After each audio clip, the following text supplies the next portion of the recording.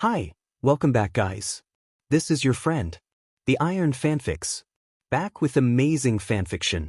This is the series of What If Deku Had Extra Enhanced Quirk. Now before starting, please give this video a like and subscribe to the channel if you want more videos like this. Now let's get into the fanfic. You shouldn't be here. He stood on top of the stairs to the beach, looking down on them. With the sun rising behind them, his pupils were pinpoints, his irises shockingly bright. He wore a thin windbreaker over a t-shirt that read, tracksuit, and a pair of sweatpants with his signature red shoes. His expression was strangely flat and blank. He had never looked at them like that before. "Deku," said Ochako, uncertainly, taking a step forward, her hand half raised, as though she could reach him despite being so far away. The commission instructor flung out an arm, stopping her. He was staring up at the boy, too, his eyes blown wide, lips pulled back with something like worry, something like fear, and something like avarice. "Whatever that is," he said, "it isn't Midoriya Izuku." Aizawa reviewed the program the commission had sent to him, ignoring the gentle bumping of the bus and the barely controlled chaos of the students around him. It looked fairly straightforward, all things considered. The requirement was new, and Aizawa felt it was illogical to test students like this, when they could simply have the material added to the course load, but, overall, he'd seen worse.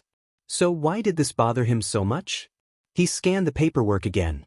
He was going to be getting the same certification as his students, had arranged to be part of the same general cohort even, because he didn't trust them on their own. At all. Ever. But that shouldn't be an issue. Even when they did get split up, they'd be going in groups of 5 and there was groups of 5, with any odd numbers being used to fill out other groups who were undergoing testing on the same day, most of whom were adult heroes, if he recalled correctly. With the addition of Aizawa, there were 21 of them. Calling on years of experience, Aizawa didn't groan. The thing was, Aizawa knew, even before arriving and having numbers and groups assigned, who the odd one out would be. There was only one student who could be so problematic without trying or indeed having any control over the variables that went into causing the problem. Midoriya. Aizawa almost suspected that Midoriya had some secret trouble-attracting quirk on top of the lightning-spitting bone-breaking insanity and the randomly appearing eldritch abomination tentacle things. It would fit right in. Sadly, Midoriya's ability to find trouble didn't seem to go away when Aizawa stared at him, so he had to acknowledge that the kid was just that unlucky. If Aizawa let Midoriya go off to complete the course on his own, he would probably discover that, Pro Hero Wash was laundering money from an overseas smuggling operation disguised as an environmental cleanup charity. Or, somehow, locate a villain, despite being at a secure hero commission building. Like he had during the provisional license exam. Or break a bone. Or discover a previously unknown aspect of his quirk. Or get into a fight with Bakugo. No way. Not if Aizawa had anything to say about it. Izuku bounced in place, excited. He was attending a professional development course given by the Hero Standards and Practices Commission. It was like a dream come true. Literally. He dreamed about this. Of course, he'd had the dream when he was 7, and he'd just learned about the HSPC and what it did, and All Might had been the course teacher, which he wasn't going to be for this course, and which was also a little redundant, because All Might, Mr. Yagi, Toshinori, 8, was already his teacher, and the reason behind this course, and making everyone with any kind of hero license take it, was a bit disturbing, and he'd had to opt out of some of the course features because reasons, but regardless. "Midoriya," said Jiro, tapping on his shoulder, "they're calling for you." "Oh, thanks," said Izuku, nodding vigorously, and man, he really had to cut his hair soon. It was getting long enough to fall in his eyes when he did that, and that would be distracting in the field. Good thing it wouldn't matter for today. They weren't going to be doing anything physical after all. He walked up to the table, showed the person with the clipboard his provisional license. He could still hardly believe he had it. It was so cool, and received a card with a number on it. "Pin that to your shirt," said the man, hardly looking at him. At least, the man was trying to look like he was hardly looking at him. Maybe he recognized him from the sports festival and didn't want to make things awkward? But it had been a while since the sports festival. They tended to drain from common memory pretty quickly, and, oh no, he'd been holding up the line. He sketched a quick bow and ran over to where the rest of his classmates and teacher were waiting. "So," said Aizawa, looking as exhausted as ever. There was a spark of something in the man's eye. Vigilance. Had he noticed something amiss? Should Izuku be on alert as well? We have consecutive numbers, so most of us should be together in the same groups. Problem child. Izuku jumped to attention. "Yes, sir?" It was kind of sad that he answered to the name, Problem Child, wasn't it? Was it sadder that he almost liked the nickname? It was nicer than what some of his other teachers had called him. It didn't have the same bite. Trade numbers with Yaoyorozu. Izuku blinked and looked at Yaoyorozu in surprise. He said. "Okay." He unpinned his card and held it out to his classmate. Yaoyorozu took it carefully, frowning at the number. "Why are we doing this, sensei?" she asked. "Because knowing his luck, Midoriya is going to be the odd one out, and you're the only one I trust not to kill someone or get kidnapped if you're left on your own." Harsh, but fair. "What about Ida?" asked Kaminari. "I know what I said." Harsher wait. Aizawa knew about that? Since when? Didn't she go off that one time, though? At Kamino? Aizawa turned to stare at Mina, who held her hands up. "Forget I said anything, sensei." No, you're right. Hagakure, you take Midoriya's number." Me?" asked the invisible girl. "Yes," said Aizawa. Are you sure? I don't know if I could survive a Midoriya-level calamity." Izuku felt his jaw drop a little. Was that what they were calling it now? "The calamity won't happen if he isn't there," reasoned Aizawa. Which, but also rude. Izuku wasn't that bad, was he? Izuku took Hagakure's card. The number put him between Uraraka and Aizawa, so he'd probably be with at least one of them. On reflection, Yaoyorozu's number had put him on the other side of Aizawa. Which probably wasn't a coincidence. The rest of the class got through registration shortly thereafter, with several of his classmates trying to trade their own numbers, only for Ida to scold them. Which was typical, really. It was almost calming, and Izuku needed calm after. Was his luck really that bad? Now he was much more nervous than before. Except before he'd been excited, and now he was really. He fiddled with the sleeve of his uniform, trying not to pick at his scars or cross the line into overtly fidgeting and being distracting. He wished he'd brought one of his grip strength training tools. At least with those he could pretend their only purpose was working out, unlike his other fidget toys. Oh gosh, was that pro-hero Rosemary, the memory hero? And Strato, the high-altitude hero. Wow, he'd been so worried he almost hadn't noticed how many amazing heroes were here. There were even some he didn't know. And then they were being called up, number by number. Hagakure, true to Aizawa's prediction, was placed with a group of confused-looking strangers, including Rosemary. Izuku was almost jealous. He'd love to learn how her quirk worked. All of the people in that group were heroes with mental quirks. How interesting. Izuku would have to ask Hagakure if they gave her any tips. He was sure they'd have different insights than the other people in their class, especially considering the subject matter of the course. The subject matter being combating mental attacks. That's why Izuku had to opt out of being a subject for the course. He didn't entirely understand it, not yet, but One for All definitely had a mental aspect, and he didn't know how or if that would show up in a simulated attack like the ones they'd be demonstrating. It was better to play it safe. His quirk was already weird enough as it was.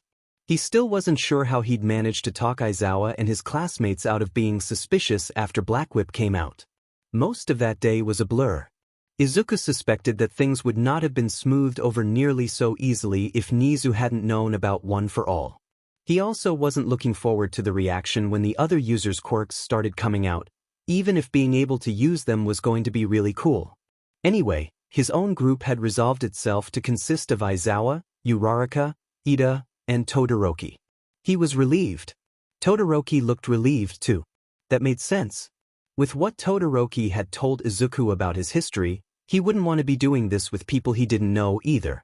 But Todoroki would have opted out anyway, right? Or did Endeavor not let him? Honestly, that would be par for the course for Endeavor. Todoroki said he was getting better, but Izuku had doubts. He liked to think that people could always be saved, even from themselves, that most villains could be reformed, even if the government didn't think so, that people like Endeavor and Kaken could see the error of their ways. But even though Kaken was better than he was before didn't mean that he didn't still do things that Izuku didn't like. And he couldn't imagine that Endeavor was changing faster than Kaken. Who will they have us do first, do you think? Asked Uraraka. I mean, I know they're going to go through all of us, but all of this is making me so nervous. I have a lot of embarrassing memories. I mean, I'm sure everyone does, but that didn't come out right. Well, said Ida, energetically. If they let us volunteer, I shall go first. What? Said Izuku, surprised. You didn't opt out? Opt out? Asked Uraraka.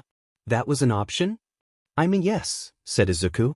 I mean, I had to file a bunch of paperwork and get Mom, All Might, and Principal Nezu to sign off on it, but I mean, it's an option for people who know secrets that shouldn't be exposed. Like Ida. What was he thinking? They did not know that was an option, said Ida, who had evidently now realized he was in deep, deep trouble. Izuku resolved to protect his friend's secrets as best as he was able, even if it meant he didn't get a good score in the training. I didn't think there was an opt-out option either, said Todoroki, frowning. He reached towards his face but tugged on his hair instead of touching his scar. Am I the only one that asked? Alec, it wasn't easy, I had to get a bunch of signatures, but it was doable, he shrugged, helplessly. I wasn't informed there was an opt-out, said Aizawa, grumpily and a little suspiciously. Izuku cringed. He did not need his teacher to be suspicious of him. He did not need people looking into his life, into his past, into his quirk. Maybe, if they couldn't keep Ida's and Todoroki's secrets quiet, he could play his reluctance off as pertaining to those. Even if the idea made him feel incredibly guilty and unworthy of his friends. He would just have to do his best to help them. Before any more conversations could be had, their group was called into one of the rooms. A set of 6 cheap futons laid on the floor. Monitoring equipment lined one of the walls. 2 commission personnel, a man and a woman, were waiting for them. When the woman saw Izuku, she frowned and pulled her phone out of her pocket. What was that about? Hi, said the man, who had a rather hooked nose and very bright, almost glowing yellow eyes. I'm Ito Kenzo, and I'll be your instructor for today. You can call me Ito-san. This is Saito Yum, will be using her quirk for today's demonstration. The woman smiled brightly, putting away her phone quickly. The way my quirk works is that I can put up to 5 people into a shared dream state modeled after a 6th person's mind. All 6 people lose consciousness when I use my quirk, and the perception of time in the dream state is usually altered, although by how much varies depending on the group. The dream state persists until either I release it, the people involved break free, or 8 hours pass. However, I'll be making the rounds once an hour to pull everyone out and let you move on to the next person in the group. I'll be joining the dream state with you, to help point out tactics, said Ito. Although the person the dreamscape is modeled on won't be completely aware of what's going on, the goal is to familiarize you with what it feels like to have your minds invaded in a safe, secure environment. Saito-san's quirk is similar enough to that of several known villains to be a good example of what to expect. Ito paused. Any questions? Uraraka raised her hand. Who's going first? She asked. That would be. He broke off as Saito tugged on his sleeve and showed him her phone. The man did a double take, then paled, slightly. He glanced at Izuku. He said, you're not supposed to be in this group. Yes, I am, said Izuku. This is my number? It matches? Ito glanced at Saito. Then his phone rang. Oops, he said, looking at his phone. It looks like I'm in the wrong group. You kids are supposed to have Suzuki-san. I was requested by another group, so sorry. He'll be here in a minute. Ito retreated through the back door at high speed. Izuku swallowed. Something was going on behind the scenes. This wasn't about the suspected traitor thing again, was it? Izuku had thought, after the training camp, that it was pretty obvious it had to be a teacher. And it couldn't be Aizawa-sensei. He'd almost been killed by the Num. Also, he was the best teacher Izuku had ever had. A new, much taller man walked through the door. "Hello," he said. "I am Suzuki Takami. I am your instructor. Apologies for the mix-up." "No worries," said Saito. "Everyone, go ahead, lie down, get comfortable. Midoriya-san, you're first." "What?" said Izuku. "But I opted out? I filled in the paperwork and everything. I got a signature from Abe-san and Kondo-san, and he fumbled to pull out his paperwork. He kept copies just in case." Saito and Suzuki didn't so much as look at it. "This course doesn't have an opt-out," said Suzuki. "Excuse me," said Aizawa. "He clearly has paperwork for an opt-out. Maybe you were misinformed. Like you were about the room." Suzuki shook his head. "I don't know who you talked to," he said, "but they were either mistaken about what course you were referring to, or you misunderstood them." "But," said Izuku. "Midoriya," said Aizawa, "if you want to sit this out, it's fine. I can go with you, so you won't be alone. No one's going to make you subject yourself to a quirk you aren't comfortable with." "He can do that," said Suzuki, "but he'll lose his provisional license. He'd have to go through recertification entirely. When's the next licensing exam?" "Hold up," said Aizawa. "You're doing this course 2 more times, aren't you? I know I was given multiple options for getting this certification." "Sure," said Saito, "but it's still going to be my quirk." She wrapped a strand of her hair around her finger, stressed. Izuku's mind was racing. He couldn't lose his license. He couldn't lose his ability to help people. What would all might think? He couldn't. "It's fine, Sensei, it's fine. I'd have to do this anyway, right? Me might as well get it over with, huh?" He walked over to one of the futons and set down his backpack, trying to hide his trembling hands. "So, is there anything special or specific I have to do for your quirk to work?" "Nope," said Saito cheerfully. "Just lie down and close your eyes." "Come on, everyone lay down." Aizawa moved slowly, which was nothing short of shocking considering how eager he usually was to crawl into his sleeping bag. He put the bag down on one of the futons. "You're sure there's no way for Midoriya to opt out?" "Positive." "We're really sorry," said Saito. "Illogical," grumbled Aizawa. He got into his sleeping bag nonetheless. "You sure about this, problem child?" "I'm sure, Sensei. Plus ultra, right?" He laid down, trying to get comfortable, but the panic rising in his veins really didn't allow for that. He could distantly feel One for All, and all it contained, pressing up against the back of his mind with something like concern. He swallowed. "Don't think about it." His classmates were, hesitantly, picking out their own spots. Ida looked like he wanted to say something.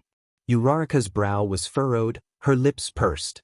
Todoroki was difficult to read as always.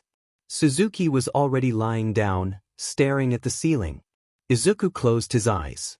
"All right," said Saito. "Here we go." Yum left the room with Midoriya Izuku in it, feeling just slightly dazed. She paused for a moment in the back hallway. She had dozens of other groups to set off, and she was running late after that little snafu. Midoriya Izuku was supposed to be in a group with Suzuki-san and 4 other specially picked professional heroes. Heroes who would get to the bottom of why and how he had multiple quirks, who would find out who he really was, who would figure out how he was in contact with the League of Villains and why they decided to pick some random quirkless nobody.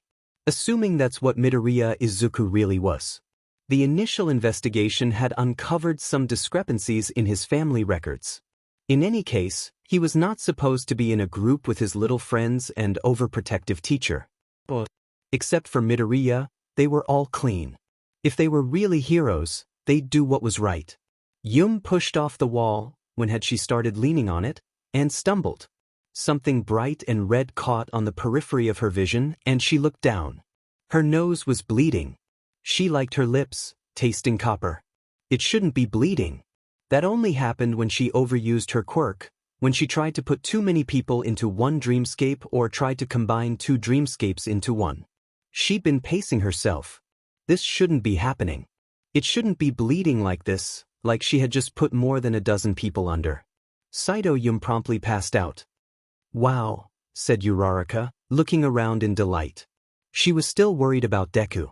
He'd looked really bad right before Saito-san activated her quirk, and she and Suzuki-san had been acting kind of shady, but this place was beautiful, and she couldn't help but be a little in awe. She'd kind of expected dreamscapes to be more mushy maybe? Darker? Her dreams usually weren't very clear, except for the nightmares, and those didn't count. But Deku's dreamscape was as bright as he was, a beautiful beach and a cerulean ocean at sunrise. Or was it sunset? Either way, the sun hovered above the ocean, its light gleaming off the waves. Wow, said Todoroki, approaching the breakers on the beach. He crouched, looking at the sand. It's really, he poked the sand, detailed. As expected of Midoriya, exclaimed Ida, waving his hands. His attention to detail is unparalleled. Aizawa. Too bright, he put on his goggles. Excuse me, said Suzuki. If I can have your attention, please. I apologize for the deception, however. You shouldn't be here. You shouldn't be here. Everyone turned to see Midoriya standing on the stairs to the beach, looking down at them. None of them, least of all Shuto, had ever seen that expression on his face before. That flatness that almost rivaled his own. Uraraka took a step forward. Deku? She asked, uncertainly. Suzuki, the commission instructor, threw his arm in front of her, blocking her path. Whatever that is, he said, voice strained and low-pitched, it isn't Midoriya Izuku. Sato's quirk doesn't allow for the subject to have an avatar in the dreamscape without a lot of practice. There's another quirk at work here. You need to leave, said Midoriya, descending a single step. Now. It could be a result of his own quirk, said Aizawa, who nonetheless had a hand on his capture weapon. He's had odd reactions to mental quirks in the past. Jumping to conclusions is illogical. We have evidence Midoriya Izuku is working for the League of Villains, said Suzuki, backing away from the stairs, slightly. By the rules laid out in the standard. Shuto tuned Suzuki out, by now quite convinced that the man had nothing particularly meaningful to say, in favor of examining Midoriya. It was Midoriya. Just a Midoriya that was annoyed, defensive, and maybe a little offended with just a touch of something else. Which was a weird combination on Midoriya, especially as muted as it was. Midoriya's expressions, no matter what they were always so big. I am recruiting you to aid this investigation and determine the League of Villains' plans. If you don't leave, I'll make you leave, growled Midoriya. Wow, for someone who was the embodiment of sunshine, he could be really threatening. Then again, sunburns were a thing, so maybe it wasn't too surprising. You're here against my will, after coercing me into allowing a quirk to be used on me. I want you out. Eraserhead, I suggest you restrain this projection, whoever it belongs to. I'm not going to warn you again, continued Midoriya. I suggest, said Aizawa, that you listen to him. We can ask Midoriya about this when we're all awake and not in his head, like you should have done in the beginning. Midoriya tilted his head slightly to one side. I agree. This is very unethical, said Ida, chopping at the air. This is basically an interrogation, and Midoriya is a minor. You need parental permission. Which, before you start talking about him willingly participating in this course, said Aizawa, he has explicitly withdrawn. Not to mention his mother signed those opt-out forms, so her permission is withdrawn as well. You can't be serious. I am, said Aizawa. Take us out. This whole thing is illogical. I can't, said Suzuki. Saito is the only one who can shut down her quirk prematurely. What? Said Uraraka. There's no way for you to contact her in an emergency? That's really dangerous. That's not what Saito said either, said Midoriya, flatly. The dream state persists until either I release it, the people involved break free, or 8 hours pass. Implying that there's another way to break free. One that you, by necessity, must know. So leave, or I'm going to start to defend myself. Suzuki took a deep breath. I am here, he said, to complete a mission given to me from the Hero Commission. Your refusal to comply with the terms set out in your licensing agreements will be noted. Midoriya brought his head up straight again and squared his shoulders. His hands clenched. He was wearing gloves, Shudo noticed. Not the gloves that went with his hero costume, but work gloves. He'd seen the landscapers who worked at his family home wear something similar. Fine, said Izuku. Then I'm going to kick you out. That's impossible. I know this beach very well. Abruptly, the pristine white sand was covered in towers of trash, separating Shudo from the others.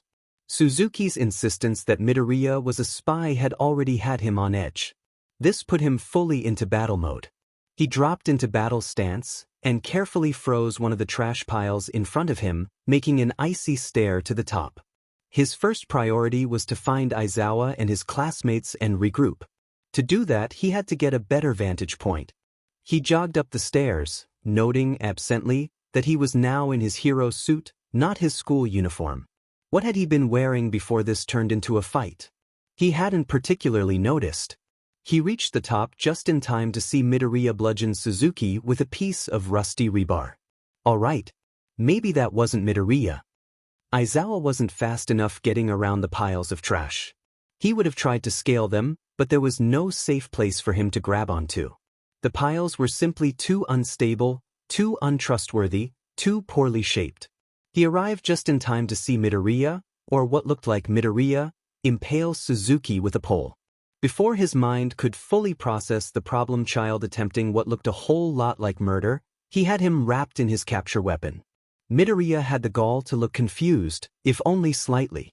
Todoroki, Aizawa barked, spotting his other student on top of one of the horribly dangerous trash mounds. First aid, stat.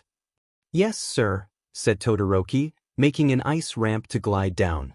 Midoriya, he said. What was that? Perhaps it was illogical to ask, but he still couldn't quite believe his eyes. I was testing to see if he'd wake up and go away if he got knocked out, said Midoriya. He made a tiny, not quite shrugging motion. This is just a dream after all. All right, that was true, but it was still incredibly disconcerting to see Midoriya act so callously towards the life of another human being.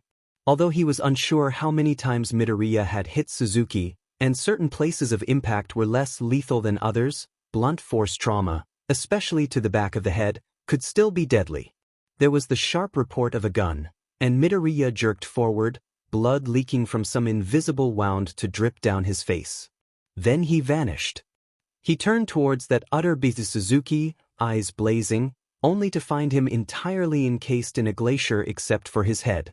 While Aizawa had been trying to train Todoroki out of reflexively encasing human beings in ice, due to frostbite, hypothermia, and other potential health issues, he was willing to let it slide. Just this once. I told you, said Suzuki, teeth chattering. That isn't your student. And even if it was, he's a traitor. Sensei, said Todoroki, what are we going to do? First, said Aizawa. He didn't get beyond that, because Uraraka was abruptly launched from behind a wall of trash, trailing a makeshift tether of salvaged bungee cords. Found them, exclaimed Uraraka. I don't see Deku though. First, said Aizawa, feeling exhausted despite technically being asleep, we regroup. Toshinori was supposed to be teaching a third-year heroics course. He wanted to be with Izuku at the Hero Commission training, even if he was retired, with only a retiree license to his name. He was in the nurse's office, getting his brain checked by Recovery Girl, because sudden debilitating headaches weren't on the long list of symptoms he'd come to expect from his injuries and medications. Chio was worried he might be having a slide, an aneurysm, or some other sudden, lethal, brain condition. She'd used her quirk on him at once, and the pain hadn't stopped. She'd said that, at least, it should stop an aneurysm from getting worse. Toshinori hoped it wasn't brain cancer. As far as personal abilities went, all he had going for him right now was brainpower and a stupidly high pain tolerance. He closed his eyes against the bright lights of the room. Everything seemed too bright and blurry. Sounds warped oddly in his ears. The fabric of the bed underneath him felt gritty against his fingertips. It was like he wasn't entirely here. Oh, the joys of hallucinations. Something like urgency pushed against the back of his mind. Whispered 8 and help and 9. Something was going more wrong than usual. He waited for Chio to step out of the room before he snuck out. Izuku emerged from sleep with a choked gasp, heart racing, head spinning. It took him several fraught minutes to get his breathing under control and recognize where he was. The room for the Hero Commission course. His classmates and teacher were sleeping next to him, as well as the commission instructor. What had his name been? Something with an S? Thinking was hard. It was like his brain was occupied with something else, and he kept having to nudge it back on track. He shook his head, which pounded with the movement, distracting him further. What? An odd sensation overtook him, and he found himself slowly, cautiously standing up. It wasn't like Shinsu's quirk, where his body was out of his control, but more like he was almost sharing control, somehow. Like he could, at any point, take control back. And he did, just to test the theory, stopping for a moment, his hand halfway to his backpack. But that was hard, and he really wasn't up for much in the way of decision-making, and the others were quite adamant that he had to get out now. They'd know. He trusted them. They picked up the backpack. 8 was coming. They could trust 8. The door slammed open. Izuku froze. Several heroes in costume and a man with a suit and a commission name tag stood in the doorway. Get him. For moved so differently from Izuku. Precisely like he knew exactly how his opponents were going to act, where they were going to be. It reminded Izuku of how Sir Night Eye moved. In seconds, they were in the main hall, sprinting past crowds with the help of One for All. Izuku felt bad about leaving Aizawa and his friends, but they knew they weren't targets. Izuku was. Izuku didn't know how they knew that, how he knew that. Parking lot. Streets. Alleyway. Rooftops. His UA uniform was too attention-grabbing. They dropped his blazer behind one of the rooftop ventilations and tugged off his tie. The button down by itself was less attention-grabbing. There was nothing they could do about his pants. Alley again. The people chasing him could track his phone. They needed to get rid of it, preferably in a way that wouldn't immediately tip their pursuers off to the fact they had gotten rid of it. Sending them the wrong way would be a good distraction, would buy them time. They slipped onto a bus and dropped Izuku's phone into a woman's purse. Hopefully, she wouldn't notice the change in weight for a while. 6 and 2 were very good at this kind of thing. Not to mention 1. It would probably sound weird to an outsider, but it was comforting. The experience and care of the past users wrapped around him like a thick blanket, making it so that Izuku didn't mind so much about his distraction, even though he wished he could help more. He got off the bus. They needed to find 8. Just so you know, said Aizawa, several registers shy of conversationally. If you've harmed my student in any way, I will do everything in my power to make your life a living hell. Nothing here actually affects the mind of the subject, said Suzuki, rolling his eyes. Otherwise, we wouldn't use Sato's quirk. Your information hasn't exactly been accurate so far, said Tenya, pushing his glasses up and frowning. Suzuki had, in fact, been fundamentally unhelpful. In fact, I believe you have outright lied to us on several occasions. He glanced at his classmates for support and did a double take. Standing behind Uraraka, half hidden behind a beaten-up old refrigerator, was Midoriya. A smaller, slimmer, younger Midoriya, who was wearing an all-M t-shirt, thick gloves, and an awfully large amount of rope. He was also crying, silently, and staring at Suzuki. You shouldn't have done that, he said. He pulled on the rope. The refrigerator came free, destabilizing the pile of trash it had been supporting. It all came tumbling down. Ochako managed to avoid most of the debris coming for her, and slapped most of the remainder, making them float with her quirk. Even so, by the time the dust settled, she was covered in scrapes, the pink fabric of her hero suit torn. Hero suit? Whatever, she was asleep, and the more important thing was to find Ida, Todoroki, and Aizawa-sensei. They had been in the direct line of the collapse. She was pretty sure Deku had been able to get out of the way. Shouldn't have done that. 5-point touch activation. Seems to affect buoyancy of objects. Possible martial arts background based on movement. Ochako spun to face not 1, but 2 small Dekus. The new one was, if possible, even smaller than the first and wearing a Gakurin. He had a notebook spread out across his left arm and was writing in it at lightning speed. Hands are a possible weak spot, but a known one. Be careful of kicks. Gakuren Deku's words devolved into mumbling, but T-shirt Deku was still nodding, so he must understand. T-shirt Deku also had a length of pipe. Ochako did not like where this was going. Then again, the whole point of this exercise was to learn how to defend one's mind. She couldn't exactly fault Deku for doing just that. She dropped into a fighting stance and grinned. It was nothing short of a miracle, Aizawa decided, that they hadn't been killed yet. Then again, it was possible that Midoriya, despite his obviously altered and disturbed mental state, was still holding back against them. Which was annoying, because neither of the two small Midoriya lookalikes was particularly strong. Nor did they appear to be using Midoriya's quirk, despite the fact that Aizawa, Ida, Uraraka, and Todoroki had no trouble using theirs. The problem was that they were terrifyingly intelligent, just shy of ruthless, and had an incredible home field advantage in that they seemed to know the location and nature of every bit of trash on the beach and in that they could evidently make it disappear and reappear at will. They also avoided head-on combat whenever possible, letting the terrain do their work for them. Fighting them was, in fact, like fighting someone with a quirk completely unlike Midoriya's. With a fighting style completely unlike Midoriya's. And that made Aizawa wonder because all too often he caught Midoriya trying to replicate All Might's style, and if he did that when he could be doing something more like this. But this wasn't the time for such speculation. He pulled Todoroki away from a trap again. He evidently hadn't yet grasped that Midoriya was attacking them, and then jumped away from a chain reaction caused by whatever Uraraka just threw. Unless they wanted to spend the next hour being beaten up by the problem child. We need to get somewhere he has less control over the environment. Off the beach, suggested Uraraka, panting. He said he knew the beach well, so...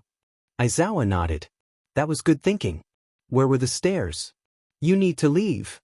We're trying, problem child, snapped Aizawa, and, miraculously, that made Midoriya hesitate. Aizawa pulled Todoroki towards the stairs. The others were able to follow on their own.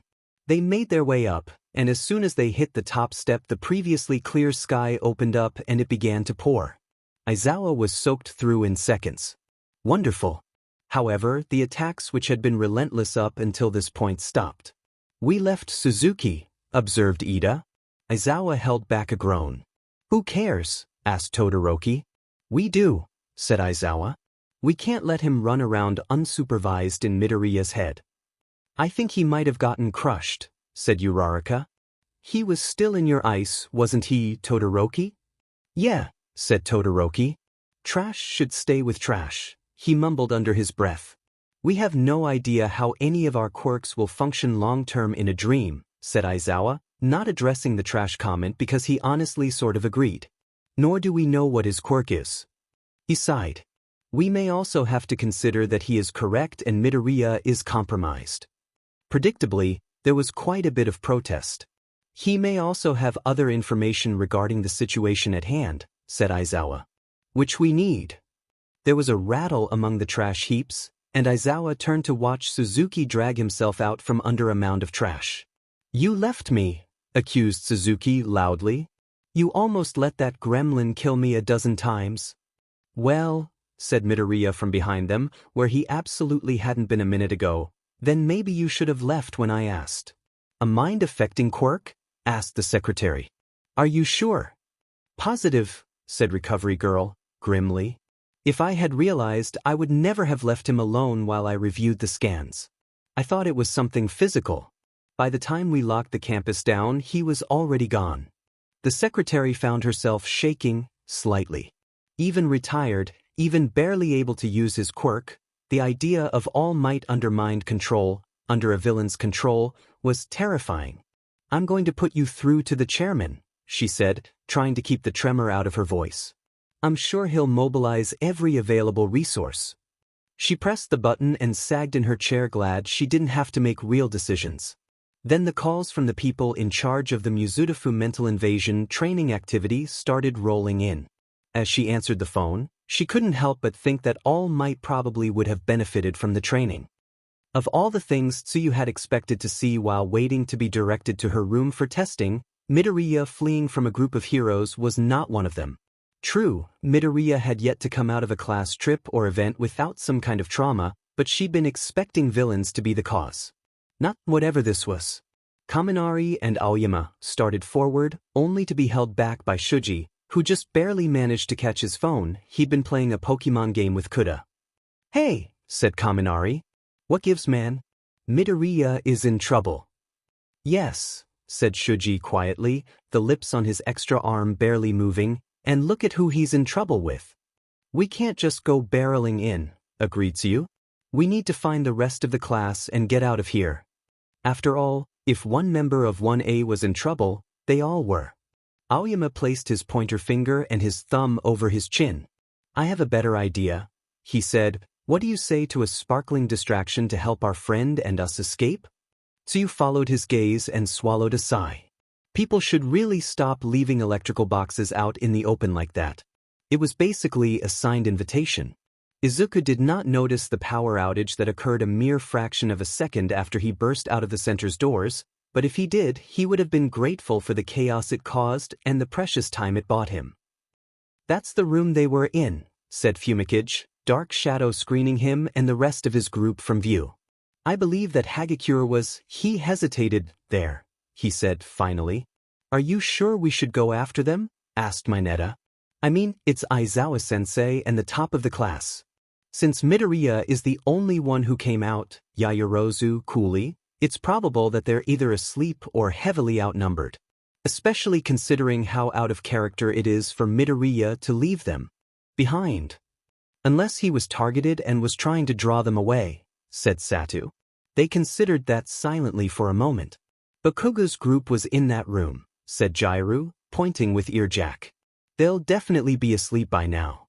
Not to back away from a fight, but if we really think our class is in danger, we should get them out first, if only because they're probably not at the center of this." Said Tokoyami. "The fate of Bakugo, much like Midoriya, is often shrouded in darkness." "I hate that you have a point," groaned Jairu. "Yamamo? You're kind of in charge here. I think it's your call." Yaoyorozu made a rather pained-looking face. "We need to find everyone who hasn't gone into a room yet, and we need to gather information," she said. "Maybe this is just a misunderstanding." Fumikage, for one, rather doubted it. This Deku was different again. Older than the ones they had seen so far. He was wearing the same clothes he'd had on when Shigaraki grabbed him at the mall, including that ridiculous t-shirt and the bright yellow backpack. Ochako swallowed uneasily and looked back at Suzuki. Did Deku's appearance reflect his understanding of the situation? Did he think that what was going on now was like what had happened then? Was he right? A part of her, a part that was very used to Aizawa's logical ruses, was still hoping this was part of the course. "We already have proof you're the traitor," wheezed Suzuki. Despite sustaining so many wounds, beyond being out of breath, he was currently unharmed. Even his suit only had a few streaks of dirt on them. "Deku's not a traitor," shouted Ochako. "He's risked his life for so many of us, he's hurt himself so much dash. It's ridiculous you could even think that." All right. Perhaps the fight and general situation had Ochako more on edge than she'd thought. Or, perhaps, she was just tired of this JRK bad-mouthing one of her best friends. "I think," said Aizawa, splitting his attention between Suzuki and the new Deku, "that anyone who actually knew Midoriya would tell you the same thing. Assuming you asked." "What are you really here for?" asked Deku. "Are you really working for the commission?" Suzuki wrinkled his nose momentarily, apparently affronted, but then started to laugh. "You think we didn't? They came to us. Aldra Middle School ring any bells? Why don't you tell your new friends you used to be?" He cut off as Deku moved past them, smoothly dodging Aizawa-sensei, and performing a textbook-perfect takedown of Suzuki, complete with HNDCFFS and avoidance of Suzuki's skin. What was Suzuki's quirk, anyway? "Wish I could have done this back then," muttered Deku, hauling Suzuki around. "What is your problem?" "You can't hurt me here," said Suzuki. "Are you scared of the truth?" Aizawa pulled Deku away from Suzuki. "Midoriya," he said. "You are Midoriya, right?" Deku's face scrunched up. I think so? I think it's more complicated than it should be. Ochako saw Suzuki get up before Aizawa did, and leaped forward, aiming for his face. She missed. Suzuki's fingers brushed against Deku's cheek and the world shredded around them. Aizawa had known going into this that a dream world would be, almost by definition, illogical and annoying. He had simply underestimated how illogical and annoying. Oh, the fight with maybe Midoriya was straightforward enough, even factoring in his control of the environment. But the aftermath was another story. Aizawa knew he'd been hit. He'd been hit, solidly, several times. Yet he didn't feel so much as bruised. He was also, for some unidentifiable reason, wearing a suit, and his students, except for Midoriya, who had disappeared yet again, had been put in unfamiliar school uniforms. Speaking of which, they were now standing in front of a middle school, the beach nowhere in sight. Adding that to the fact that at least some items, e.g., Midoriya's H&D CFFS, seemed to disappear when no one was paying attention to them. Aizawa's headache was rapidly growing. Not to mention, he practically admitted he wasn't Midoriya. What more do you want? Demanded Suzuki, who seemed to be ignoring the fact that he was being stared down by 3 hostile, combat-trained teenagers. I want, said Aizawa, to wait out the clock. Midoriya isn't attacking us anymore, and I don't particularly feel the need to snoop around in his head. Suzuki's eye twitched. Saito isn't waking us up until the end of the course, a full 6 hours from now, he said. You want to have this standoff for 6 hours, or do you want to find something that will help you protect the rest of your little gremlin students? What do you mean, until the end of the course? Demanded Ida, adjusting his glasses. She's supposed to let us out in an hour. Aizawa sighed, but kept his gaze fixed on Suzuki. Ida could be a little too fixated on rules sometimes. So? No one will miss you until the lunch break, and that can be easily covered up. We should call the school too, decided Momo. I think Principal Nezu likes Midoriya. Really? asked Seru, surprised. Momo nodded. Whenever Midoriya is brought up at student council meetings, he sort of chuckles. He does that with Aizawa-sensei, too, come to think of it. And All Might. That's terrifying, said Mineta. No one said anything, because they didn't really want to agree with Mineta, even about something so mundane.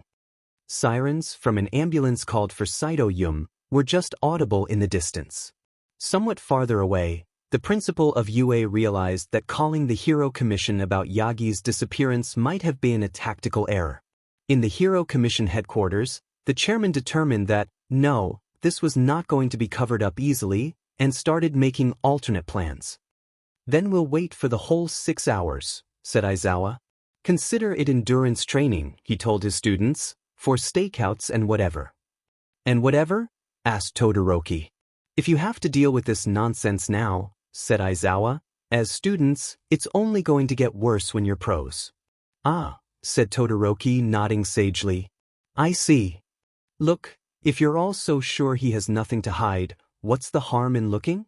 Kids, said Aizawa, cutting off whatever responses the 3 of them were about to snap out, don't engage him. This was going to be a very long 6 hours. Or 5 hours. It had to have been at least 1 hour since they went under, right? It had to be if the universe was fair. Oh, who was he kidding? Suzuki sighed, closed his eyes, and straightened his tie. I apologize, he said. The appearance of that projection unsettled me, and I have not fully explained why the Hero Commission has decided to act as it has in the case of Midoriya Izuku. Who cares? asked Todoroki. The commission seeks. Undeterred, Suzuki continued. I'm sure you have all noticed that Midoriya Izuku displays 2 quirks. So do I and Aizawa-sensei, said Todoroki. I what? asked Aizawa. Your floaty hair thing. That's just an emitter effect, said Aizawa. But it works on your capture weapon, said Todoroki.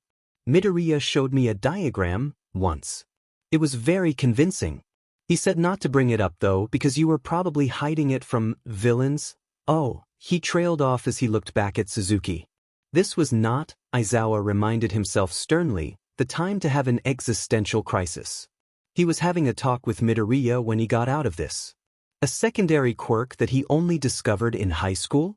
You must see how far-fetched this is. Not to mention his first quirk only.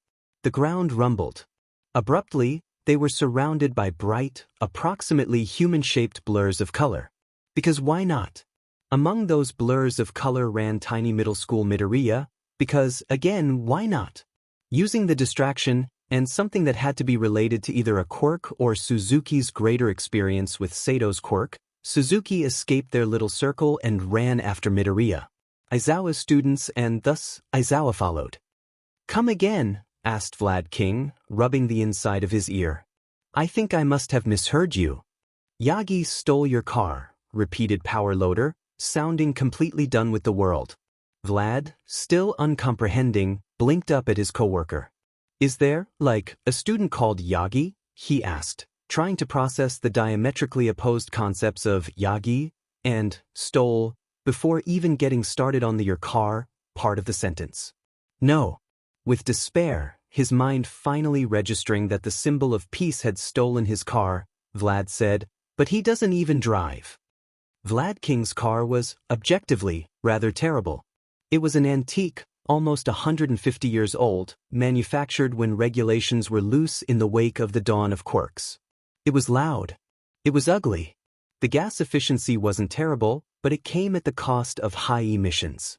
The air conditioner was broken. It had no backup camera. It had 3 things going for it. 1, it had a functional safety system. 2, the ceiling was high enough for Toshinori to fit. 3, it had no GPS or tracking system attached to it. True, the vehicle's other features meant that the car would be remembered and tracked sooner or later, but the point of this exercise was to get to Izuku as quickly as possible and then away from his pursuers as quickly as possible. They'd leave the car somewhere after that. Perhaps with the keys still in it. Perhaps somewhere disreputable. That would be rather mean to Vlad. Thought someone who may or may not have been Toshinori. They were doing him a favor, honestly. It was a good thing 6 knew how to drive. 7 and 5 with their fancy mobility-oriented quirks were useless. Don't even get him started on Mr. "I'm going to live in the woods and isolate myself from society," and Ms. "Driving laws can't have changed that much in 150 years. Unbelievable. Toshinori stopped the car. The back door opened and Izuku slid in. He shut the door and Toshinori started driving again. They didn't speak to one another because they didn't have to. Izuku started undressing, pulling on the clothes Toshinori had picked up for him quickly. Hero merchandise, mostly. Bright but anonymous. Few would expect fugitives to wear something like this. "It's soft," said Izuku, quietly, rubbing the edge of the hoodie between his fingers. "I'm glad you like it," said Toshinori. In the rearview mirror, Toshinori could see black whip twine around his hands and wrists protectively. His headache let up, slightly. They'd hide until the quirk wore off, and then they could determine their next steps. The commission president smiled at the heroes he had assembled. It was a nice smile, an expressive smile, one he had worked on for a long time. Right now, it said that he regretted the circumstances that brought them together, but that their presence cheered him, nonetheless. It said that he was putting on a brave front while delivering grim news. It had the desired effect. The heroes leaned forward, with the exception of Hawks. DMN, that truculent child. Perhaps he was due for some retraining. "I regret to inform you all that former number 1 hero All Might, also known as Yagi Toshinori, has been abducted by the traitor Midoriya Izuku through the use of a mental quirk we believe he obtained from the villain All for One, publicly known as the Scourge of Kamino." Toshinori and Izuku had spoken to one another concerning hiding places and rendezvous points on several occasions. It was a necessity when engaged in a shadow war with a 200-year-old monster and continued to be so even after the war had come into the light. Toshinori currently owned most of them, through various serpentine paths, shell corporations, and semi-fictitious holding companies. One could potentially, in theory with great effort, reach Toshinori if one started with one of the hiding places and follow the horribly convoluted paper trail, but it was infinitely more difficult to start with Toshinori and arrive at one of the safe houses. Mainly because Toshinori had so many completely legitimate holdings. Some of these places were older than they were inherited, much like their quirk. And the very oldest of these technically wasn't owned by anyone at all. It didn't exist on paper. It had been made by an unregistered quirk during the dawn of quirks, when the government was in shambles. Only 2 living people knew about it now. Even All for One had never found the place. "We'll be safe here," said Toshinori, unnecessarily, as he opened the door. The hinges were silent. Toshinori had oiled them the last time he had restocked the pantry. Izuku nodded, then yawned. Everything about today had been exhausting, and his brain still wasn't working right. But was it really okay for him to sleep, to rest, when he had left his friends behind? Why had he even done that? Could he even call himself a friend when dash? Toshinori put his hand on Izuku's shoulder, and Izuku felt his concerns soak into his bones. The others were with him. Uraraka, Todoroki, Ida, and Aizawa were not in danger, they reminded him. Izuku. The others were in good standing with the commission, more or less, and would likely remain so. For all Suzuki's posturing, it appeared he had no real evidence against Izuku's friends, otherwise he would have used it for blackmail by now. Besides, Izuku wasn't really the one to make the decision to run. Izuku frowned. Was he? Wasn't he? There was a bed in the little hidden house. Toshinori pulled a set of sheets out of a small cabinet and began to make it. Izuku retrieved and fluffed the pillows. It was interesting. He'd never actually been here before. Toshinori had only told him how to get here and yet. But the others had been here.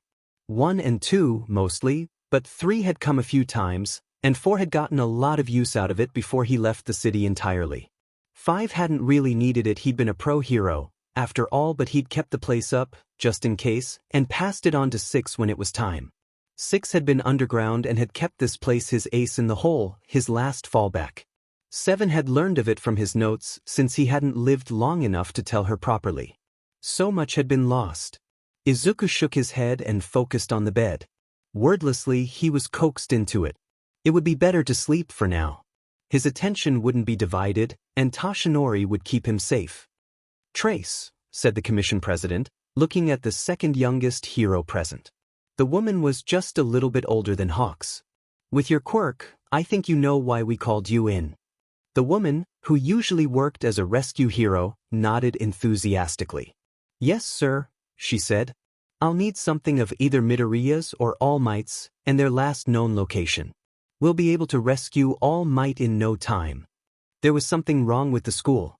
Other than it being entirely within Midoriya's head. It was ominous. Foreboding. The way the walls joined together was wrong. The colors on the posters clashed. The incomprehensible background noise made by the bright blurs was jeering, mocking. It reminded Aizawa too much of his old school, the one he went to before UA.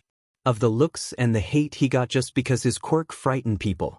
But Midoriya had a straightforward physical quirk. Correction. He appeared to have a straightforward physical quirk. Even if he'd had the bone-breaking problem, he shouldn't have experienced anything like that. Aizawa was shoved hard from behind, and that shouldn't have knocked him off balance, but it did. He tumbled, painfully, to the ground. There hadn't been anyone there to push him. Except the blurs. He cursed inwardly. He had been too fast to dismiss them, he realized as cruel laughter rose up around them. "They can touch us," said Aizawa. "Be careful." "Yes, sir," said Ida, sporting a black eye already. "I apologize for my inattention." More laughter. An older, but still indistinct voice rose above the sound, along with a taller blur. "A teacher." The condescension in the tone made Aizawa's teeth hurt. He caught sight of Suzuki ahead. "Come on," he said. "Let me try something, sensei," said Todoroki. He raised his arm, and ice filled the hallway, pushing out to either side. The blurs ignored it. The jeering increased in volume. Aizawa could make out individual words, now, like useless and freak. "Good thought, Todoroki," said Aizawa. He tried not to let his trepidation show. He had a feeling this was going to be difficult. The children looked at him in horror. "Sensei," said Ida, "you're being encouraging?" "Just follow them," said Aizawa, pointing. He wanted hazard pay for this nonsense. "Yes, sir," said Ida, zooming off. He was immediately tripped again. Luckily, Suzuki didn't seem to be having much more luck. The blurs, which Aizawa guessed were somehow Midoriya's memories of his former classmates, were just as violent with him. Aizawa couldn't see Midoriya anymore. Laughter. One of the blurs scratched at Aizawa's side and murmured tauntingly. They passed a nurse's office where nothing but cold words and cold winds emerged. The hallways smelled like smoke and sugar and things that had to be related to quirks. There was a loud ring overhead, and the blurs abruptly vanished. Despite the burns Aizawa had suffered, he forced himself to speed up. He almost caught Suzuki before he entered the classroom. Ida slipped on the tile floor, hitting him from behind, and all of them skidded into the classroom as a tangled mess. Aizawa hadn't been this clumsy since he was in middle school. What was going on? Midoriya was sitting at a desk, hunched over and muttering. The desk was, to put it nicely, ruined. Even from Aizawa's current perspective, he could make out some truly hateful things carved into the wood and metal. Aizawa dearly hoped that this was exaggerated.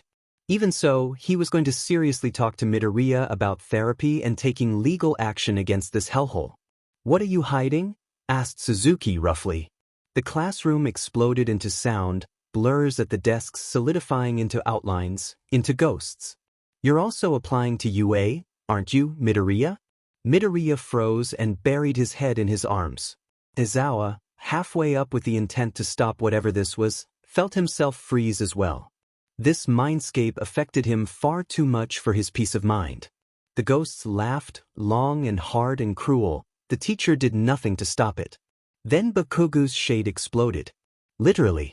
The smaller Midoriya barely had time to throw himself back, away from the blast.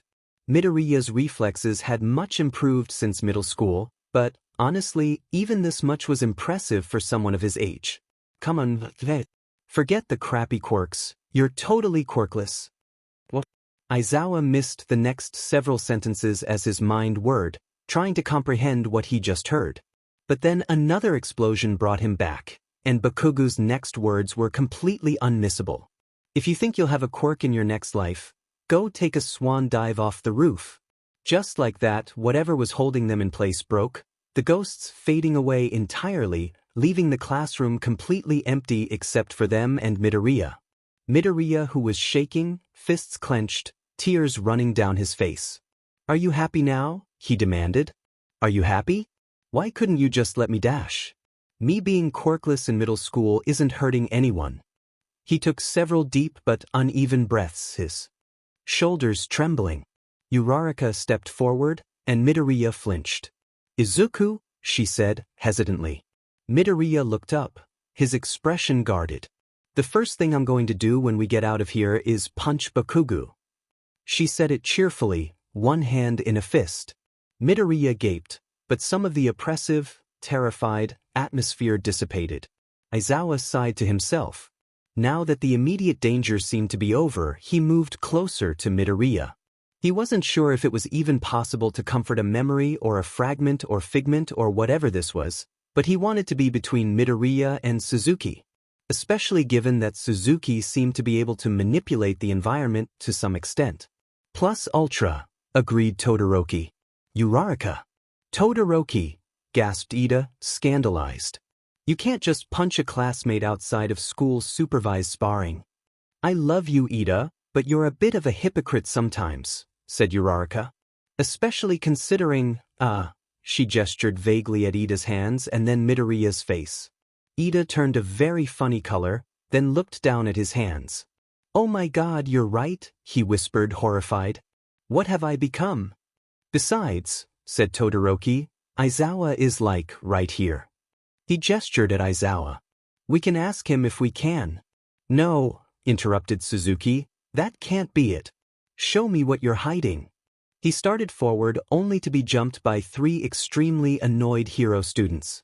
Just to be safe, Aizawa activated his quirk and kept it trained on the man. "Mind the gun," reminded Ida. "Yes, the gun," which the man may or may not have recovered at any point due to the impermanent nature of everything here. "Lovely." "Midoriya," said Aizawa, "he's after you. Get out of here." "Yes," said Midoriya. "Sorry, sensei." He bobbed in an incomplete bow and turned to the door. And there was that stupid gun. Aizawa wished he had his capture weapon back. "What are you keeping secret?" demanded Suzuki, his voice echoing somewhat. Midoriya clutched his head and screamed, falling to his knees. His body vanished entirely, but the sound remained, somehow. The classroom fell apart. Very briefly, Tenya recognized Hosu. The smoke, the alley, the distant, indistinct cries of Manuel. It wasn't the alley where he'd found Stains standing over Native, however. This was Midoriya's perspective. The scene shifted again, rapidly. They were now in the entrance tunnel to the sports festival arena. The air smelled of smoke. Todoroki startled, but it fell away. A hallway in UA, the smell of coffee. Then, one of the soundproofed conference rooms. Papers on a table, the writing all blacked out. Suzuki lunged for them. Aizawa punched him in the face. Another shift, a dilapidated apartment with footprints on the walls and ceilings. A microwave hummed in the background. As soon as it dinged, they were elsewhere again. Back on the beach. The light was different. A single car still remained and they were on a rooftop. The wind blew mournfully. Midoriya was standing at the edge, uniform in disarray, a burnt notebook clutched in one hand. "Stop it," he shouted, almost doubled over. "Stop it, stop it, stop it." Tenya took a step forward before he could fully assess the situation. If he tried to grab Midoriya now, there was a good chance he'd go right over the edge. There it is. That smile of his is just a mask. "Of course, it's a mask, you idiot," exclaimed Midoriya, angrily. Angrily. Midoriya rarely got angry. "I am clinically depressed, and I have anxiety. That doesn't make me a villain. Are you stupid? Are you on drags? Is the whole commission on drags?" All Might's smile was a mask 90% of the time. And don't you dare try to tell me that Hawk's smile isn't a mask. Do you do this to him too, you sicko? Suzuki had gone very stiff. "How do you know about that?" "Because I have functioning eyes, unlike virtually everyone else, apparently." "What is wrong with you?" "You," said Suzuki, "are in no position to ask questions. What are you hiding here? You really want to know? Do you? Huh. Midoriya. Shut up, shut up, shut up, I can't take this anymore, this is so stupid." This Midoriya was also not quite right, it seemed. Beyond age. "You want to know why this place is a secret? Fine." He threw his hands on the air. "This is the first and last place I seriously considered suicide. Happy." The last was said with such an incredible amount of venom that everyone took a step away from Midoriya. "Suicide," said Tenya out loud, unable to stop himself. "I didn't want a hero courses filter stuff like that out. If they think you're going to be a liability." He was breathing heavily. "Are you happy now? You have my deep dark secrets. You know what I was like before and—" "Midoriya," said Aizawa, gently, "it's fine. UA doesn't filter for that. All you would have to do is attend extra counseling." "Really?" said Midoriya. "That can't be it," said Suzuki. "You," he whipped his head around. "There was someone else here. Who stopped you? Was this where All for One recruited you?" "What is wrong with you?" demanded Tenya, activating his quirk long enough to skid to a halt right in front of Suzuki. Suzuki looked past him as if he weren't even there. "Who was with you?" A faint breeze picked up. "Without power, can one become a hero?" "No, I should think not." "All Might?" said Uraraka. "All Might?" repeated Suzuki incredulously. The scene changed in a blink. They were in a pedestrian tunnel. Midoriya, as disheveled and tiny as he was on the roof, leaned up against the wall, clearly wary of them in general and Suzuki in particular. "First contact," whispered a voice that dragged across Tenya's mind like the end of a silk curtain. "First contact," said Suzuki. "What is that supposed to dash?" "Hey!" They turned to see a figure standing beyond the tunnel's mouth, in the sunlight. They were tall and slender, perhaps as tall as Tenya, and wearing a hoodie and disposable medical mask. The voice sounded oddly familiar, but Tenya couldn't place it. It sounded like the owner was about their age. "Huh," said Suzuki. "This guy definitely isn't Midoriya. You have to admit dash." Are these guys bothering you? Asked the boy in the hoodie. Yes, said Midoriya. Well, don't worry now. Because I am here. Are you a vigilante? Guessed Tenya as the unknown boy stepped into the tunnel. Many of them had an appreciation for All Might.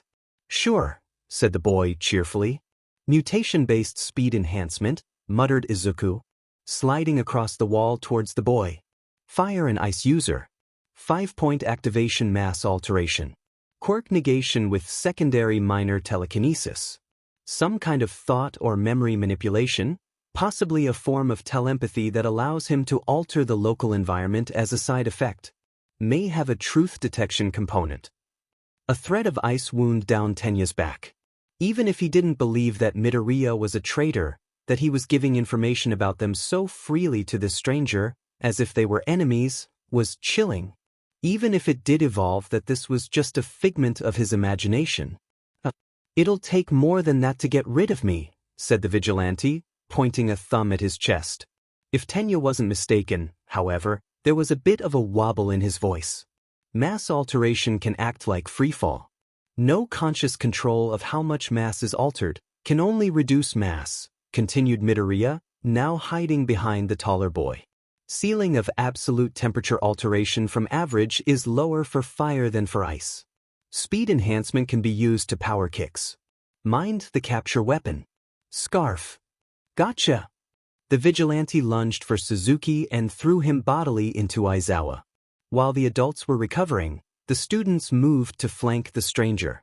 He attempted to throw Uraraka in the same way, but she got him with her quirk and he floated towards the ceiling, which he kicked off, enough power in the movement to clock Todoroki in the jaw.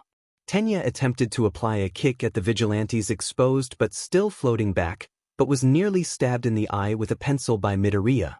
Sorry, said Midoriya breathlessly. Sorry.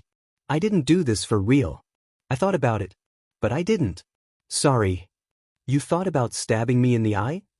No. Muscular. The sludge villain. I thought maybe I should have. His muttering rapidly became unintelligible. Tenya was distracted enough by the muttering that he took a second longer than he should have to react to Midoriya going after his bad shoulder. The tip of the pencil dug right into it. Sorry, this is a dream, I know it hurts, I'm sorry. Disengage, shouted Aizawa. There's no point in fighting these guys. The hell there isn't, said Suzuki. Dissension among the ranks, villains? Asked the vigilante. Hey, complained Uraraka. Don't lump us in with him. The vigilante, somehow, got a hold of Aizawa again. Despite his young appearance, he had a lot more skill than Ida, or even Midoriya. Aizawa managed to get a blow across the boy's face, knuckles knocking his hood and mask askew, and he would recognize that smile anywhere. Even if it wasn't paired with the floppy bangs they had all come to know. All Might. Toshinori tried to ignore his growing headache as he laid out supplies. Izuku was sleeping and they were safe for now, but it would be foolish of them to assume that the Hero Commission would just let Izuku disappear. The infinite variety of quirks in the world all but guaranteed someone with a tracking quirk would be after them, and soon. Thus, it behooved them to disguise themselves. In this day and age, the easiest way to do that was to make it look like you had a quirk other than your own. The bulky coat he had selected included a high collar and an apparatus that covered everything below the eyes, suggesting a disturbing or difficult-to-control mutation. Of course, he'd also have to wear sunglasses. His eyes were unfortunately distinctive. The hair would have to go too. For Izuku, though, he couldn't stand the thought of completely cutting his hair off. It would look strange in someone so young. Anyway, so instead he had retrieved the hair bleach.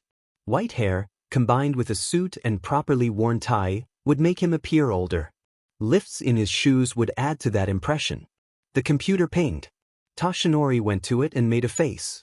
He wasn't technologically inclined at all, but 6 was and had been a different story. The computer was old, but 6 was very good, and large organizations only rarely changed their protocols. The commission had their tracker, a young rescue hero named Trace. She was on her way to UA. The details of her quirk. They could potentially even keep her away from the safe house if they took the opportunity to cross their paths. But they would have to start preparing to leave now. Izuku woke with a gasp and an anguished cry. The pain in it was echoed by a spike in Toshinori's headache. Toshinori rushed to the room.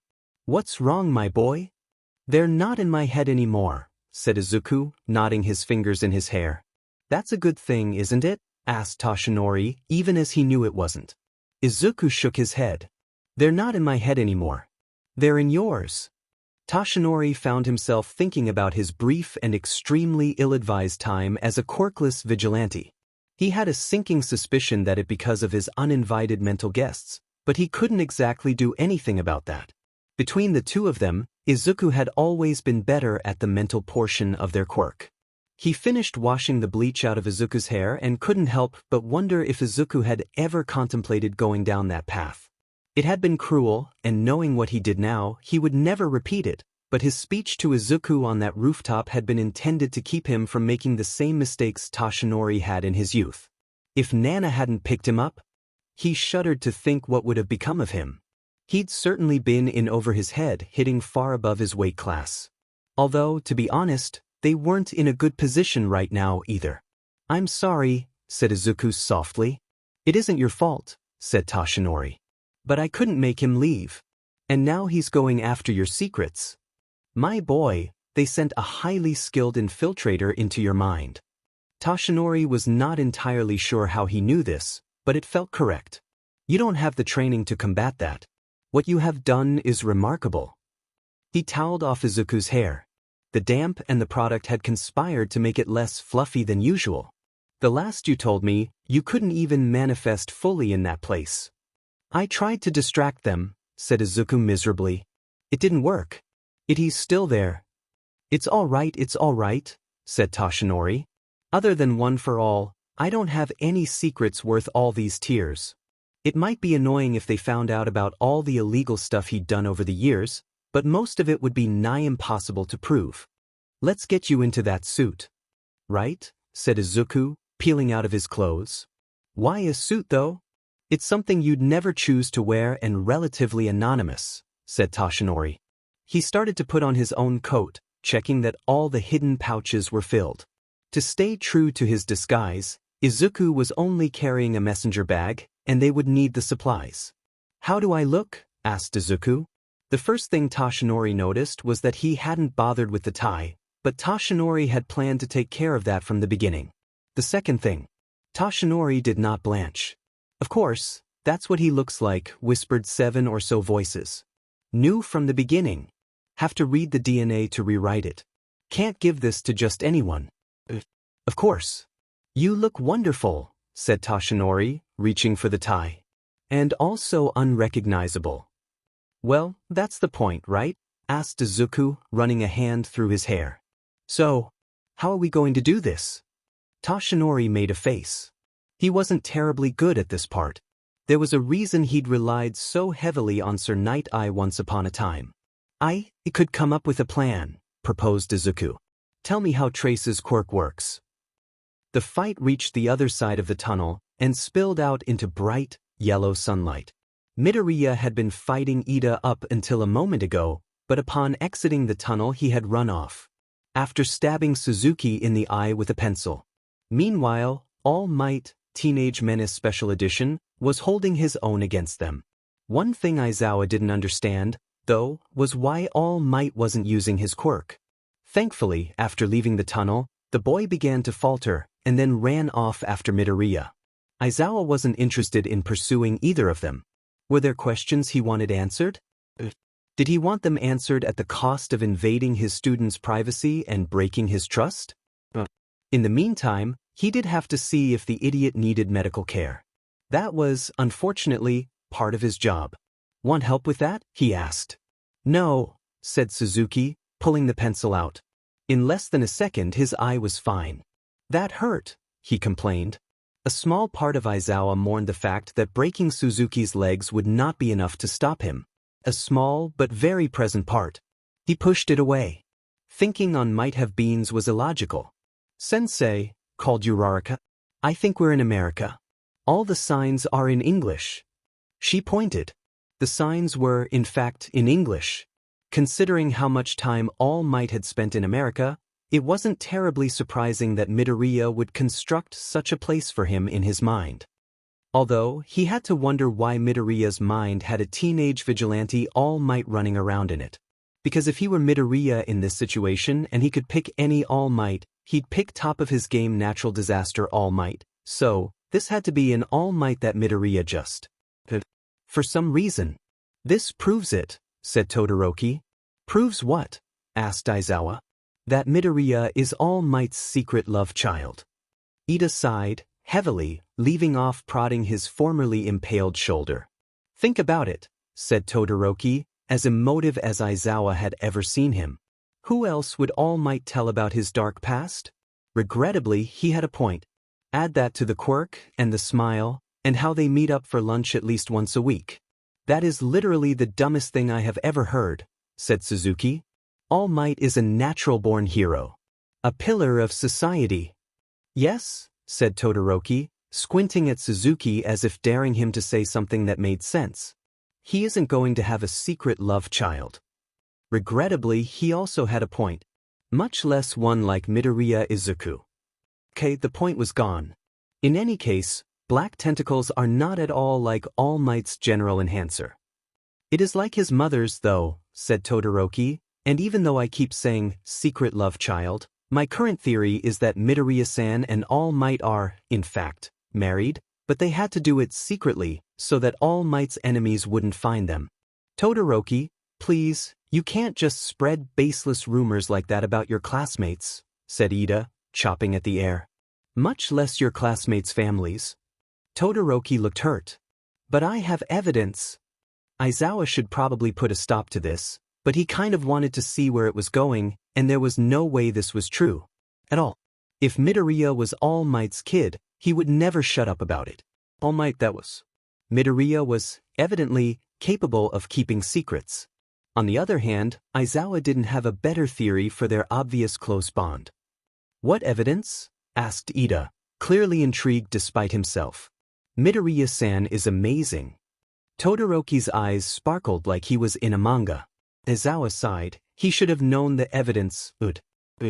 Where's Uraraka? Uraraka really should have been paying more attention. Especially after all the situational awareness classes Aizawa-sensei had given them. Izuku didn't blame her. This was a distracting situation, and he rather suspected being asleep and dreaming was affecting their judgment.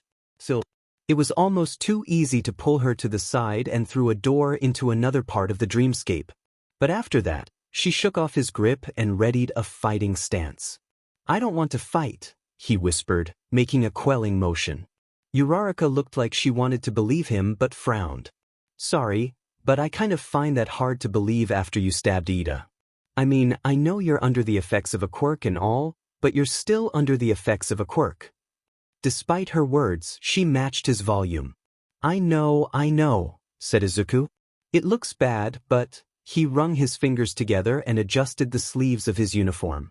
There's something you guys need to know about what's going on, and you were easiest to grab. Can I explain? I'm not going to fight you guys anymore. Not like I was. Uraraka sighed and relaxed her shoulders, just slightly. Alright, she faltered. Midoriya. You can still call me Deku, said Izuku. I mean, it is my hero name. Yes, but they used it to hurt you, didn't they? Izuku shrugged. This wasn't the conversation he wanted to be having. If you want, you can call me Izuku. It would feel weird for you to go to calling me Midoriya. Uraraka blinked. Are you sure? Yes. Then you have to call me Ochako. Izuku blushed. Okay, he said in a tiny voice. He coughed. So, imagine you're in a room. He gestured at the facsimile of the American diner. You're standing in the middle. Yura Ochako nodded. Sure, she said. Right. So, you can't see all the walls at once, no matter how you turn. Unless, like, you have some kind of vision-related quirk, or a quirk like Shoji's, I guess. Izuku shook his head, putting aside that train of thought for the moment. Does that make sense so far? Yes, said Ochako, but I don't see what it has to do with this. She spread her hands in front of her. It's what was going on back there. He gestured vaguely towards where they'd come from. From the beach until the tunnel. You were in my head. Kind of inside my personality, I guess? So, you couldn't see the whole thing at once. Just the walls from the inside. Each one of me? Each one of me was like a different wall. You couldn't see the whole shape. They were incomplete. Okay, said Ochako. But that should still be what's happening then, right? We're still in your head. Yeah, that's why I needed to talk to you. You aren't. This me, the me you're talking to right now, I'm complete, because you're seeing me from outside now. Well, mostly complete. Like, you can't see the other side of the room from the outside. Oh no, All Might is right, I'm terrible at metaphors. He buried his face in his hands. It's fine, said Ochako. But, you're saying we're in someone else's head. Sort of. Just, not my dreamscape. Mindscape? It sits complicated. He lifted his head. Izun, is this All Might's mind? It was going to be pretty obvious once everyone woke up, so Izuku nodded. Why? Asked Ochako. How? I can't explain everything right now. It's too much, and I don't know if the commission has someone listening with a telepathy quirk from the outside. I know they're not using it on me, because I'm awake, but... What? You're awake? Sort of. It's a side effect of what's going on here. I woke up when Suzuki-san shot me. And I'm sort of on the run. It's really not something I can give details about, though, because, listening. Ochako took a deep breath. So, what did you want to tell me? Well, all of that, but also, we need to coordinate. It would be best if we could get Suzuki-san to stay in one place, but I don't think that's going to happen. We were trying to do that before. I kind of thought so, said Izuku. The problem is, if you're moving around, you're going to run into All Might like you ran into me back in my dreamscape. If Suzuki-san's quirk works the way I think it does, and he keeps using it on me, that's not a problem at this point. But if he starts using it on All Might, that's different. You know what his quirk is? Asked Ochako, raising her eyebrows. I think he can make people think of particular topics, said Izuku. Like secrets and stuff.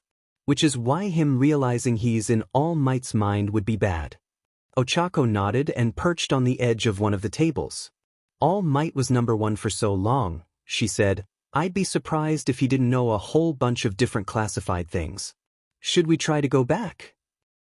I'd say yes, but I need my brain power for escaping, not rendering traumatic moments from my childhood, and I know a lot of different classified things. Some of which are significantly more recent. Plus, I'm not sure All Might will let you go back. Oh, said Ochako, tilting her head. Don't take this the wrong way, but there isn't any truth behind Todoroki's secret love child theory, is there? Absolutely not, said Izuku. I'm guessing you have a plan? More like a distraction, said Izuku. I don't know how well this will work, but... You know, said Izuku as he shouldered his bag, both fascinated and horrified. With your head shaved and the face mask bit, you kind of look like, Ah, said Tashinori, uncertain how to react to realizing that he had dressed both himself and his successor as their worst enemy. I suppose, he said. The coat is very different, though. Yes. It is. Speaking of which, said Tashinori, forcibly changing the topic, remember to take the tie off if you get into a fight. It's too easy to grab onto. Izuku nodded, partially distracted by all the conversations happening in his head. Then he blinked. Vigilantism.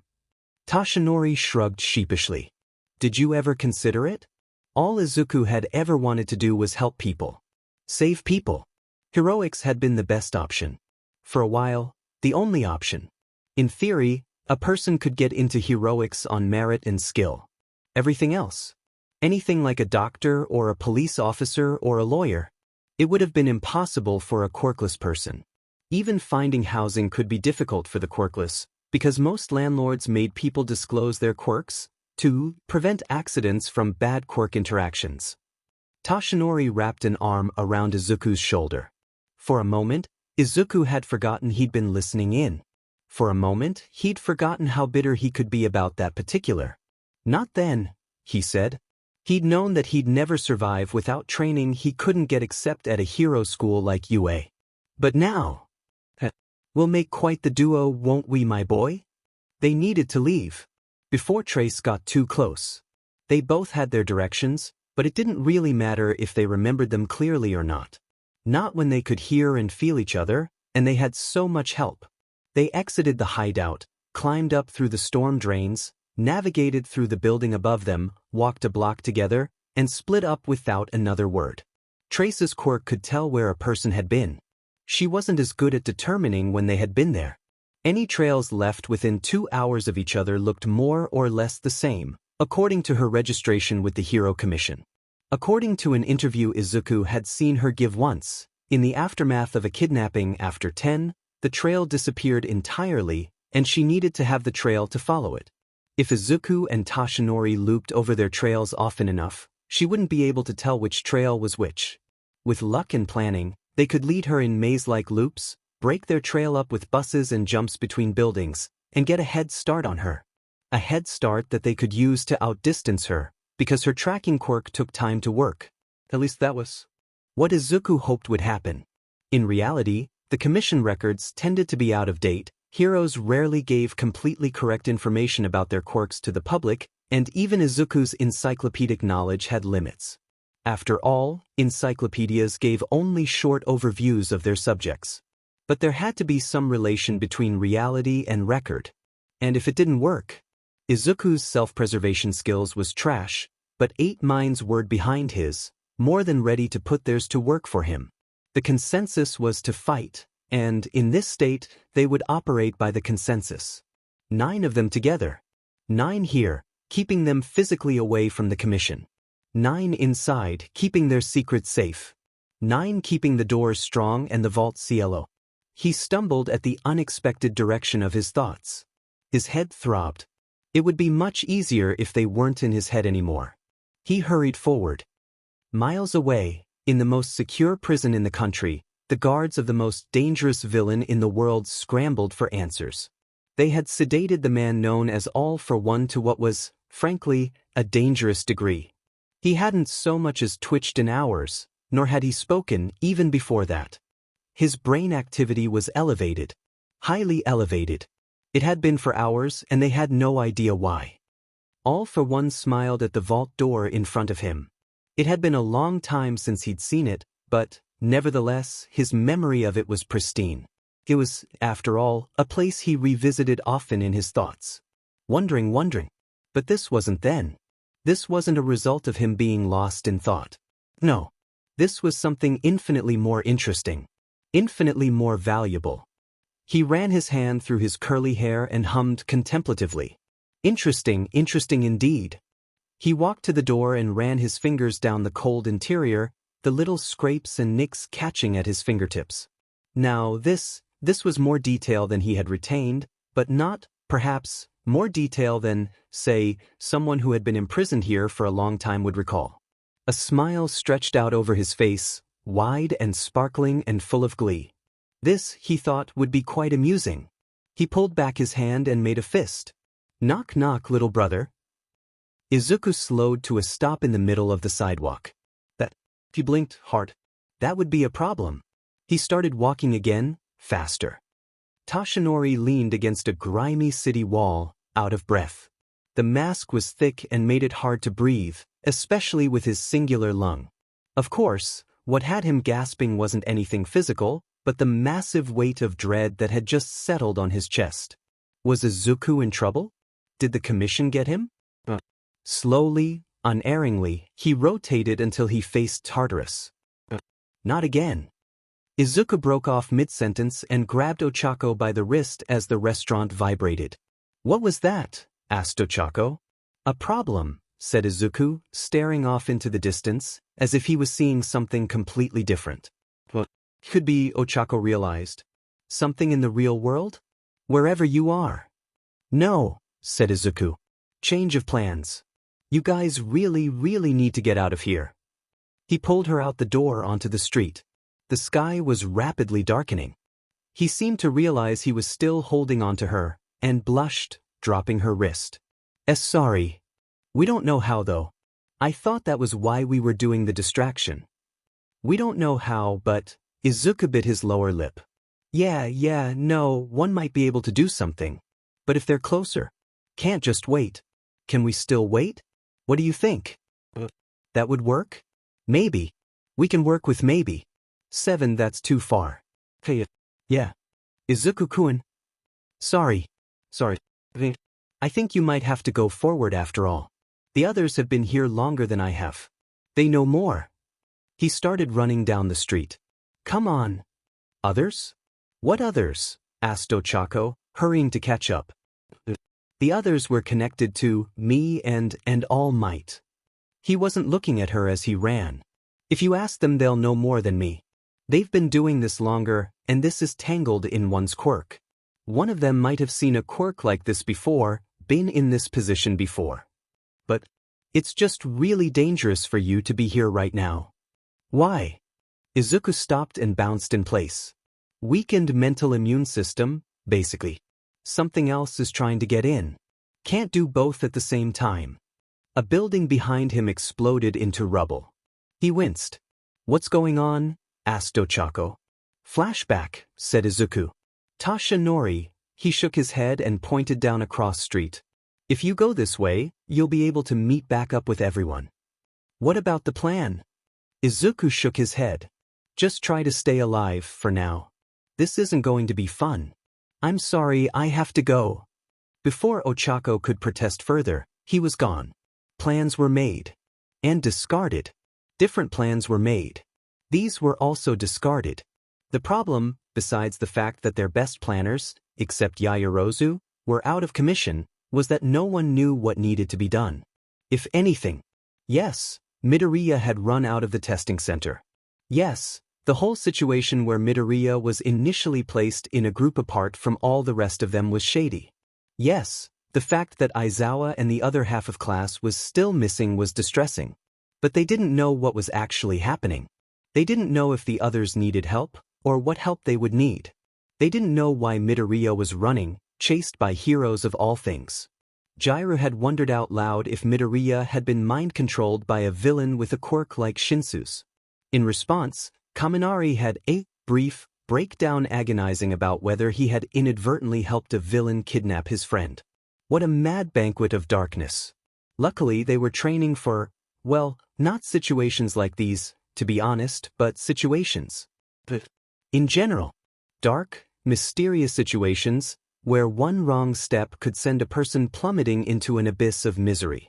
Anyway, when in such a vexing, a perilous situation, the thing to do, as Momo had pointed out, was gather information. Was Jiraiya plugged into the wall? Did Shuji manifest enough ears and eyes to make even Fumikage slightly disturbed? Did Yaoyorozu make tiny listening devices that fit on the mice and insects that Kuda had called? Did Kaminari spontaneously manifest hacking skills that no one knew about and then deny that they were hacking skills? Had Dark Shadow pressed herself flat to sneak under doors and temporary room partitions? Also, he tugged on Dark Shadow with his mind, directing her to return. Find anything new? He asked. Tsuyu, his current partner in Not Crying Quite Yet and Lookout, leaned closer as well, interested. The lady whose quirk they were using passed out, reported Dark Shadow. Everyone she used it on is still asleep. Nothing about Midori? Asked Tsuyu. Dark Shadow's facial expressions were often limited, but this time, her scowl was clear. Stupid stuff. Like, Dark Shadow huffed, and Fumikage felt her annoyance. Like he's a villain or a spy. Stupid.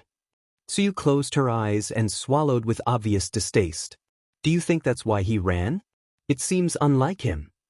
Huh, said Dark Shadow. Midori didn't run. What are you talking about, Dark Shadow? Asked Fumikage. Speak clearly. Dark Shadow elbowed him. Midori's friends ran. You mean Ochako, Todoroki, and Ida? Asked Tsuyu. No, they're still asleep. His friends. Like you and me are friends, Fumi. You mean his quirk? Oh, said Dark Shadow, bobbing. They're like us. Isn't it obvious? Not really, said Tsuyu. Fumikage leaned and against the wall and slid down to put his head in his hands. What a mad banquet of darkness indeed. It is as if we journey at night, through a verdant and shadowy valley. Come on, we have to tell the others, said Tsu, nudging him. What happened? Asked Hitoshi, softly, not quite believing what he'd heard. He rubbed his fingers over the folds of his artificial vocal cords, stored in the top pocket of his backpack. Legally speaking, he wasn't supposed to have it, or any hero support gear. Outside the school he wasn't licensed, even provisionally. But Hizashi had insisted, and Kiyama-sensei didn't object, so. According to the Hero Commission, said Hizashi, voice tighter than his hands around the wheel, Shoyuta and some of the 1A students were targeted by a villain at the testing center. What villain? Shigaraki? That was the one that had been targeting 1A again and again and again. The one that had hurt him so badly at the USJ. No, said Hizashi. They said it was Midoriya. Hitoshi blinked, his brain first trying to find a villain that matched the name before shoving his fellow student's face into his mind's eye. You mean he's the one that wound up fighting the villain? How many bones did he break this time? Or did he get a new quirk? No, said Kiyama-sensei. They're really saying that Midoriya is a villain. That's the dumbest thing I've ever heard, stated Hitoshi. They think the second coming of All Might Sunshine Child is a villain? If he got locked in Tartarus, half the population would, I don't know, start confessing their sins and become model citizens before the day was out. If his quirk wasn't bone-breaking nonsense, I'd say it was the power of friendship. He stopped, considered that last sentence. Wait, this is about his quirk, isn't it? We don't know, said Hizashi. They're saying he kidnapped All Might. Hitoshi wondered if this was what people felt like when he used his quirk on them, because his brain had just blue-screened and was struggling to restart. They're what? Screeched Hizashi. It was a good thing he was the one driving the car. Hitoshi winced and covered his ears. Didn't All Might steal Vlad-sensei's car? Asked Hitoshi, feeling dazed. How do you get from that to Midoriya kidnapping him from across town? I don't know, said Kiyama, but it's all over HeroNet and the Commission is starting to release it to news networks. That has to be the stupidest thing I ever heard. I'd put more money on Yagi kidnapping Midoriya, said Hizashi, loudly and angrily. What the rat god said before we left makes much more sense now, said Kiyama, mournfully. Hitoshi blanched at her reference to the principal. But then curiosity got the better of him. What did he say? That to keep custody of all our staff and students, we were going to have to be creative. Hizashi had expected many things upon arriving at the testing center. Being refused access to the unconscious teacher and students was one of them. Obstructive bureaucracy was one of them. People telling him something was illegal or forbidden by protocol when he knew it wasn't was one of them. Chaos was one of them. Confusion was one of them. Lack of organization was one of them. In these things he was not disappointed. What he didn't expect, however, was for the remaining half of Shuta's class to not only be 100% down with kinda sorta kidnapping, but to have already laid a lot of the groundwork for it already. Maybe he should have. But he didn't. How was it that Shoyuta, Mr. Expulsion, Mr. You have no potential, had kept all the students from a class that had no scruples against committing things that most people would consider crimes? A class that, having been given time to bond, would probably collectively turn to villainy rather than betray one of their number? He paused and considered his long relationship with Shoyuta. Mentally squinted. Never mind. He could see it now. But it wasn't as if Hizashi wasn't like that too. He'd never really considered expelling any of them. Except Mineta. Grape juice was on thin ice. We most likely would have acted already, Yaoyorozu said as the rest of the class distracted the commission officials who were supposedly supervising the pickup of the children, but we didn't know what we'd do after. No escape plan. Reasonable. The bus driver, Greenlight, the transit hero, had gone back to the school after dropping them off and had to turn around once he heard the news. But now, Recovery Girl was coming around with a fleet of ambulances from the Hero Hospital UA contracted with. A hospital that was, incidentally, not the same as the one the Hero Commission wanted to bring all the people still affected by Sato's quirk. Ambulances had room for riders. It was unorthodox, but it would work. Well, you have one now, said Hizashi quietly.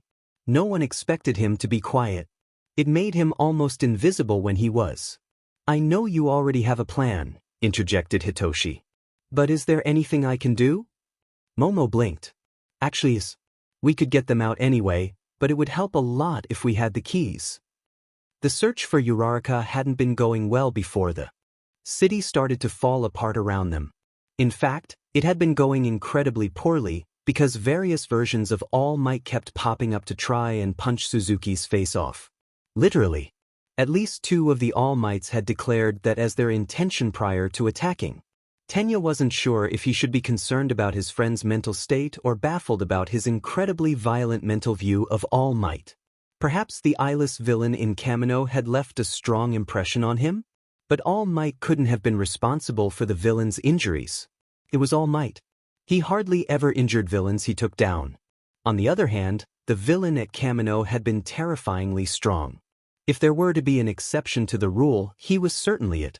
But the real reason, in Tenya's opinion, the search had been going poorly was Suzuki. The man would not stop talking. His theories were even worse than Todoroki's. That All Might is fake, he was saying. He isn't even using his quirk, just like Midoriya.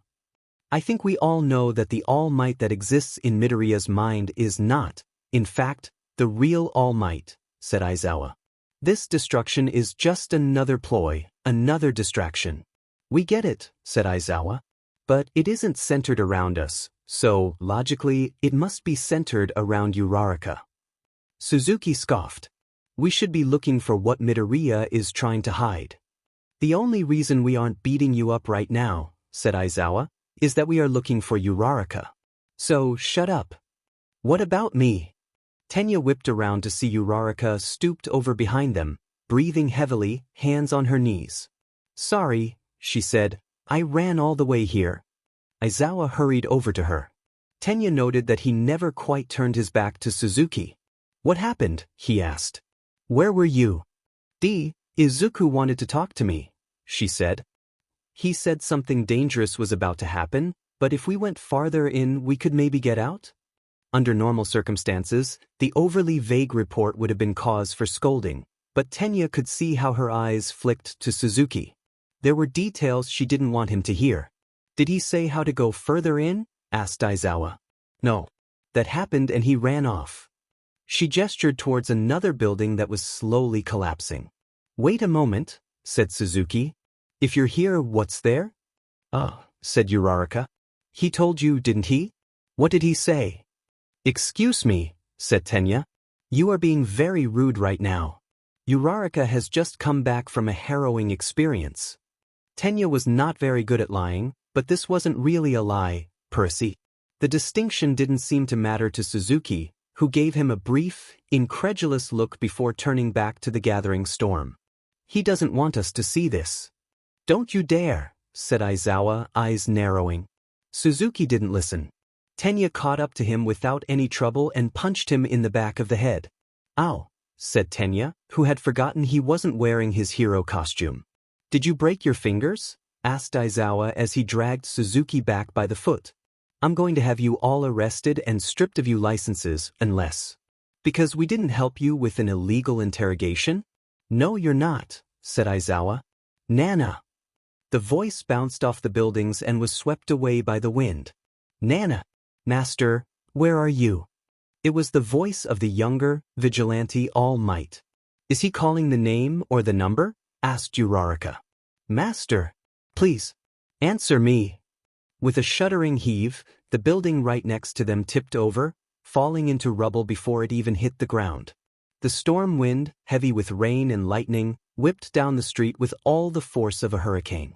Tenya had to brace himself and cover his eyes.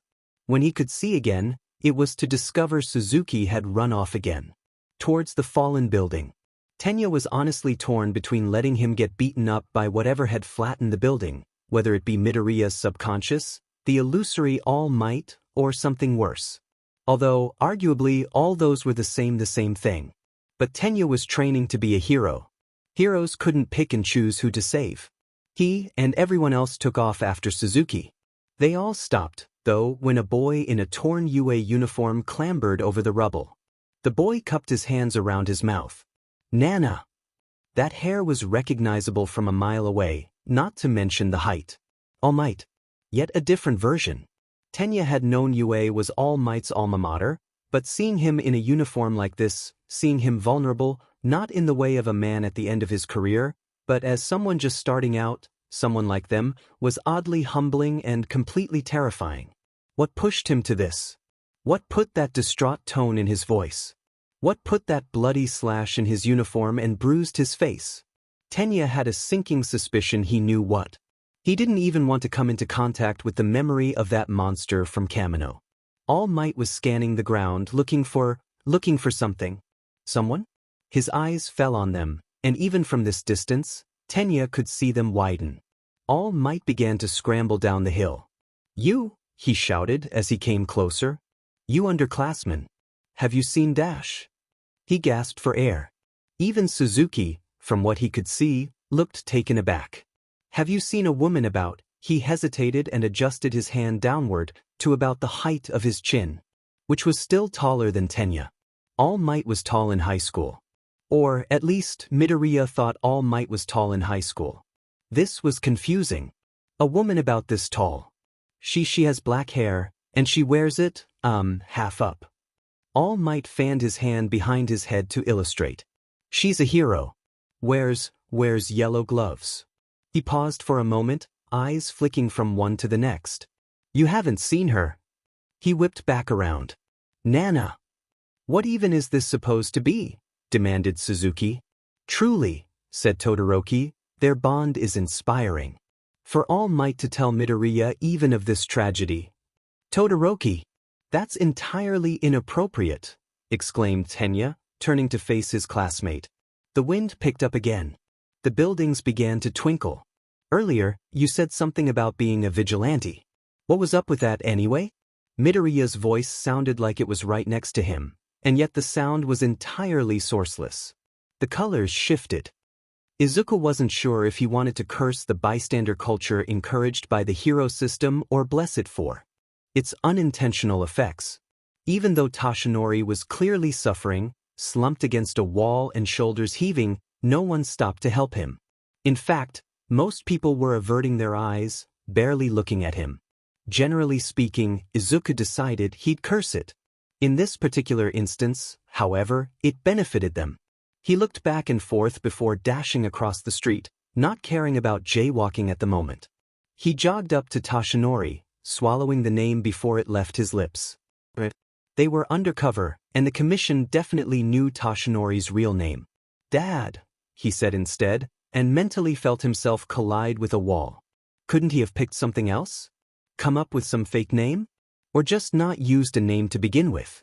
With effort, he picked himself up and his dream self kept running.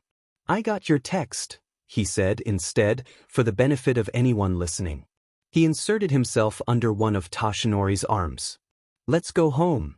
He smiled at a couple of people who were staring and hoped they wouldn't report this. I can walk," said Tashinori, heaving himself off the wall with a shudder. "I'm fine." This was a lie. Izuku could still see the flashback playing out in his mind's eye. Even so, he nodded and tried to give Tashinori space, even as Tashinori put one hand on his shoulder and leaned on it heavily. This mental invasion was wearing both of them out. All of them out. This was not, they reminded him, at all normal. 5 gently pressed ways of dealing with flashbacks into his awareness. Thank goodness for 5 and his comparative normalcy. "We're okay," he said. "We're just on a street in Mizudafu. You can feel me, right? And the sidewalk under your feet. And you can hear the traffic and smell the cars." He kept going. Tashinori gave a hum of assent after each item Izuku listed, but he could tell it wasn't enough. He might be able to see and hear, to touch and taste, but he could do the same things to that mental battleground. "What if," said Izuku desperately, "you tell me a story?" "A story?" rasped Tashinori. "Why? Earlier, you said something about being a vigilante. What was up with that anyway?" "It isn't well known," said Yagi's voice as the world came back into focus in an entirely different city with entirely different weather and signage, "but I didn't grow up in a terribly pleasant area. In fact, there was quite a lot of crime. Aizawa caught sight of a familiar head of yellow hair positioned above a plain Gakuren. The younger version of Yagi was staring down an alleyway. Suddenly, Aizawa felt himself pulled to stand right behind Yagi. A man with a mutation quirk was being mugged by two young men with fire quirks. He blinked. The scene didn't change, even behind his eyelids. He couldn't see his students, or Suzuki. What was this, a cutscene? I rather disliked that. Obviously, my thoughts about become a symbol of peace for the world were, well, just thoughts. But even then, from my own little corner of the world, I wanted to make a difference. Yagi, showcasing the fact that he'd always been a bit of an idiot, pulled on a medical mask and threw his book bag at one of the muggers and punched the other one in the face. At least he wasn't using his quirk to do it. The villain would have been pasted on the side of the building. On the other hand, this was presumably some imagining of Midoriya's, possibly based on a story he heard from All Might, if the voiceover was anything to go by. Oh, said Midoriya, I did that a couple of times. Stop a mugging, I thought you said you weren't involved in any vigilantism. It wasn't vigilantism. They were just things I happened to run into, and I couldn't just not help. Sometimes, I wonder if your quirk really isn't something like a villain magnet. The scene shifted again, making Aizawa feel dizzy, even though he wasn't moving. Except, maybe that was why he felt dizzy. Motion sickness. I never knew my parents. I grew up in a foster home. Aizawa blinked, and the scene became clear. A small apartment building with a tiny, tattered lawn. Someone's shoe had been left on the sidewalk in front, and Yagi was climbing the stairs to the door. Then, Aizawa was inside, and internally wincing at the noise level. Screaming preteens were so far out of his comfort level you couldn't see it with a telescope. The exception, of course, was Eri. As he watched, Yagi was shoved several times, tripped, and had a water manipulation quirk used to drop something that Aizawa suspected was toilet water on his head. Overall, the attitude towards people like us wasn't quite what it was now, but to be parentless on top of that? Many of the other children at the home thought there had to be something wrong with me. There was a sigh. Judging from what I've seen of your memories, I suspect you had the worst time of it. Aizawa found himself in a small bedroom. Pinned to one of the walls was a corkboard, which looked distressingly like Todoroki's. Yagi crossed his arms as he contemplated it. Once I had built up my confidence, one of the things I was trying to do was find out about a human trafficking ring. Oh yeah, those Escalation. Why do I feel like you have personal experience in the subject? It wasn't my fault. Soft, fond laughter filled the room before it was whisked away and replaced with a warehouse that just screamed villain hideout. There was a fight. I tried my best, tried to be sneaky. I knew I wouldn't win in a straight-out fight. Yagi was surrounded and clearly losing. Then the doors burst open. A figure floated, framed by the threshold, backlit by the streetlights. First contact, whispered a voice like the wind. Nana, said Midoriya. Nana, agreed All Might's voice. She saved me. Didn't want to get caught. I ran. Went back to the muggings.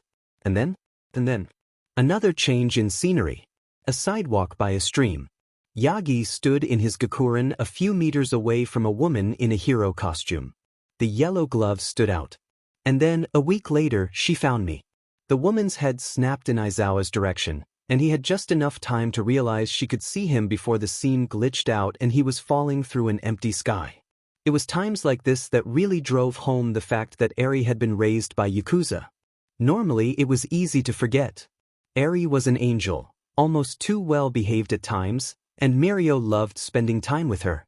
Being asked to look after her while her foster parents were away was a privilege, not a chore. Right now, though? Now, Eri was in the middle of total meltdown and screaming threats at the news anchor who had just reported something totally unbelievable and, if he was being honest, incredibly aggravating even for him. Mirio hoped Eri didn't know the meanings of half the words she was shouting, but, Chisaki Kai being the utter horror that he was, she'd probably seen at least some of them done to people in front of her. Once again, Mirio was filled with the totally reasonable, if unheroic, desire to punch Chisaki until his legs came off like his arms did. As this was not, in the moment, a helpful impulse, he pushed it aside. I'm gonna kill you, screamed Eri, throwing another marker at the TV screen, tears streaming down her face and horns sparking dangerously.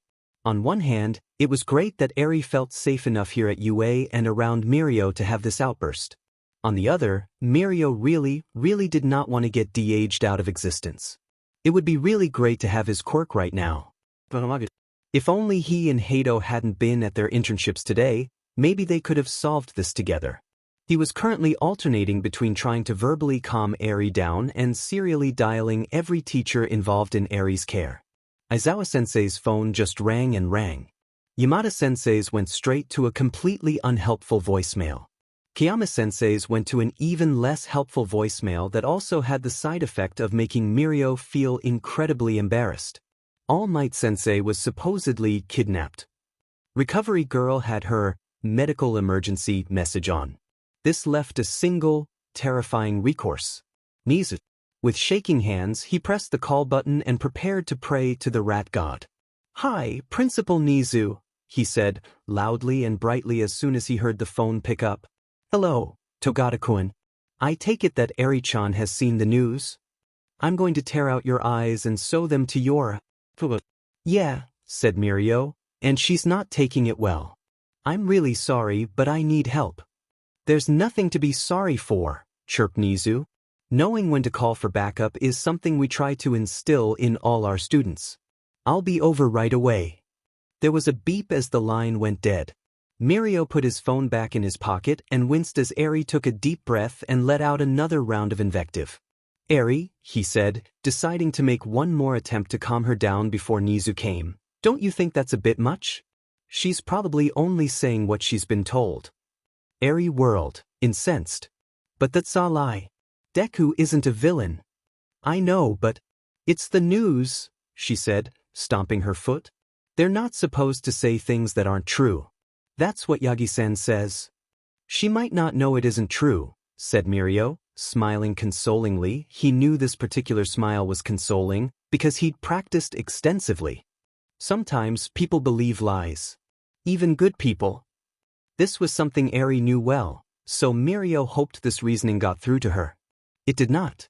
"But," said Eri incredulously, "it's Deku." Mirio agreed with that sentiment, he really did. But the sheer level of fury currently concentrated into Eri's tiny body was too much for him to handle. Still, she seemed to be thinking instead of yelling or crying, so that was good. "I'm going to bite them," she said, dreadfully calm. "Who?" asked Mirio, dreading the answer and knowing the storm had only stopped momentarily. "The people who come to interrogate me," said Eri, as if it were a given that she'd be interrogated. He was impressed she knew the word, right up until how she must have known it hit him. "Why are you going to bite them?" "Deku said that if a stranger tried to make me go with them or do something I didn't want, I should bite them and scream.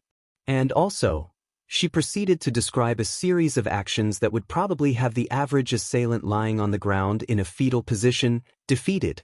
"And you, and Amajiki-san, and Hato-san said I should..." Mirio vaguely recalled being consulted for and contributing certain portions of this, but combined with Midoriya's contributions and Eri's anger it became significantly more sinister. "And Aizawa agreed and he told me I should..."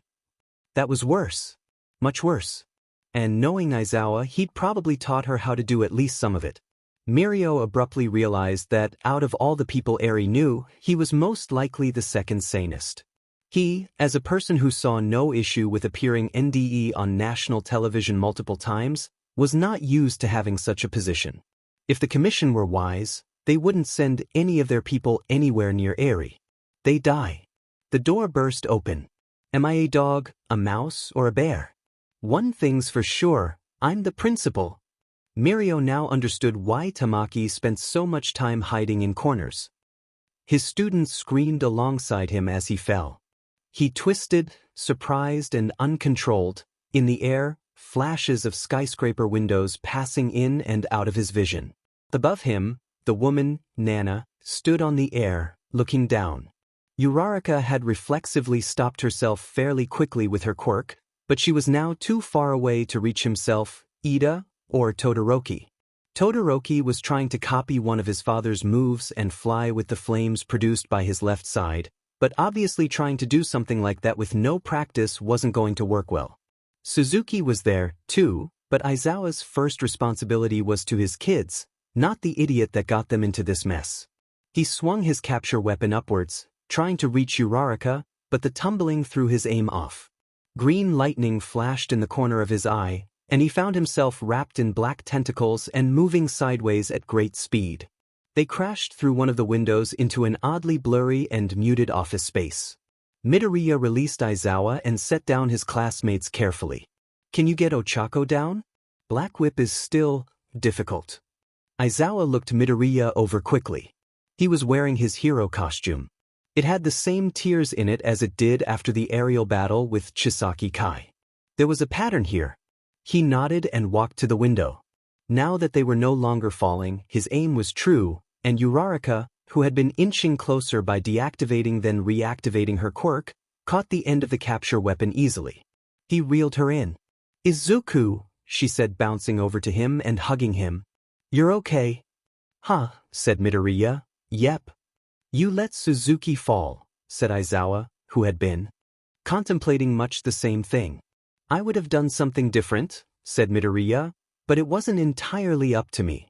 Nana would just drop him again. It's a dream, besides. Worst that will happen is that he'll wake up and then we can use that to wake you guys up. He turned away. Come on, 6 is this way. 6, not 7? Nana's taking care of? He waved his hand in the direction of the broken window. That. Uraraka glanced that way. I wasn't sure before, but that's Skyrunner, isn't it? I didn't think she was still alive. She isn't, said Midoriya, shortly, before beginning to stride across the room. We really don't have time to stand around. 6 will explain things better than me. Who's Skyrunner? Asked Todoroki. Aizawa kept his eyes on Midoriya. He seemed distracted, his movements were lower energy than usual, as if his mind was miles away. She was a hero ages ago. She'd be in her 80s, I think, but that was her. I found her when I was doing research on quirks similar to mine. They aren't really the same, said Midoriya. Float is an at-will telekinetic type quirk with a personal range. Yours is a 5-point touch physical property alteration quirk. Application-wise, said Uraraka. But how can we be in her head if she's dead? You said before, we were in All Might's head, so... Wait, what? How the heck were they supposed to have gotten into Yagi's head? Was this something Midoriya's dreaming subconscious came up with? Or was there a massive problem about to smack him in the face as soon as he woke up? More massive than the Hero Commission feeling justified in running a quirk-assisted interrogation on a minor. A minor who was unconscious and may have been moved to another facility, away from any adults who might be on their side. Midoriya had stopped to lean against a doorway, pinching the bridge of his nose. I'm sorry, he said, I'm not completely here. I'm busy, it's hard to process. Busy doing what? Asked Todoroki. Being awake, said Midoriya. You're awake? Repeated Aizawa. Halfway. It's just unexpected quirk interaction. When I was shot, he broke off and shuddered. 6 will be able to explain it better. I'm on the run, Sensei, I'm sorry. You're awake and on the run from the Hero Commission. Said Midoriya. 6 will explain. Probably. I haven't directly met 6 yet. There were so many concerning things about that statement that Aizawa didn't know where to start. Midoriya pushed off the doorway and kept walking. We need a contact point, he said, so we can cross over to 6. I don't know where they'd be for Nana and 6, though. As they walked, the building slowly changed from a generic office space to something that, at least to Aizawa, resembled a hero agency. An old, dated hero agency. Does this have something to do with first contact? It doesn't need to be first contact, said Midoriya, waving over his shoulder. Just contact. The rules are weird, apparently. I think they're different, normally. I'm not sure where to go. I'll show you. Aizawa was incredibly tired of people showing up out of nowhere. And Nana really had shown up out of nowhere, suddenly materializing in the hallway, not even having the courtesy to step out of a doorway or from around a corner and pretend this world operated on anything approaching hard and fast rules. Hey, said Nana, you guys are all really tense, aren't you? You did drop us from 50 stories up. Yeah, I did, said Nana, grinning and ruffling Midoriya's hair. I'm still dropping that jerk face back there. Hopefully, he'll decide to nope out before too long and we can get the rest of you out of here without the whole journey to the West reenactment. Midoriya squinted up at her, listing slightly to one side. Every time you use slang it's so weird. Come on, kid, I'm not that old. She sighed. I'd give you float now, but given present circumstances, you'll probably want 6 or 2s. Midoriya straightened, and was it just Aizawa or did his outline become clearer? You can do that? He asked. He brought his hand up to his chin, index finger resting beneath his lower lip. It could be possible, depending on the mechanism, he mumbled. But then would getting out be? No, it can't be something like that, or it wouldn't even be mentioned, and it didn't work with Suzuki. But it's worth testing. Aizawa-sensei, can you use your quirk on Todoroki? Todoroki, think really hard about waking up while you do it. They tried this. Nothing happened, other than Todoroki not being able to use his quirk. Aizawa had the sinking suspicion that this conversation was about Midoriya's quirk gaining yet another bizarre manifestation. Did his quirk have something to do with split personalities? Loading other people's personalities and quirks into his head? It isn't that then, said Midoriya. Sato's quirk could still have a mechanism like that. Or it could be the interaction between your quirk and hers, said Nana. Midoriya was silent for a moment. I guess, he said finally. But we have to test. We don't want to overload you. Like I said, I think you'll want 6 or 2s more than mine. Or even 4s. Midoriya shook his head. No, considering what we're up against, float would be very useful. Can we try? Nana nodded, put her hands on his shoulders, and bent at the waist to whisper something in Midoriya's ear. The room briefly flickered into sky, a sunset or sunrise throwing brilliant color from horizon to horizon. The sound of wings presaged a flock of birds. Aizawa braced for a fall. Nana stood back up. The room returned. Did you get it? Aizawa checked to make sure all of his shaken students were still there. I think so, said Midoriya. He took a deep breath. Yes. I have it. He looked back at Aizawa. I'm sorry, I really have to go now. Aizawa was also getting really tired of people disappearing, he decided. Nana sighed. Anyway, come on, we have to get going. They all looked to Aizawa before following. Aizawa sighed. They didn't have any other leads on what to do, and if they didn't, they might get dragged along anyway. Might as well, he said. This had better be a great explanation. And I'd like it before we get to this 6. Yes, said Todoroki. Does Midoriya have multiple personality disorder? It's dissociative identity disorder, and no, said Nana. Not as such. For now, we're part of 9 Izuku's quirk. Funnily enough, I had put that together. But I used to ask myself that, 6 is the one who can answer. In the meantime, consider this a quirk history field trip. Here we are. They stepped into a conference room, a projector springing to life along with the faint murmur of phantom voices. I was just a sidekick back then, she said. Not his though. It's funny. Toshinori was mine, before his debut. He didn't even go by All Might back then. The room glitched. Aizawa managed to get the impression of a surreal, almost Lovecraftian, landscape, rubble, and the words, "You're next."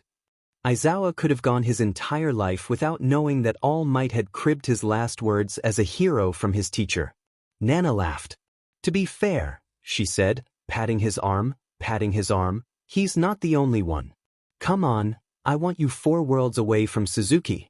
Let's get this show on the road. The lighting in the room shifted, and it filled with ghosts much like in Izuku's school. Another, younger, version of Nana sat among them, looking up at the projector. The underground hero Fidelity is here today to discuss a possible smuggling ring based out of Mizudafu. As the young man walked in, the whispers arrived. But there seemed to be fewer whispers. First contact. Izuku managed to levitate a centimeter off the ground before settling himself again. Enough not to be noticed by anyone but Toshinori. Toshinori, who was close to tears. Izuku blinked back a few of his own. This was good. With float and the right planning, they could possibly break their trail even without the more complicated maze path he and Toshinori had planned out. Some of the words in Trace's file seemed to indicate her quirk only worked over solid objects, and she didn't work with the Coast Guard, even though her quirk would, otherwise, be quite useful there. The conclusion couldn't be trusted, of course, but if he could manage to stay floating and get Toshinori to float as well, it would be well worth it. He almost laughed at himself. Mastering a quirk in so little time, worth it. If anyone could do it, said Toshinori, it would be you, my boy. Izuku's heart filled with warmth as the others agreed. He could almost feel Nana ruffle his hair again. In theory, the plan to acquire the keys to the testing center's off-limits areas was very simple. In practice, it was also very simple, shockingly enough. Maybe it was because the human explosive and the deceptively destructive Sunshine Child weren't involved. No, that couldn't be it. Hitoshi walked up to a security guard, said excuse me, used his quirk, and asked for the keys. Then he handed them to Yaoyorozu so she could make copies. She gave the guard back the keys, and Hitoshi told the guard to forget him. That order didn't always work, but they weren't having the guard move, and the whole operation had taken under 5 minutes. There wasn't much to remember in the first place. What now? Asked Hitoshi. Now, said Yaoyorozu, making more copies of keys. We get lost. The benefit to having a blunt and straightforward demeanor was that people rarely thought Tsuyu was lying. But the UA uniform helped too. Even among heroes, UA was known to take only the best of the best. The most trustworthy. Excuse me, Karo, Tsuyu said, sidling up to a young hero in civilian clothing. I was told to tell everyone to go into the back. They want us to spread out, for when the police arrive to question us. The doors are already unlocked. She pointed. But our teachers have come to pick us up, and we're going with them, so can you help? Oh, of course. That's what heroes do, right? Bubble Girl shot her a pair of finger guns. Hey, you're one of Deku-kun's friends, right? This is so weird. Have you seen the news? Yes, Karo. Sorry, I know that's probably not something you want to talk about. I hope everything works out for him. So did Tsuyu.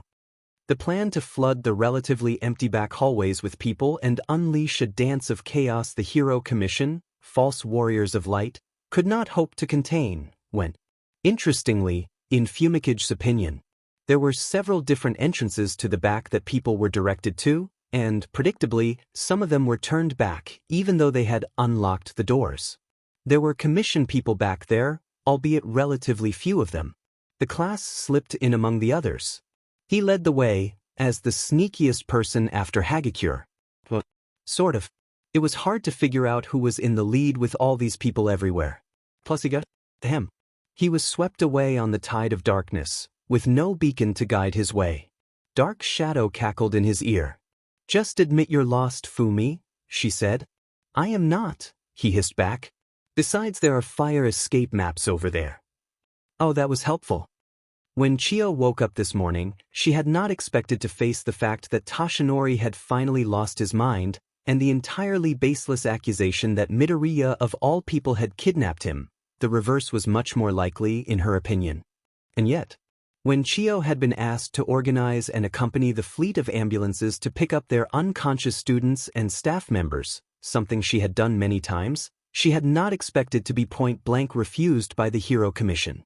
And yet, when Hizashi and Nemuri had asked the fleet to pull around to the back of the testing center, near a loading dock, to make room for other traffic, she had not expected her co-workers and 11 students to slam up the rolling overhead door of the loading dock and run out at full tilt while carrying 10 unconscious bodies.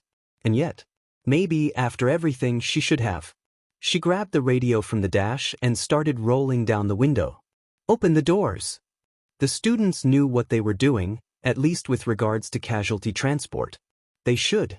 They'd passed the licensing test.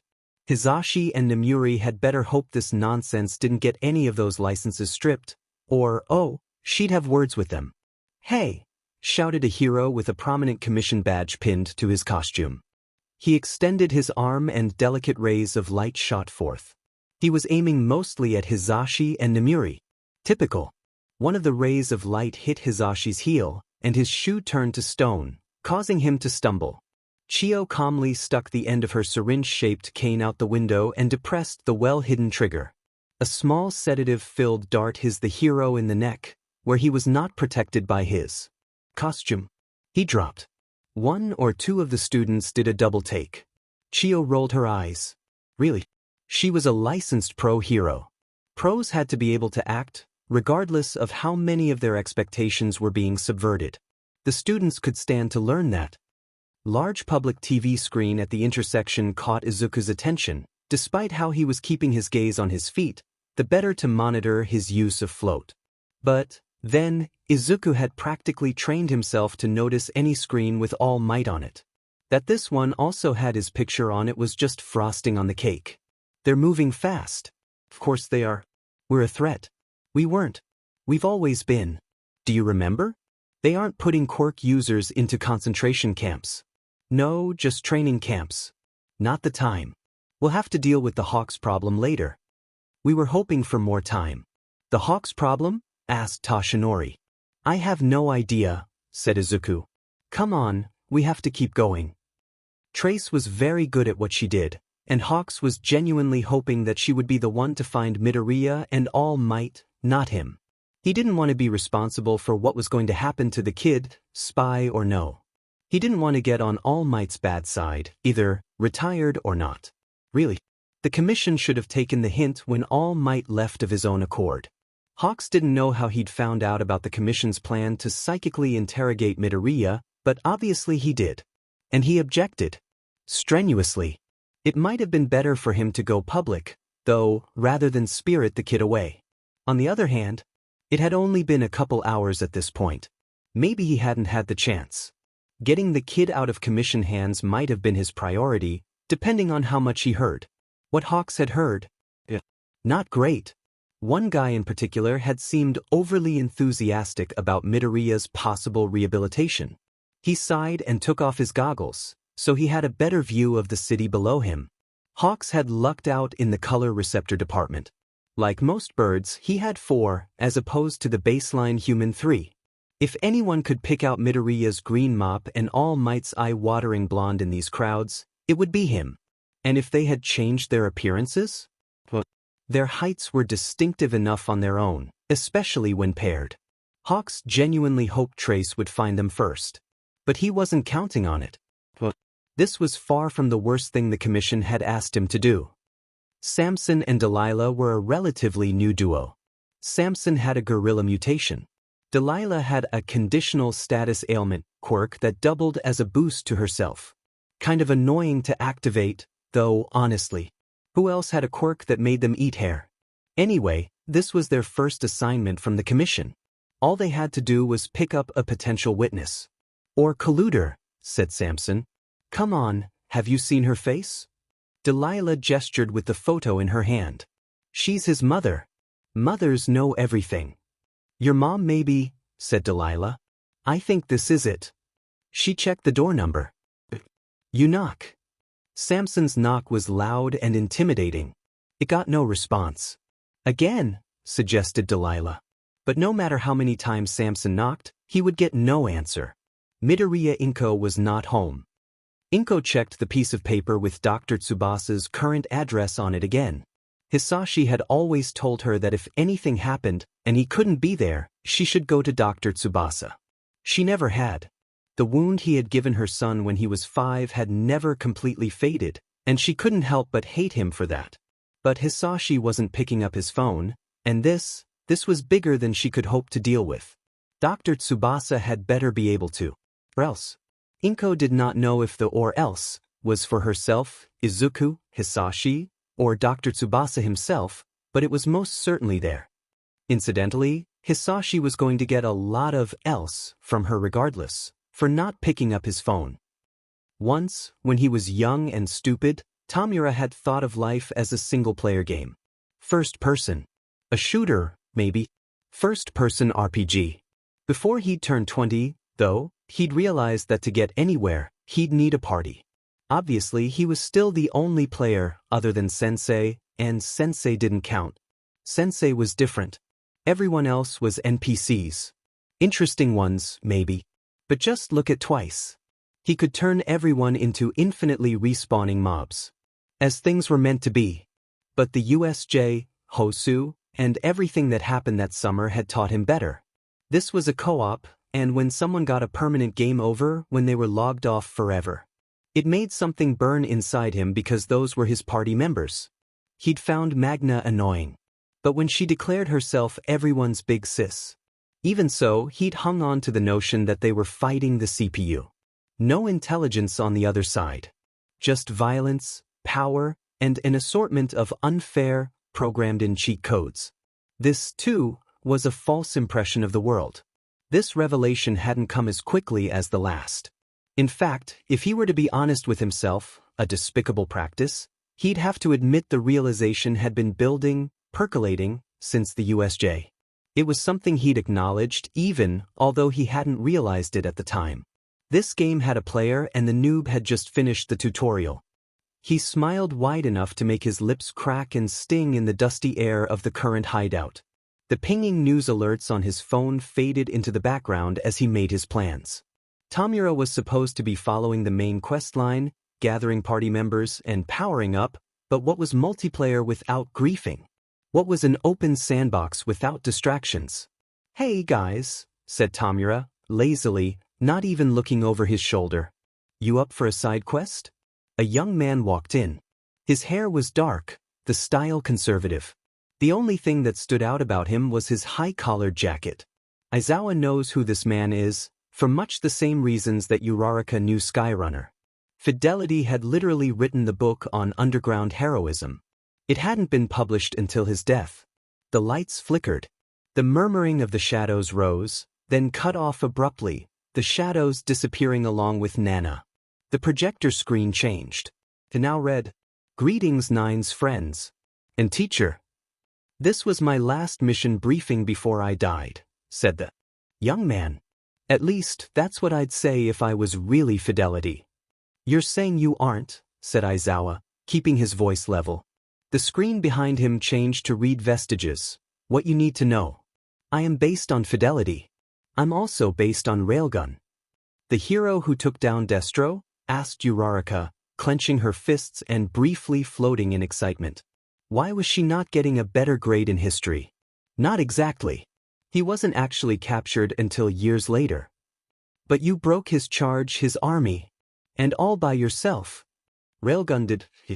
"I've put together a little presentation for you guys. Hope you don't mind. We all figured you wouldn't want to go any further without an explanation of sorts." He said this all with an enviably flat voice, despite his friendly words. His body language was controlled and to the point. Darn Midoriya for managing to build a fantasy that was so close to what Aizawa had always imagined the man to be like. He was not a fan of Fidelity. Underground heroes did not have fans. It defeated the point. He pointedly ignored his memories of the bootleg Eraserhead merchandise Midoriya and Yamada had snuck to Eri. "You'd be right," said Aizawa. "Cool," said Six. "Before we begin, I want you to understand that much of what I'm going to tell you will be a lie." "What?" said Ida, confused. "Then what's the point?" "The point is, there will be enough truth in it to get you through this safely, and enough falsehood to prevent the Commission from taking advantage of Nine later, should they be watching what's happening here with a quirk we can't detect." "Nine.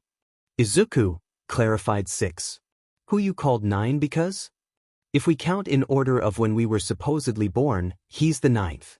Although really he's the 1st. I'll explain in a moment."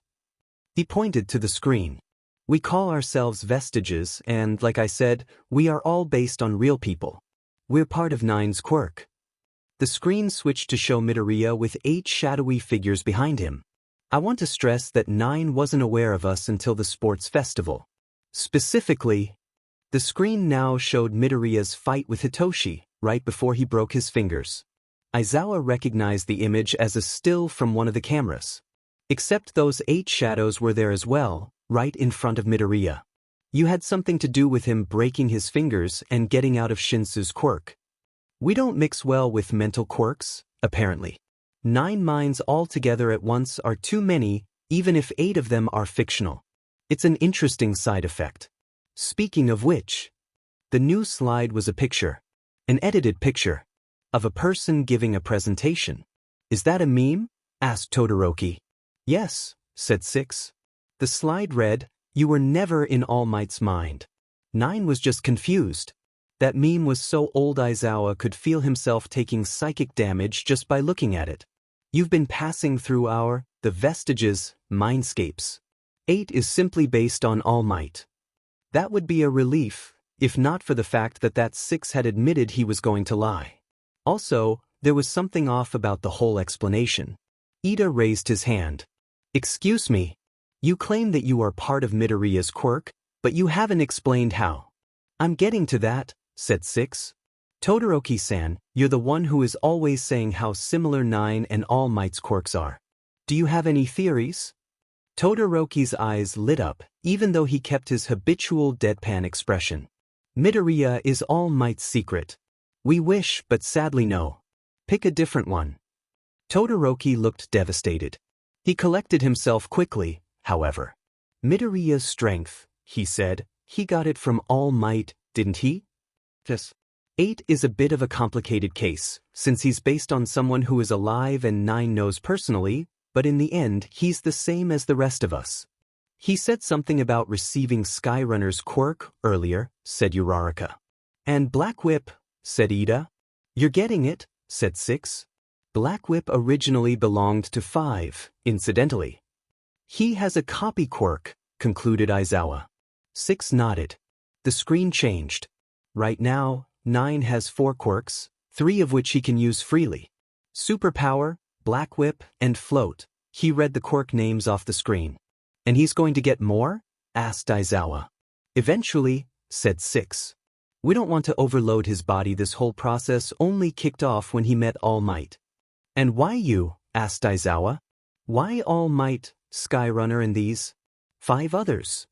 I would like to tell you, said 6. He raised a finger and waved it in a circle to indicate outside listeners. What are the drawbacks? Asked Aizawa. The drawbacks? I get dry eyes when I use my quirk. Present Mike is deaf. Vlad is anemic. A quirk like this one has to have a drawback. What? The broken bones aren't enough for you. Or the fact he didn't hit on the activation conditions until he was 14. Aizawa stared, unimpressed. A tiny corner of 6's mouth made itself visible over the collar of his coat. I think you can make some conclusions, but, again, he trailed off. There are a few more things you should be aware of. First, 9 had no choice in who we are, although we all fulfill certain criteria. Are you all relatives? Asked Todoroki. Man, you never do give up, do you? Said 6. That's a great quality in a hero. Are you all heroes, then? Continued Todoroki. The slide on the screen changed again. Vestiges according to history. Yagi Toshinori aka All Might hero. Shimura Nana aka Skyrunner hero. Tenma Rokuya aka Fidelity Railgun hero. Banjo Daigoro aka Lariat hero. Vigilante. Thurs. No. Unfortunately, said 6, no. Toshinori caught sight of the feathers first. He had more experience as a hero, and as he was no longer the primary user of One for All, the mental strain he was experiencing was much lower, comparatively. His awareness of his surroundings was better. Stay calm. Don't speak. Don't run. Hawks could receive sensory input from his feathers, though neither Toshinori nor Izuku knew how much. Better to be safe than sorry. We need to get out of the city. Out of the country, too, for that matter, as much as it would hurt Izuku. They couldn't leave all their friends behind to face Shigaraki. A compromise could be reached. They knew a few places an island, near. But first, the city. The first priority was to evade pursuit. A bus pulled into the stop ahead of them, and they got on. Could get outside city limits. Where there were fewer people, fewer witnesses, Izuku could float them away. Also, Hawks was less likely to trap his feathers on a bus. We might be dealing with the Hawks problem earlier than thought. Izuku slouched back on the bus seat, covering his eyes. Toshinori looked up at the ceiling. The Hawks problem. AKA, the others' theory that Hawks had been raised as a child soldier, and Toshinori had missed the signs. Izuku put his hand on Toshinori's knee. "I can't believe it," said one of the other passengers, a few rows ahead of them. "I really just can't believe it. It's like something from a horror story." "What?" asked someone else. "Look. Someone kidnapped All Might?" The bus filled with chatter. Toshinori still couldn't believe people thought Izuku kidnapped him. The reality was closer to the opposite, honestly. He'd have to apologize to Izuku's mother. There was a tiny incensed gasp from Izuku, and Toshinori saw Izuku glaring up at him. Izuku made a series of gestures that could probably have been interpreted as, "You can't kidnap anyone, you're All Might," even without the psychic link they were currently enjoying, then went into an enthusiastic tangent about how the commission was probably playing up the crazy stalker fan angle. Toshinori sighed, ruffled Izuku's hair, and studiously avoided any and all thoughts about what he'd done to Aldra Middle School after Izuku had shown up to training with a black eye and bloody nose that one time. "What?" squeaked Izuku, his eyes gone very wide. Out of the corner of his eye, Toshinori saw 3 passengers near the front of the bus stand up and felt his heart drop. One of them had an obvious eagle mutation, the second had a bulging, almost spherical, neck, and the third had broad, flat-ended fingers. Decades of hero experience told Toshinori exactly what was going to happen next, even before the guns came out. "Well," said the eagle-headed man, "with all the heroes looking for this symbol of peace, I guess this is our lucky day." "Nobody move," demanded the man with the round neck. "This is a hijacking." Izuku let out an incredulous grunt next to him, but Toshinori could literally feel his mind whirring at 1,000 miles a minute, analyzing the quirks of the hijackers and possible motives. Really, there was no way they weren't going to help. By the way, not all of 9 is awake, so, out in the real world his body is operating according to consensus. "Consensus of," said Aizawa, not wanting to finish the thought as he stared at the 2 entries labeled, "terrorist." "All 9 of us together, yes." "That's a pretty big drawback," said Aizawa, his voice rasping against his throat. "But it has its benefits. Besides, 3 and 2 lived over 100 years ago. We didn't even have the hero system back then. Things change." "Excuse me," said Ida, raising his hand. "Why don't the last 4 the first 4 have names?" "They asked me not to share them with you quite yet," said 6. "Don't call 3 a terrorist, though. That's a bit of a sore spot with her." He looked off to the side. "And the quirks," said Aizawa, hanging on to the very last bit of his will to live by the tips of his fingers. "The ones I'm presumably going to have to teach Midoriya how to use?" "Right. Our splendiferous quirks. Yagi Toshinori aka All Might Hero. Quirk, Superpower. Shimura Nana aka Skyrunner, Hero. Quirk, Flow. Tenma Rokuya aka Fidelity Railgun, Hero. Quirk, Internet Perception. Banjo Daigoro aka Lariat, Hero. Quirk, Black Whip. Vigilante. Quirk, Danger Sense. No. Aizawa was not surprised to see the last 4 entries, once again, had little information attached. "You know," said Uraraka, "if you ignore the terrorists, this actually makes sense." "If you ignore the terrorists?" asked Ida, incredulous. "I mean, think about who we've seen so far." "It is like Midoriya to have a split personality based on All Might," agreed Todoroki. Because split personalities were going to be his go-to theory, now that figments of Midoriya's quirk's imagination had shot down his "dad might" conspiracy. "If you want to think of us as split personalities, sure," said 6. "We really don't interact that much with the outside, though." "And Skyrunner is basically Supermom," said Uraraka. "Like, if she was All Might's mentor, it makes sense that that's what he'd envision her as." "Ah," said Ida, "so she reminds you of Midoriya-san as well?" Aizawa noticed 6 shift uncomfortably and look away but decided he honestly did not want to know. "Oh, and you," said Uraraka, spreading her hands to indicate 6, "are kind of like Aizawa-sensei." "Except with more memes," said Todoroki. "Yeah, except with more memes," agreed Uraraka. 6 faked a cough into his fist. "Anyway, I think that's everything." "Oh wait, Hawks." "Hawks," repeated Aizawa. "Yeah. We're pretty sure he was raised and conditioned to be a SLV for the commission from a very young age. Another pause.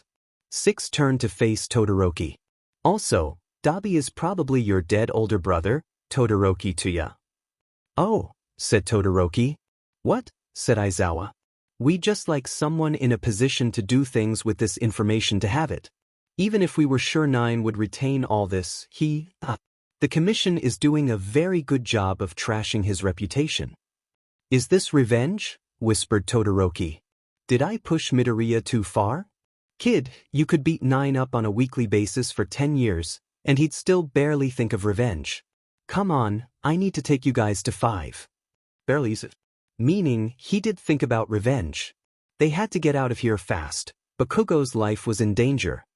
There were lives in danger. A simple robbery wouldn't require this kind of setup. These 3 needed hostages for some reason. Izuku traced the direction the 3 villains kept looking to the college student in the corner. The young woman's clothing was high quality, and she looked vaguely familiar. He couldn't help but be exasperated. Shigaraki Tamura was running around out there somewhere, and these guys were doing whatever this was. Causing problems. He and Toshinori would have to try and evade Hawks after this. But exasperation wasn't going to keep these people safe. Eaglehead looked like the leader at first glance, but on closer inspection he was taking cues from the man with the squared-off fingers. The man with the round neck seemed to have a body expansion quirk of some type, possibly similar to Kendo's. Considering how his joints pulsed and how his clothing was designed with extra folds. He'd shown Toshinori a catalog with similar clothing once. But Toshinori had said that the ill-fitting look added to his disguise. In the tight confines of the bus, that would be dangerous. The best thing to do to him would be to throw him out when the bus came to a stop. The quirk of the man with the square finger was a problem. It was probably an emitter type, rather than a transformation type. Something to do with his hands, perhaps? Honestly, the best thing to do for all of them, at least with regards to the people on the bus, would be to toss them off and then get the driver to gun it. But then what about people on the street? These guys didn't have any scruple against taking hostages, obviously. Hey, you, hand over the briefcase, said the man with the round neck. Izuku glanced at Toshinori, who nodded. Coils of black whip ran up and down his arms under the sleeves of his suit, much more controlled and complex than Izuku had managed to date. Thanks for the help, 5. He slammed the briefcase into the eagle-headed man's beak. Toshinori hadn't skimped on anything when stocking the hideout, and the metal made immensely satisfying contact with bone. Black whip shot out from near his elbow like Siro and wrapped around the hands of the gunmen, forcing their aim down. The man with square fingers reacted first, raising his hand. Each fingertip emitted a flat, square pane that traveled in a straight line and got progressive larger. Izuku pulled, slamming the man into the back of his own shield, because really, that was too slow, and how similar was this quirk to Crust's? Could the villain change the trajectory of his panels, or no? Not the time. The shield cracked as Izuku hit it from the other side, and Toshinori was throwing open the back door.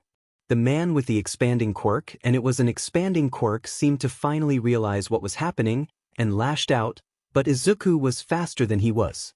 The spherical throat was evidently a weak point. Can you stop? Izuku asked the bus driver, who, tense as he was, slammed down on the brakes, making Izuku stumble. He hauled the villains off the bus, Toshinori hopping off the back with the eagle-headed man a moment later. Well, that had happened. Izuku caught a flash of very distinctive red out of the corner of his eye. 6 stopped. That isn't good, he said, looking slightly up. There was nothing there that Aizawa could see, except for a collection of pipes. They were traveling through a series of underground concrete passages in an effort to find 5. What is it? Asked Uraraka. 6 form abruptly flickered and vanished. Oh, that couldn't be good. Sensei.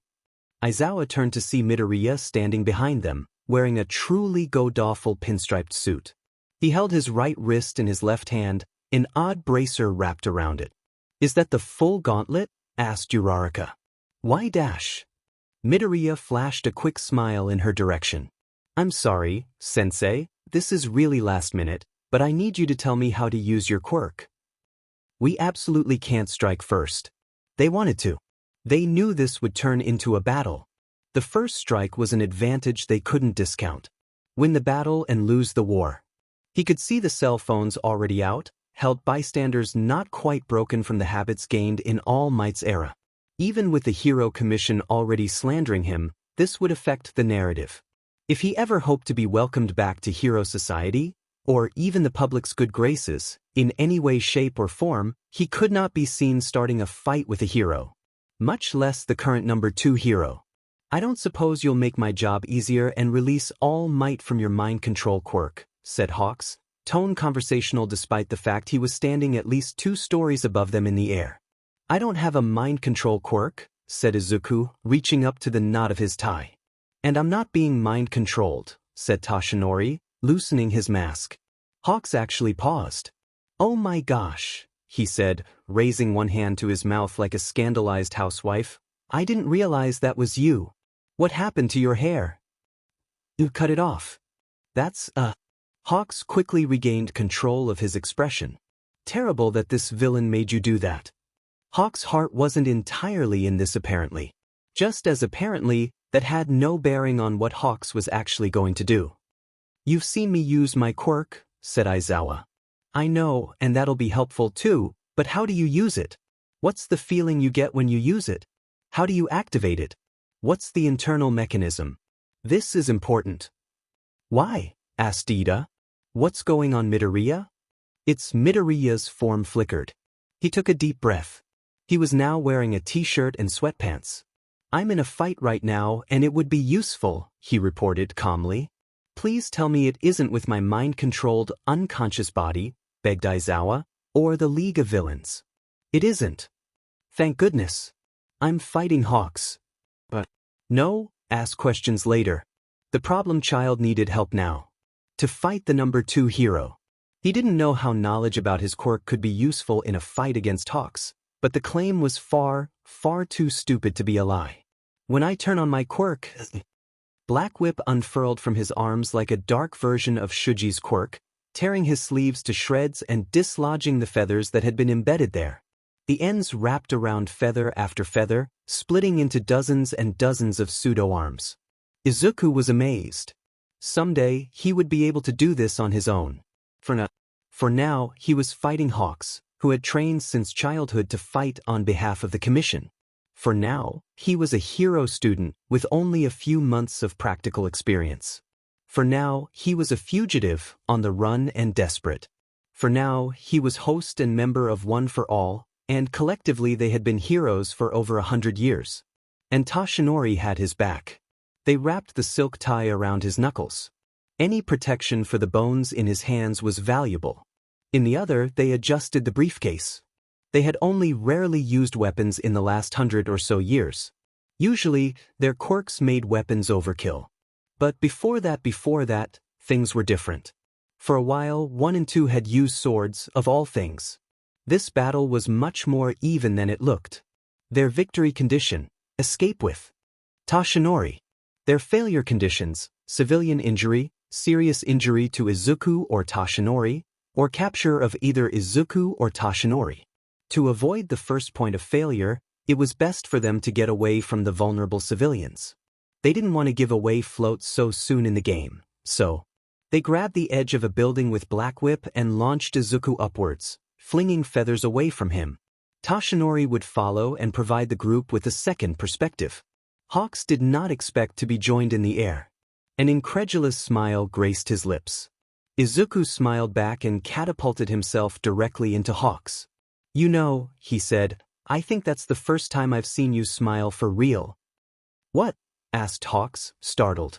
He wasn't one to have meaningful conversations with people he was supposed to bring in, but a statement like that had to be responded to. Even if most of his attention was on the quirk that Midoriya controlled with much more proficiency than indicated by his school records. The kid was good, had good instincts when it came to battle, but he wasn't quite fast enough to get past Hawks's guard, or to really close the distance between them. Your smile, said Midoriya.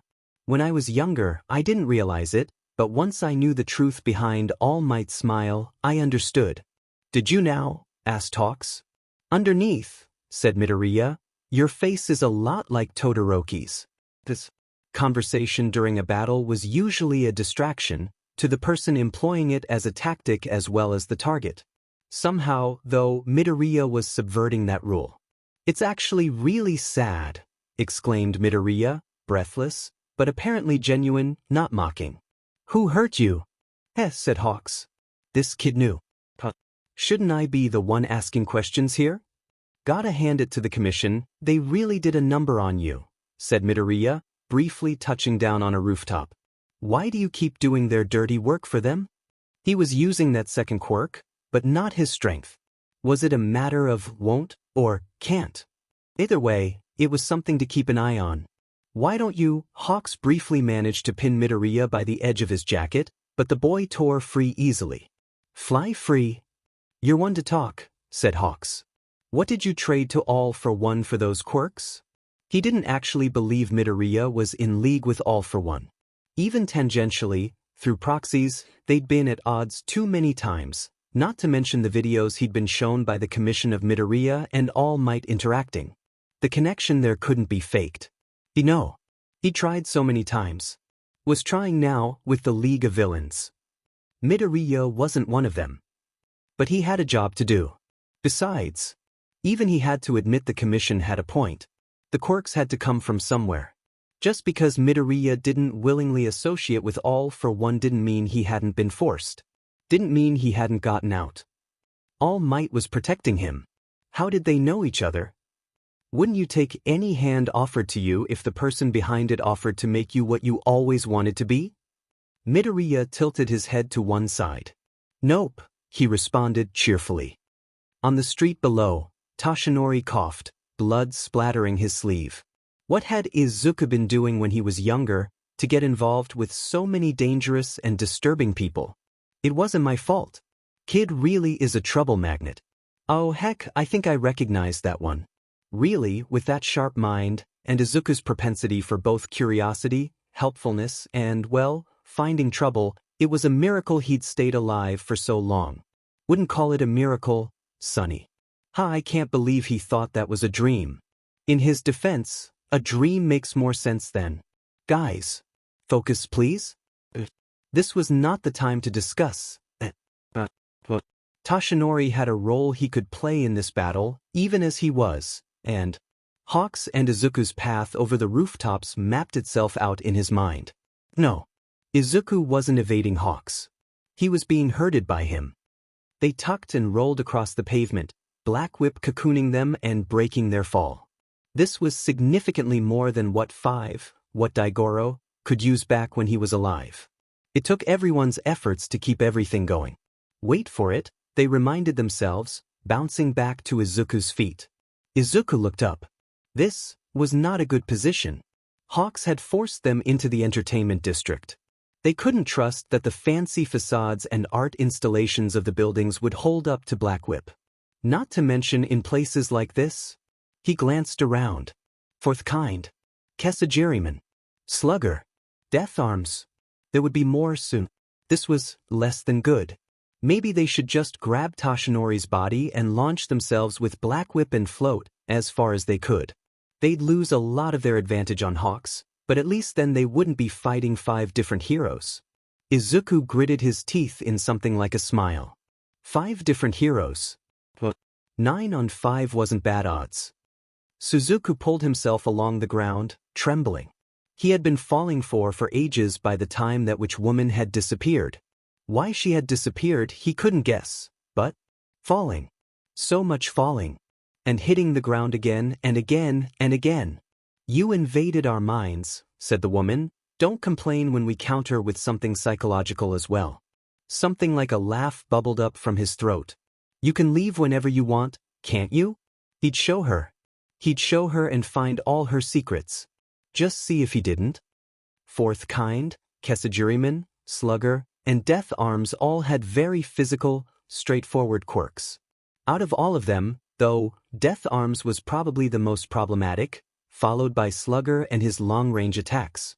None of them held a candle to Hawks, of course. Which was the reason why Death Arms in particular was so problematic. In order to deal with Hawks's feathers, they needed Black Whip. But using Black Whip and One for All's signature super strength at the same time wasn't something Izuku's body was used to. They were limiting it to small bursts. Death Arm's own physical enhancement quirk, while minuscule compared to One for All's current stature, was nothing to sneer at. If Death Arms or any of the other heroes landed a solid blow, that could be it for Izuku. They refused to be locked away again. That's when it happened. A scene played across Izuku's inner eye. A frosty morning. The little boy. With dark hair. A farewell. Tears. He flubbed the landing and a sharp pain lanced through his ankle. Black Whip wrapped it, giving it much-needed support. He started to rise, only to drop to avoid one of Slugger's patented home run pitches, TM. The ball spun, ricocheting off the stainless steel of an art installation before drilling right through a wooden beam on a bit of scaffolding holding up part of a building that was being refurbished. Izuku let out a breath of relief. There were still people around who hadn't learned how to run away from a dangerous fight before they returned to the dance with Hawks' impressively huge number of feathers. Black Whip could keep up with them, barely, but Izuku was tiring. He couldn't take much more of this. He needed an opening to get to Toshi. Another scene. She couldn't be P'Arjun and T. Not now. Not right after giving away another. The next time Sorahiko suggested drowning her troubles in sake, she was going to shove it straight up his blowholes, no matter that he was probably just as drunk as she was. This slip almost resulted in Izuku getting his face punched in by Death Arms. Considering what he'd just learned, he'd almost welcome that fate, if it made him forget. Plus, it might have been funny for the ultimate battle of ultimate destiny, the showdown between One for All and All for One, to take place between not one, but two potato-headed individuals. There was a sharp crack from above as the damage Death Arms had done to the scaffolding made itself known. Izuku didn't have to think before moving. "All right," said Midoriya. "I think I've got it." "Thank you, sensei." He looked young, barely primary school age. "I'd feel a lot better," said Aizawa, "if I knew what you needed this information for." "Oh, that's simple. You see, it's my theory that the overlap in mechanisms between my quirk and Saito-san's might allow for interesting emergent behaviors. Specifically, her quirk bridges a gap I'd normally have no way of crossing, although there's certainly drawbacks. It's like what we tried earlier, when I asked you to use your quirk. Although, I am hoping for different results than what I was looking for back then. I think, with what you've given me and this processing time, yes, this should work." He clenched a fist. "These remnants, I can use them." "Remnants? Vestiges?" Aizawa frowned. Something wasn't right here. The explanation Six had given them. "Just keep going this way for now. Six will try to get back to you as soon as possible. I have to go now. I love you guys." He then faded out. While waving. "Wow," said Uraraka. "Izuku-kun sure was a cute kid." Aizawa couldn't argue with that. "Aizawa-sensei," said Todoroki. "You're blushing." He wouldn't lower himself to argue with that. This conversation is illogical. "Let's go." "Sensei is weak to little kids," observed Todoroki. And if they ever discovered they could remove the little in that sentence and have it still be accurate, he'd never live it down. Hawks saw the eyes first, shining through the dust like two perfect green coins. Then every one of his feathers went dead and he started to fall. Sensation returned just in time for him to avoid hitting the ground at speed and, just as quickly, vanished again. A breeze blew cleared the dust away. Midoriya Izuku stood under the collapsed scaffolding, holding it up with black tendrils and sparking green arms. If this scene had been all that there was, an observer might be forgiven for wondering why he was holding up the scaffolding like that. But Hawks knew. If Midoriya hadn't caught the scaffolding, even he wouldn't have been able to get those civilians out from underneath it in time. He glanced to the side, where the almost victims were standing up. Normally he'd just trust his feathers, but is that Eraserhead's quirk? "Don't worry, I asked Eraserhead-sensei for permission first." "What kind of monster?" started Death Arms. "Don't you dare, mister, my quirk isn't suitable." Midoriya shifted the scaffolding to one side and shrugged himself out from underneath it. "As heroes, aren't you supposed to consider the civilians around you?" He laughed. "I guess we're still a little bitter about that." Izuku was putting on a good show, but he was reaching the end of his endurance. Plus, he could already hear the sirens of police cars and the exclamations that followed large groups of heroes on the move. Good thing, then, that Toshinori was about to round the corner in 3. To an outsider, Black Whip wrapping around Toshinori probably looked violent. In reality, everyone operating the quirk was intimately aware of everything wrong with Toshinori's body and did not want to add to his problems. They could have probably grabbed an egg like this. Grabbing the newly exposed concrete and rebar of the building behind Izuku, they launched themselves up. At the top of their arc, they activated float. Black Whip reeled Toshinori in, and they held onto each other as Izuku prepared to use air pressure to launch themselves forward. He hadn't blinked yet. His eyes really hurt. And so did everything else. He aimed and kicked against the air, sending them soaring away. They had escaped. Tamura ducked behind the wall at the top of the building, glad that his party had put so many points into stealth, because he was not touching what had just happened with a 10-foot pole. He'd rather be shot again. He'd rather fight Makia for a week straight with no rest breaks. He'd rather listen to Sensei try to give him the birds and the bees talk. What was that? What kind of a broken character build allowed for that kind of combat ability? The mods had to be asleep. If he were in charge, he'd nerf it pronto. That was a lie. He'd take it for himself. So, Shigaraki? Boss man? You okay there? Asked Spinner. No, decided Shigaraki. Suddenly, making all of them jump, Toga squealed. Did you see him? Did you see Izuku-kun? He was so cute with his nose bleeding like that. Hey, said Dabi, are we going after the green kid or what? No, decided Shigaraki, for the second time in as many minutes. And then, gimme the phone. We need to call the doctor to get us out of here. They did, but that was pretty much secondary to his primary objective, which was to cuss out the doctor concerning the cursed knowledge that was currently trying to escape his skull with a pickaxe. Said Inko. Aren't you going to get that? She pointed at the phone that had been buzzing on the table for the past several minutes. No, said Garaki, pretending to sip at his tea. You were saying? But what if it's the hospital? Inko asked, still staring at the phone, cheek cupped in one hand. What if it's an emergency with one of your patients? It could be important. It wasn't. Mostly because nothing could possibly be as important as dealing with Midoriya Inko. Without a doubt, the woman was the most difficult to deal with person in the entire world. It was no reflection on her personality, of course, but rather on her unique position. Garaki could cope with rabid villains.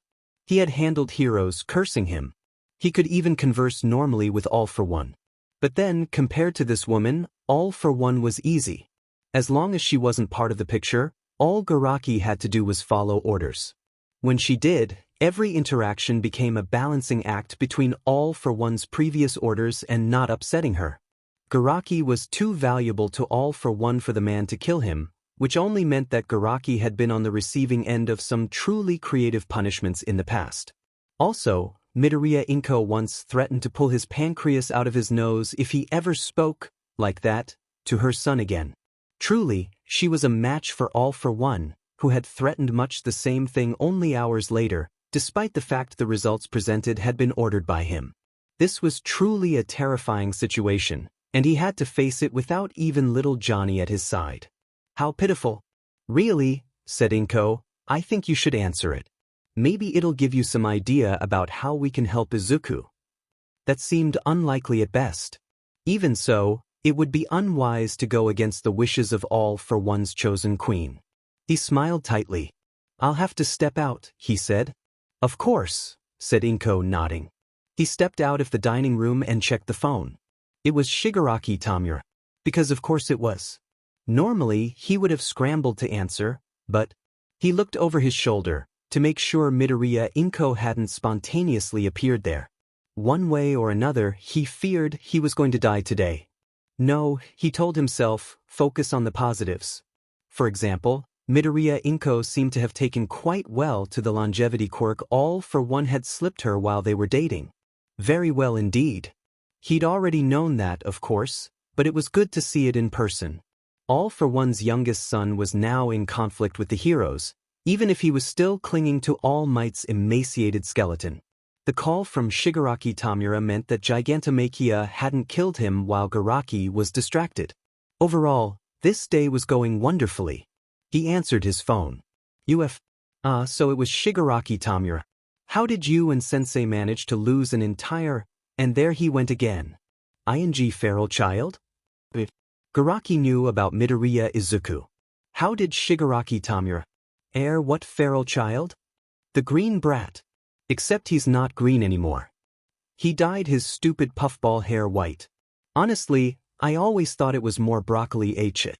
He's a cauliflower now dash. Shut up twice. He was wearing a suit, using Eraserhead's quirk. Did you guys think I was stupid or something? What? Do you not have the news in your crappy lab? What are you even doing that it took so long for you to pick up your phone? Well, never mind. We need a fast travel out of here. This place is crawling with heroes, and the giant boss is going to wake up soon. I can't, said Garaki. I'm not in my lab. It wasn't quite silent on the other side of the line. What do you mean, you aren't in your lab? The pause. What are you doing, old man? Where are you? I have to go now, said Garaki, feeling oddly detached. The phone beeped as he hung up on Shigaraki Tamura. He opened his news app. Masterfully, he avoided crying as he read through the top local stories. The real shock was that All for One hadn't broken out of prison yet. Oh, and Eraserhead's quirk, because he absolutely shouldn't have been able to do that. The quirks of the past users, yes, fine, that made sense. The mechanism between All for One and One for All was presumably sufficiently similar. But Eraserhead's, that was a different story. The remnants. Garaki found that he was very afraid. He replayed the video of the incident. Mentally calculated the trajectory of All Might and the younger Midoriya. Perhaps rather than taking a phone call, he should be making one. Like ragdoll, explained Izuku, as the pair of One for All members limped through the forest. Shiratoko-san, I mean. Said Toshinori, lifting Izuku over a spot that would give his sprained and swollen ankle some difficulty. Even though she can't use search anymore, there's still remnants. She can keep track of a lot more objects at once. Her organizational skills, visual acuity. Some things have actually improved, now that she's not using that part of her head. The point is, not all of the support structures disappear when the quirk does. And I think not all of the quirk itself goes away either. I'm not sure I follow you on that part. All for One, I think, physically, obviously, there has to be psionic component as well. The way it works is by destructively copying the quirk and the quirk factor of the target individual. It's like if there was a copier in a shredder? I guess? Can't copy without destroying the original. But yeah, there has to be a mental component. What I HMNNG. My boy. My head hurts. He swiped ineffectively at his sluggishly bleeding nose. Toshinori pressed his lips together, concerned. Izuku rarely admitted to feeling pain, no matter how beaten up he was. This must be serious. We have some painkillers, said Toshinori. No, said Izuku. I'm okay. What was I was saying, quirks. My quirk when there's still remnants, and the emergent behavior. He took a deep, shuddering breath. The bits left behind when he took my quirk, with One for All assuming that's what happened, and they're not wrong they let me access the past user's quirks, and also since Saito-san's quirk seems to interact with quirk ghosts, at least partially, it can use that to pick up Aizawa-sensei's quirk. Probably could get the others as well, although I'm less confident about mutant quirks like Edis. For a moment, they let the conversation lapse. I think we're handling these revelations very well, opined Toshinori. I know, right? Izuku giggled like someone at the edge of a very tall cliff. Anyway, One for All uses more of a passive copying mechanism, but I guess there's something wrong with its writing mechanism, unless the stockpile quirk just takes up all its time, or something, or there was a problem with interpretation. The others are wrong about me ever having a quirk, and it's really just One for All finally processing and writing in the other quirks. Maybe because I'm genetically closer to one than any of the others. Izuku's breath caught. Izuku. Tashinori, he whined, it hurts. What does? Everything, said Izuku. My head. My eyes. He'd mostly relied on Tashinori's vision while navigating through the forest. Since using Aizawa-sensei's quirk, he'd barely opened his eyes. We've made some distance since we landed, said Tashinori. Why don't we rest for a little while? We can't, protested Izuku. We're still too close. Izuku, you're suffering from quirk exhaustion. Oh, said Izuku. Oh, I guess I never felt it before? Because I'd just break my bones first. Tashinori visibly cringed. If I understand what you just said correctly, he said, taking Izuku by the shoulders and guiding him gently towards a fallen tree, what you did back there with young Aizawa's quirk was akin to running a race with a broken leg. I mean only if they're right about it being my quirk. And not just something one for all can do. Said Tashinori, dubiously. Even then, it isn't something quite natural for you, is it? And this right after receiving float. It, said Izuku, frowning, and letting himself be directed. Actually, I felt good. Right before it started hurting. Like, satisfying almost? Like when I used one for all for the first time? Well, before I realized all my bones were broken. It wasn't quite all of them, was it? Izuku shrugged. He blinked slowly as he sat down on the log. It's cold. It is December, said Tashinori, unzipping his coat. Let me see here, I had some winter clothing for you in here somewhere, and we should take a better look at your ankle. He sat down next to Izuku, who immediately leaned towards him, not quite touching. On impulse, Tashinori wrapped the open edge of the coat around Izuku, pulling him close. Izuku rested his head against Tashinori's chest and brought up his knees to hug them. This warm, he mumbled. How about, said Tashinori, you just rest for a few minutes. Then we can sort everything else out. Okay. Well, said Recovery Girl, entering the conference room the hospital had lent them, no one is in any danger of dying. But, said Hitoshi, bracing himself for bad news. No, but they're all fine, beyond not waking up, but you all already knew that. So, she hopped into a seat at the table they'd all squeezed around. What have you found out? She directed the question to Hisashi, who had his head in his hands, his elaborately styled hair almost hitting Jairu and Kaminari, who were seated across from him. Midoriya has a sentient quirk and no one bothered to mention it. I'm not sure Midori knew, said Tsuyu. It does seem like something he'd mention. I don't know, said Kaminari. He's, like, weirdly cagey about his quirk. Tokoyami crossed his arms. He may have been hiding it. Possession of a sentient quirk casts one into the shadow of the Commission's regard.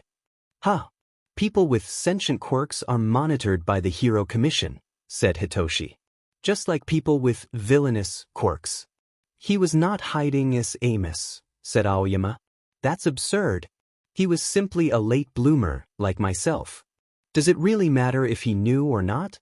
Asked Jairu. Everyone has stuff they'd rather not tell other people.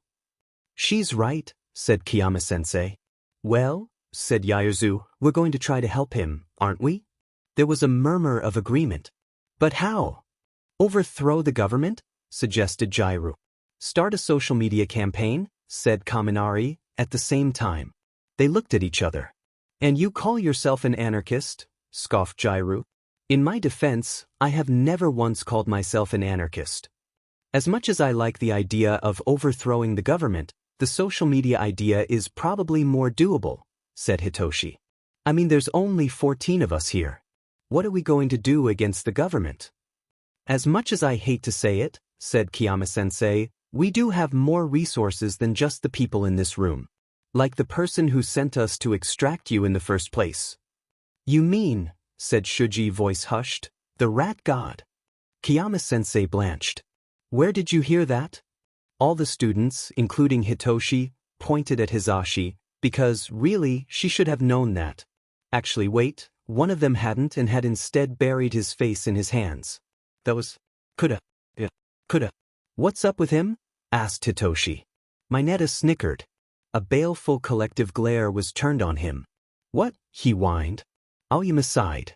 Midoriya once asked him if he could control our fantabulous Principal Nezu, since Principal Nezu is technically an animal. Ever since then, continued Yaoyorozu, he has a crisis whenever the principal is brought up. Man, said Kaminari, nodding in Hitoshi's direction, I bet that if Midoriya was here, he'd be asking you if you could control Principal Nezu, since he's not human. That was a good question. Speaking of Midoriya, said Satu, as if they hadn't been doing exactly that all along, I don't think we can overthrow the government without him. He's our plan guy, usually. Even with Nezu? Asked Hizashi. The members of Class 1A seemed thoughtful. Maybe. Yeah, maybe. Wait, said Mineta. We're serious about that? I thought it was a joke. Okay, said Yaoyorozu. Perhaps we should discuss our other options first. Oh, said Aoyama. We could become vigilantes. What would be the point of that? Asked Hitoshi. Aoyama did not have an answer. Hizashi's phone started ringing. Oh no, he said, it's him.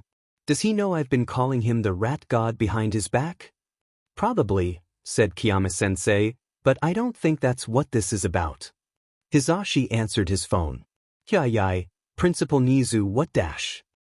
Oh yeah, we were planning on that, but we weren't sure. Yeah, I'll tell them. And he went pale.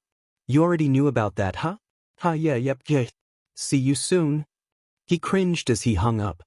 He wants us all back at school before the commission decides to interrogate us. Also, he said to check the news. It's just going to be more slander of Midoriya, said Jairu, looking at her own phone. Why both oh? Still can't believe they think Midoriya kidnapped All Might, mumbled one of Shuji's free mouth hands as Hitoshi unlocked his own phone. I know. Do you remember when he came into the cafeteria to ask Midoriya to eat lunch with him? Asked Kaminari. Which time? Asked Dark Shadow, cackling. It was cute, Karo, said Azui. I have pictures. We can use those for the social media campaign. Hitoshi's news app loaded. He looked up and met Jairu's eyes. Judging by her pale face, what he'd seen wasn't a hallucination. Am I a dog, a mouse, or a bear? Chirped Nezu as he answered his phone. One thing's for sure. I'm Principal Nezu. How can I help you, Mr. Hero Commission President? I'm sure you're following the news, said the president. Of course, said Nezu, patting Eri's head. She'd been staring at his phone like a predator faced with prey since he answered. They had indeed been watching the news. We need Midoriya Izuku's medical records and the blood sample you have from him. You should have it ready by the time our investigators arrive. Oh, investigators? To search Midoriya Izuku's personal effects for clues. You should also prepare Chisaki Eri, Togata Mirio, and the teachers involved in Midoriya Izuku's education for questioning. Thank you for giving me a heads up, Mr. President. There was a suspicious silence on the other end of the line. What are you planning? Nothing at all. You aren't going to win this fight. What fight, Mr. President?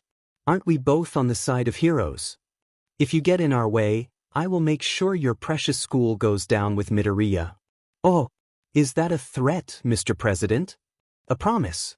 Public opinion isn't something you can think your way out of, and UA has been on thin ice since the attack on the USJ.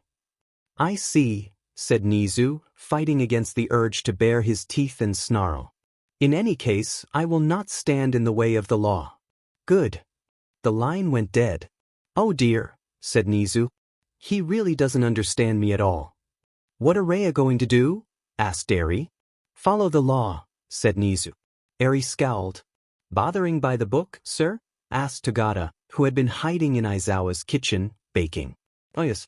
The good heroes who were here earlier had the authority to request a piece of Midoriya-kun's clothing, but what Mr. Hero Commission President is asking for is quite different.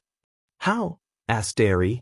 They need certain forms and paperwork in order to force me to do so much as let them in the front gate, which cannot, of course, be open to outsiders by teachers without my express permission. And if I am involved in an emergency involving one of my wards at the time. That's me, said Eri, bouncing on the couch. Indeed it is. So, she said, I've got to be an emergency, she asked, carefully sounding out the word. You don't need to do anything, said Nezu, except say that I was occupied with you when the commission representatives arrived. Eri nodded very seriously. Can we watch Deku kick the bad guy again? Nezu chortled. Did I say something funny? Asked Eri, her face pinching again. Not at all, not at all. I'm just imagining how others might react to you calling Hawks a bad guy. He's fighting Deku, so he's a bad guy. Immaculate logic, young lady, said Nezu, patting Eri on the head. Izuku walked through Nana's misty memories, searching for her and Suzuki. Hopefully, Nana hadn't reached through the dream to kill the guy in real life. He didn't like Suzuki. In fact, he pretty much hated him. But murder was still, well, murder. He had some things to talk to Nana about. The far more comprehensive connection he currently had to One for All, thanks to Saito-san's quirk, meant that he knew far more than he usually did about One for All, the others, All for One, and even himself. Enough that he was twitching for his notebook and pencil because he was afraid he would forget once the quirk wore off. One of the things he knew now was that One for All had usability adaptations. Little things that tweaked the user's body and subconscious in such a way that made the quirk actually viable. Required secondary powers, to use an older term. A common one was the heat and burn resistance most fire users had. Bakugu had lighters in his palms to set his sweat off. Tokoyami had amazing night vision. Hagakure was resistant to cancer. One for All read the DNA of potential recipients to see if they could handle the quirk. One couldn't go shoving quirks into random people all willy-nilly, even if the quirk in question was One for All. That's why the Numu were so messed up. All for One didn't have that compatibility checking adaptation. But since compatibility here was a function of both mentality and DNA, were you ever going to tell me that we're all related? He asked Nana.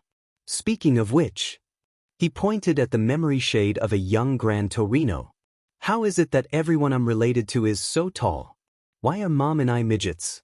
And where did the green hair come from? I'm having a crisis. Nana chuckled, but it was a sad sound. Thanks for trying to cheer me up, kiddo. The effect would have been better if her boots weren't stained with blood. Okay, but seriously, said Izuku, sitting on the railing next to Nana. They watched the memory play out. You guys all knew. Why didn't you say anything? I think Toshinori'd be happy to be related to you, even if it's only tangentially. But would he be happy with the other part? Huh. Being related to him. I think he'd overlook that. I mean, one was related to him, too. So it doesn't really matter. And he faltered. They had yet to confront this particular thing. You should talk to 1 and 4, suggested Nana, gently. Their perspective is probably closest to yours. Will I have time? As long as we're with you, eventually, said Nana. This, she gestured at the dreamscape, changes things. You know this feeling now. You won't forget. Izuku nodded. Should I call you Grandma now? That makes me feel old. You are old. But sure.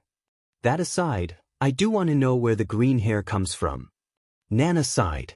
It's from me. I used to dye my hair. Then I got a stylist to permanently change it with a quirk. But why? Nana slumped sideways. The kids at my school, they were always saying, "Oh, Nana, you're so green. Just like your name.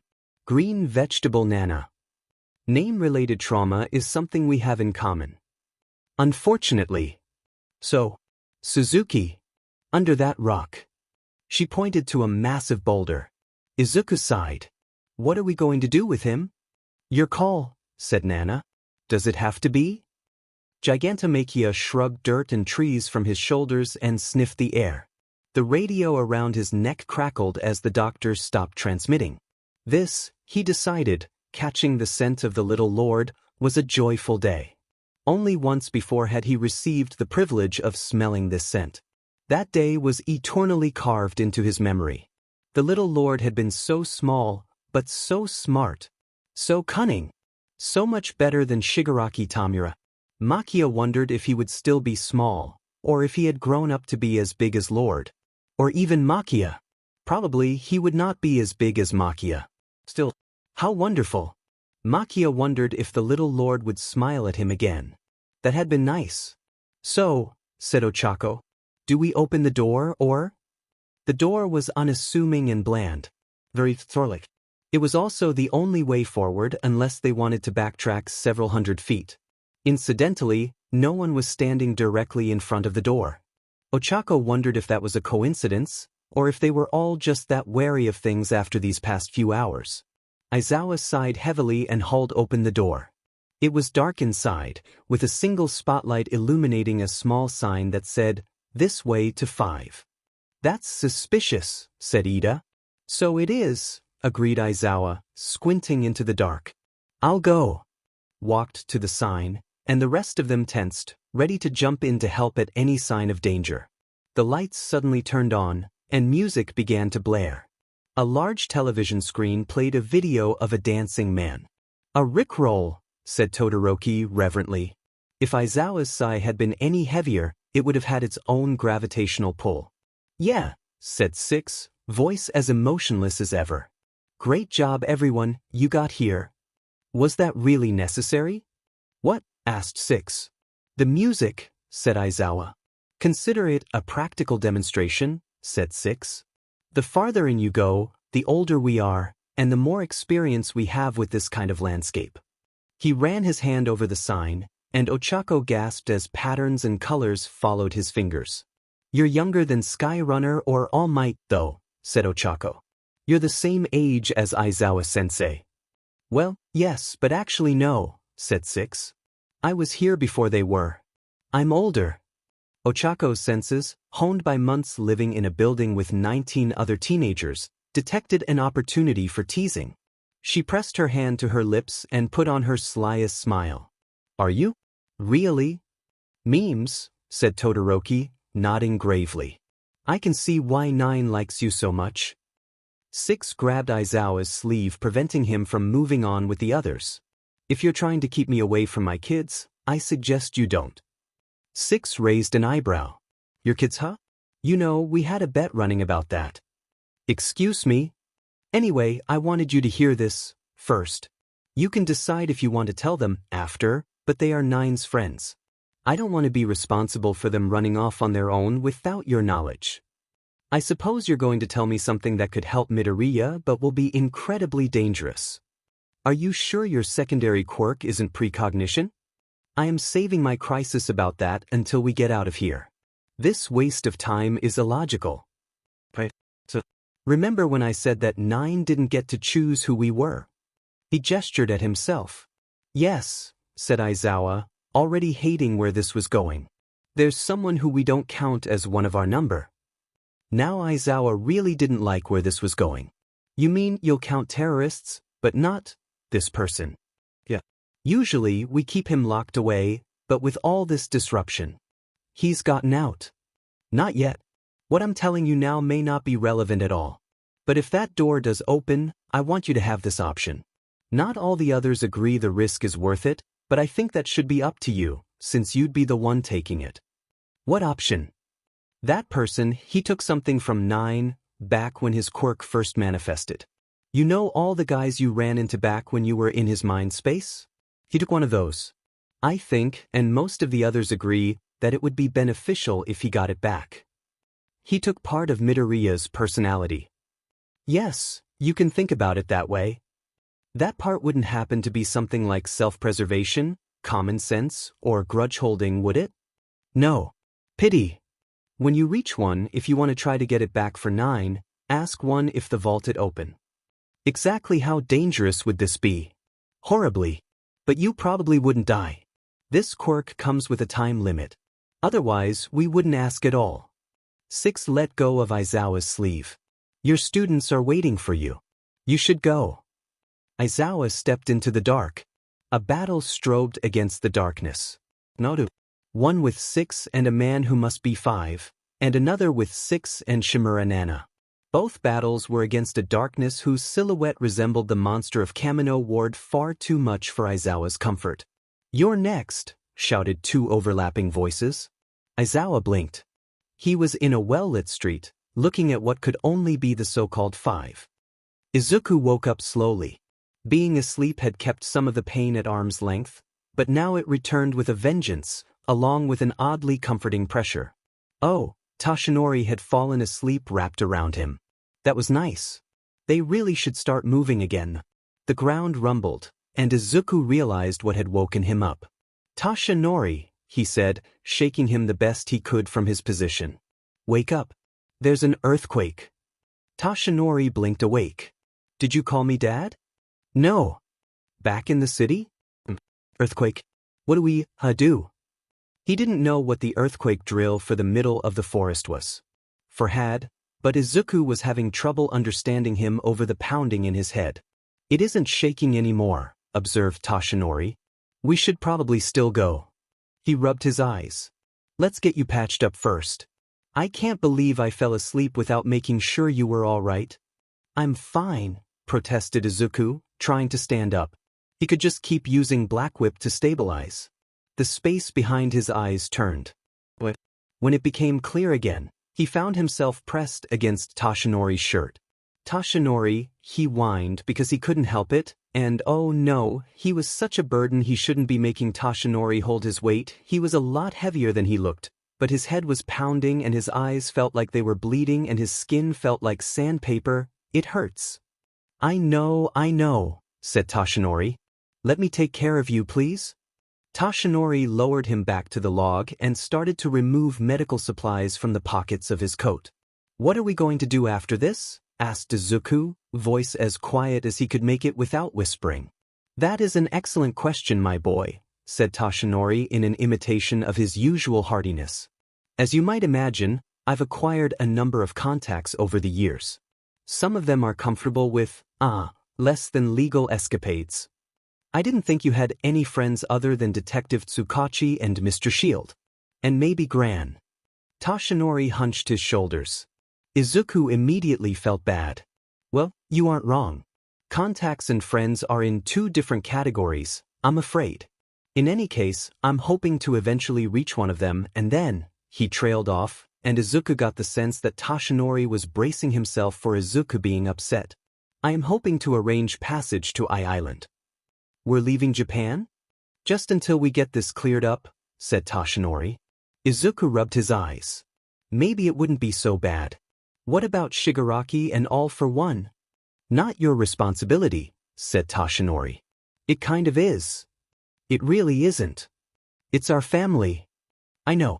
At least I don't know. Goodness. I don't think I've wrapped my head around it, yet. Toshinori rubbed his temples with his wrists, keeping his dirty fingers well away from his eyes. What about before that? Asked Izuku, guiltily changing his line of questioning. I have a few other safe houses around here. Funny story about one of them. Completely abandoned building on public land.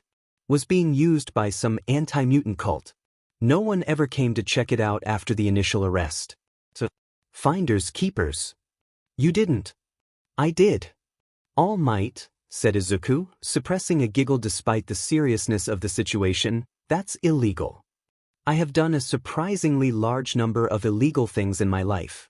Comes from fighting with a centuries-old monster the government doesn't want to acknowledge as existing. They've acknowledged him now, observed Izuku. Hasn't seemed to help much, has it? Anyway, that one shouldn't be too far from here.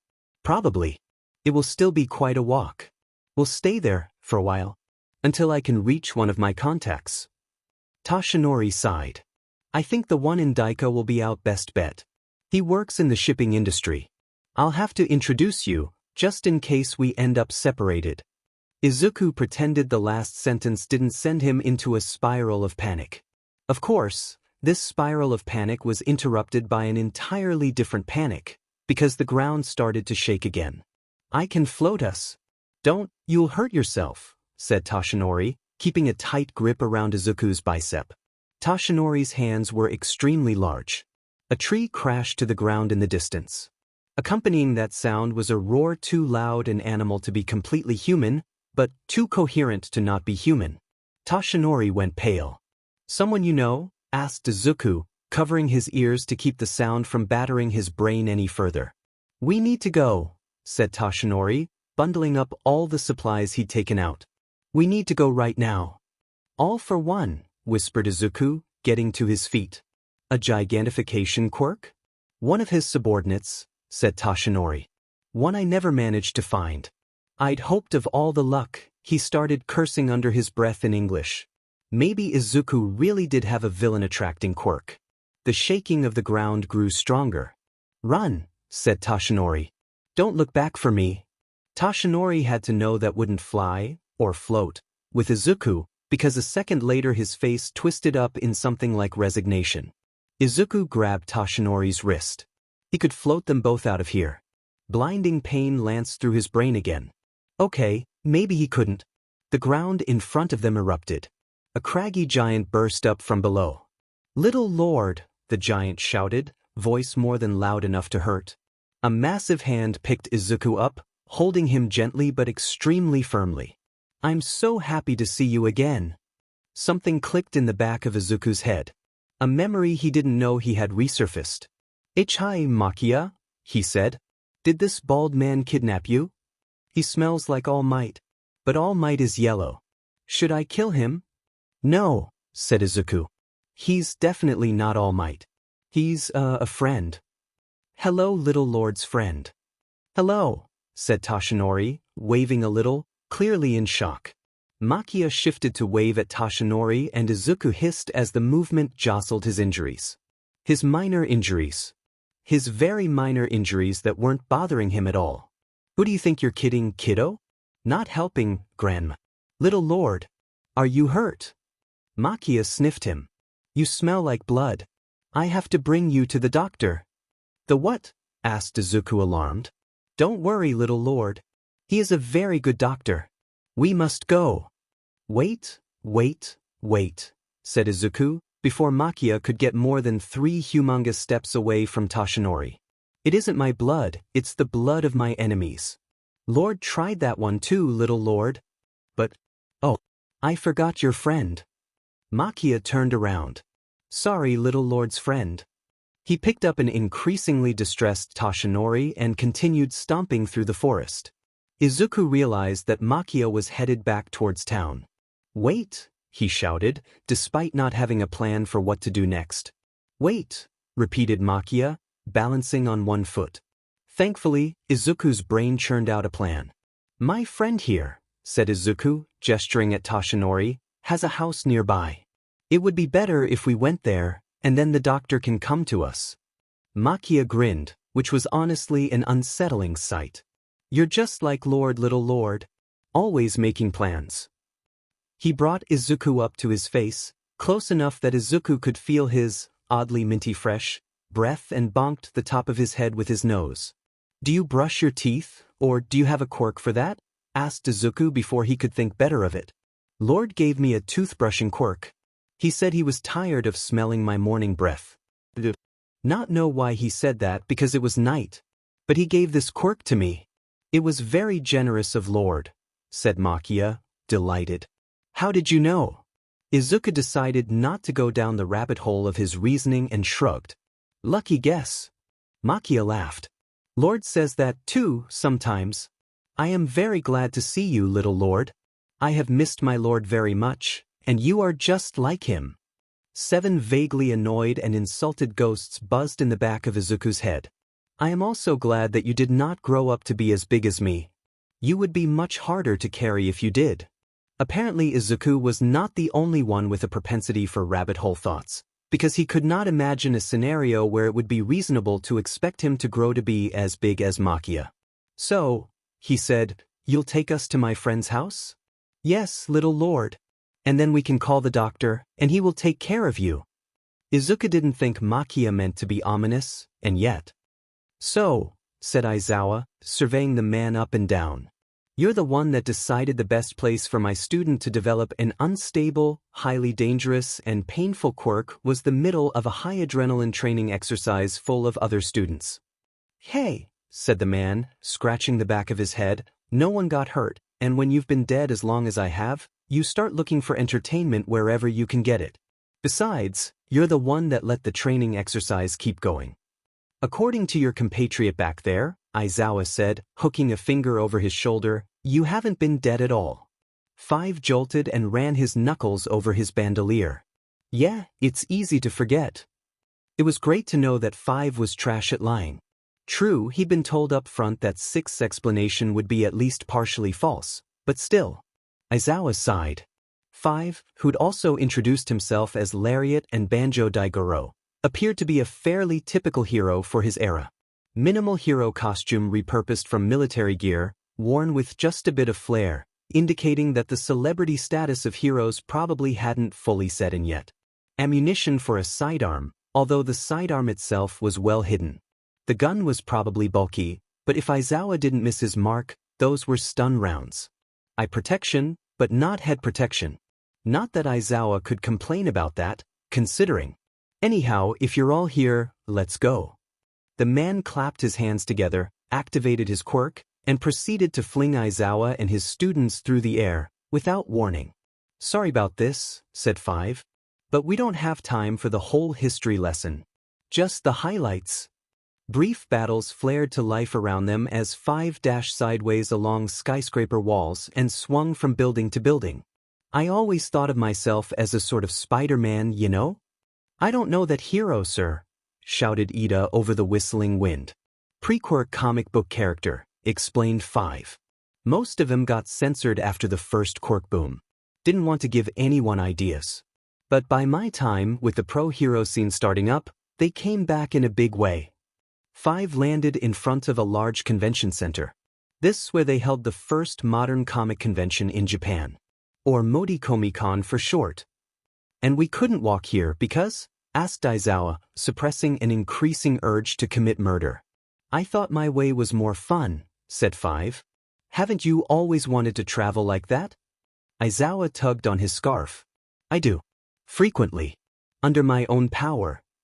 Another Aizawa-sensei, decided Todoroki, quiet but decisive. Aizawa-sensei, but funkier. That did it. Once this was over, he was expelling all the problem children and taking a vacation. The rat god could find a sub. This is where I met for the first time, said 5, pushing the doors open. The auditorium was filled with rows upon rows of booths. All empty of people, of course. Aizawa grudgingly followed. First contact. Those voices. Something about them. The number.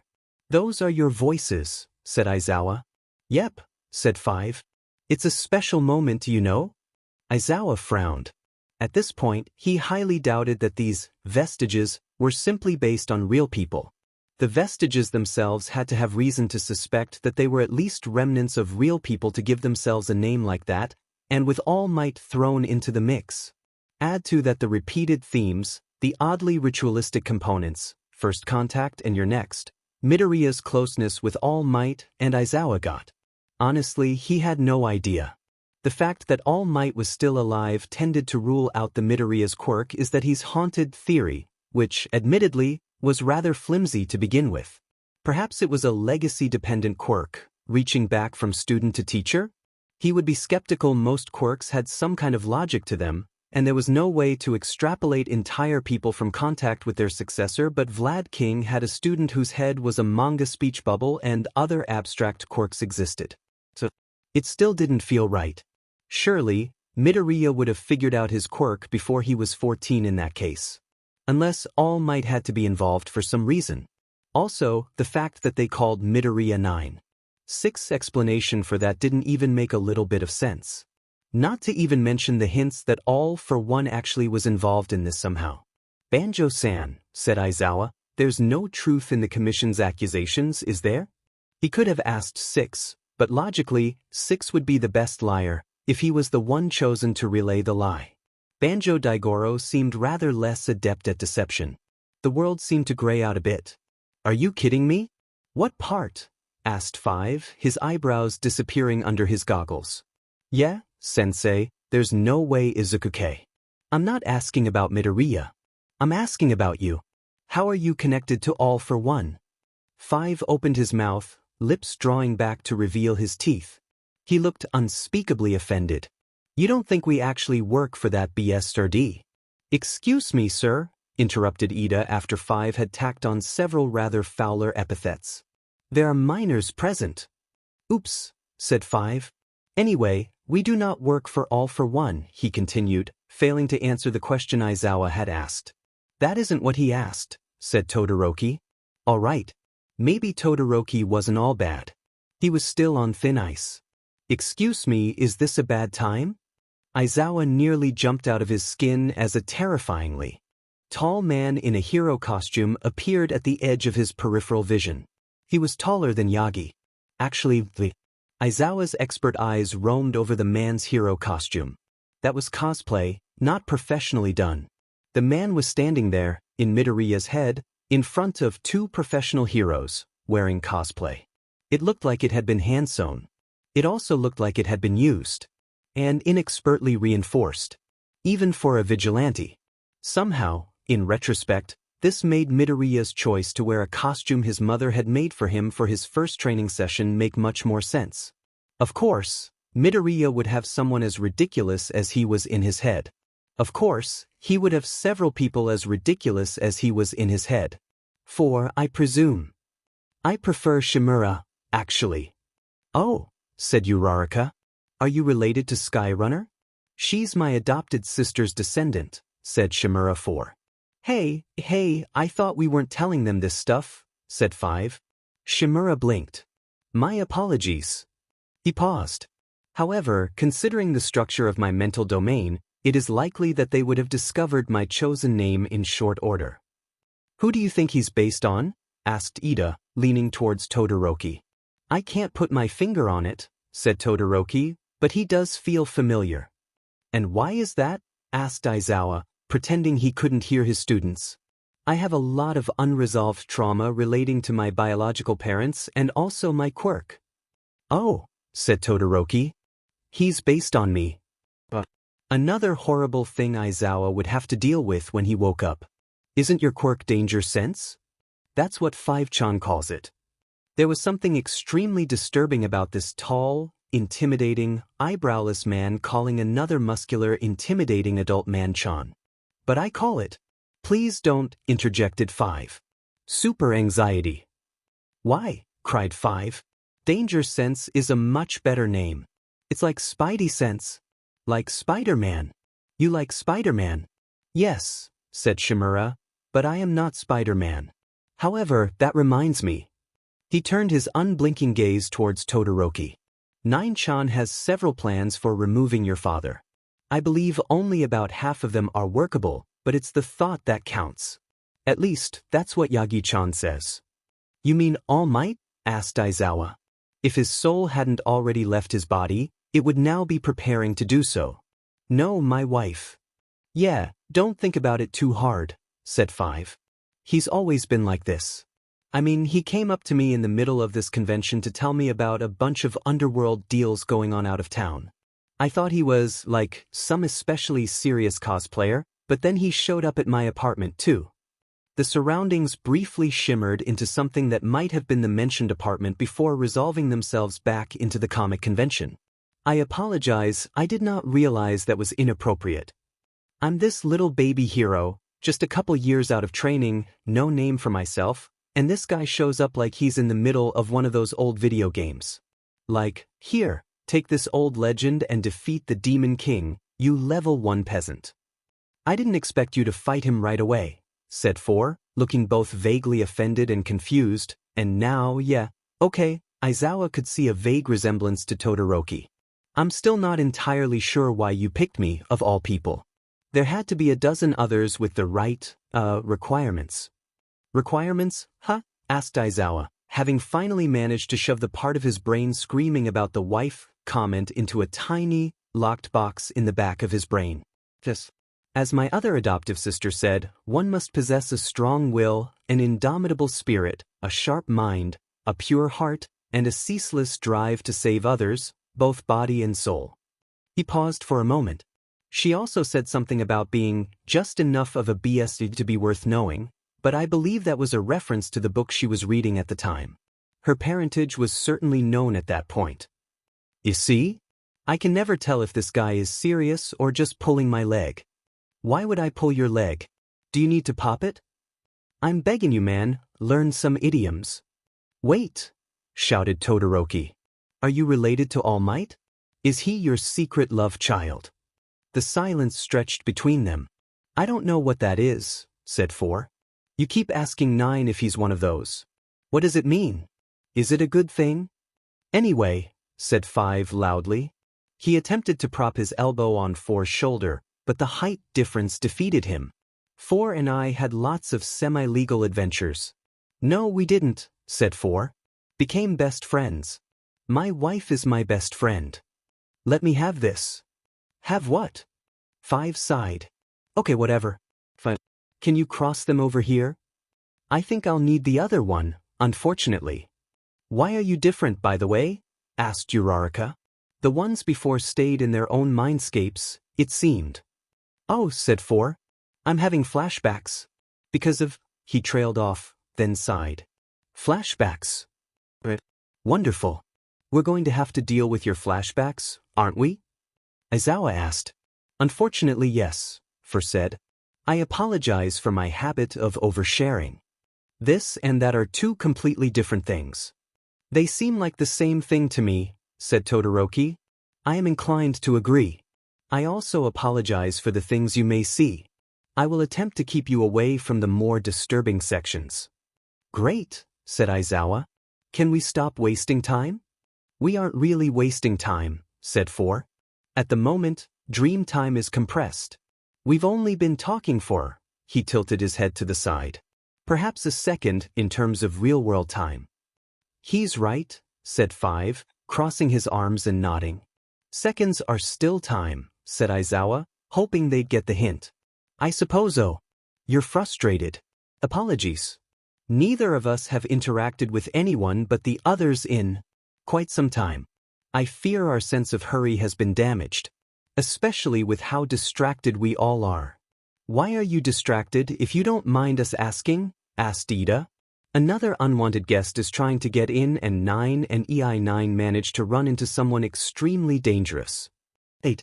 These people had a live connection to All Might too, Demenit, and the blonde idiot was wherever Midoriya was.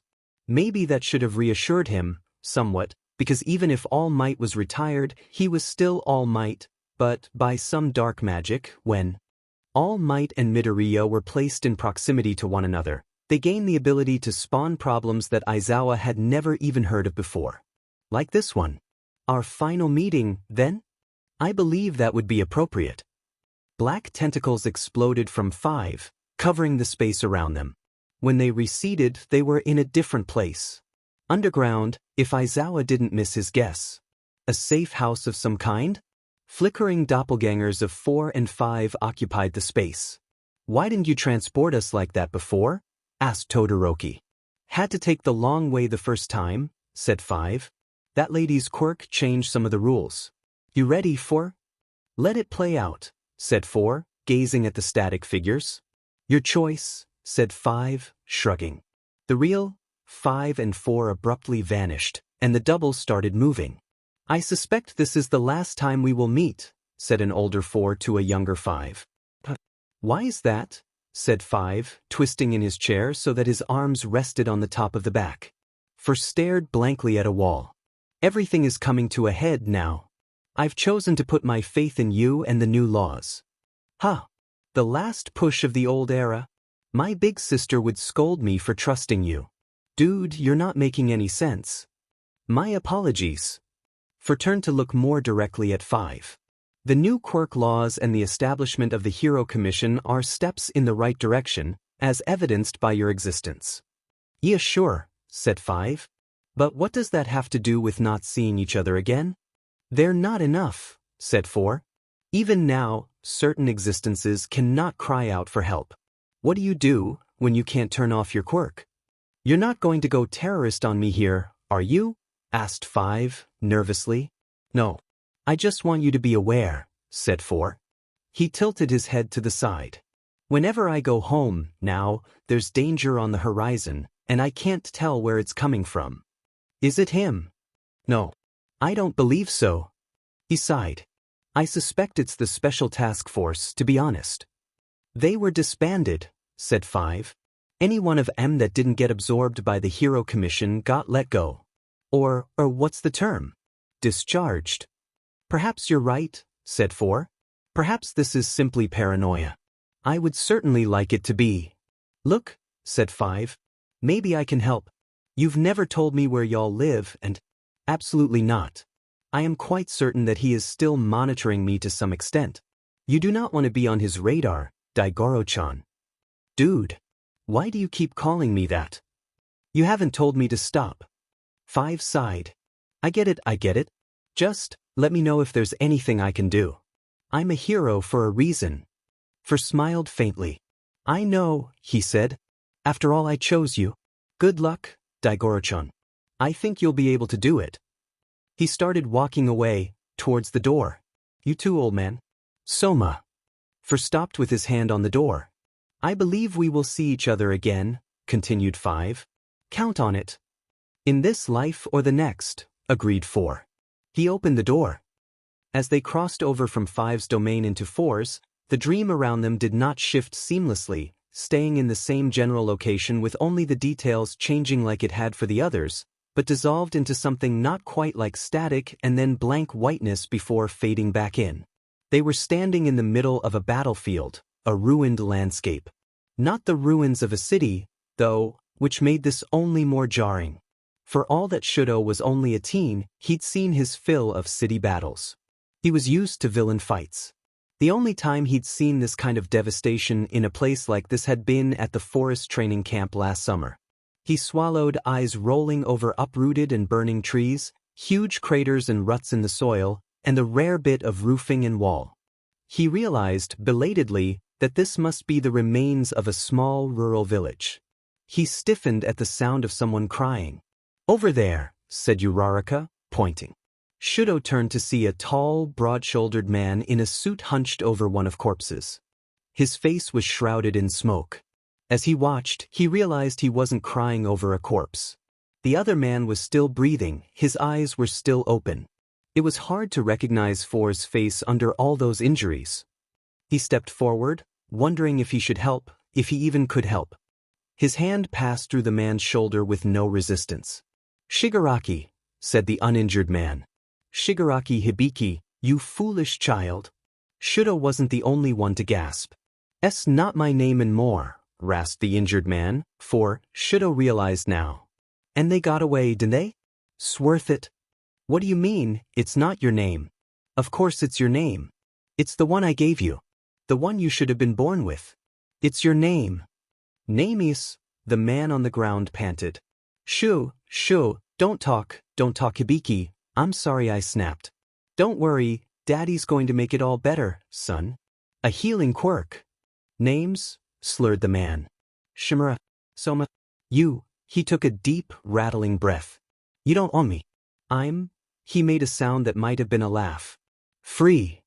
The scene began to go dark. Before the last of the light was gone, the uninjured man spoke again. "Shimura," he hissed, voice promising violence. "Was it?" Yagi Tashinori was having the most surreal experience of his entire life. Considering his life included that awful college party in America, the one where he learned that One for All did not mesh well with psilocybin, that was saying a lot. Here he was, riding on the shoulders of a man who had tried to kill him on the behalf of his worst enemy multiple times, alongside his student and successor, who was being called Little Lord by the man carrying them. They were having an admittedly fascinating conversation about the man's quirks, multiple, one that Tashinori was only barely keeping up with. 2 of them were being actively hunted by the government. That is, Tashinori, the retired professional hero, and Izuku, the licensed hero student, were on the run from the government. Not Gigantomachia, the mass-murdering minion of All for One, who was quite possibly the evilest man alive. And also, possibly Izuku's father. But no one wanted to think about that. Not to mention all the things going on in their heads. This level of connection to One for All was thrilling, but also incredibly strange. And they were going to one of Tashinori's safe houses. With Gigantomachia.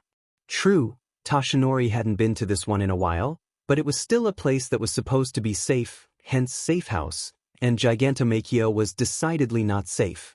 He was also going to be difficult to get rid of, because he had a sense enhancement quirk that let him track down individuals he was familiar with from miles away. Tashinori knew this, because Gigantomachia was currently happily telling Izuku all about it. Surreal. Izuku reached over and patted him on the shoulder. Yes, this was only made more surreal by the fact that Tashinori could feel how much pain Izuku was in, but the boy hardly showed any of it. It made him wonder. How often was Izuku in pain and Tashinori did not see? Izuku patted his shoulder again, this time in a way that suggested he really wanted a hug but couldn't give him one because he was holding on to Gigantomachia and the logistics didn't work out. Oh, and there was the safe house. Gigantomachia let them down a short distance from the building. He claimed not to want to get too close, because he'd accidentally knocked down buildings in the past, which Tashinori could easily believe. The building was in better repair than Tashinori had expected after his long absence. He fished the spare key from its hiding spot and opened the door.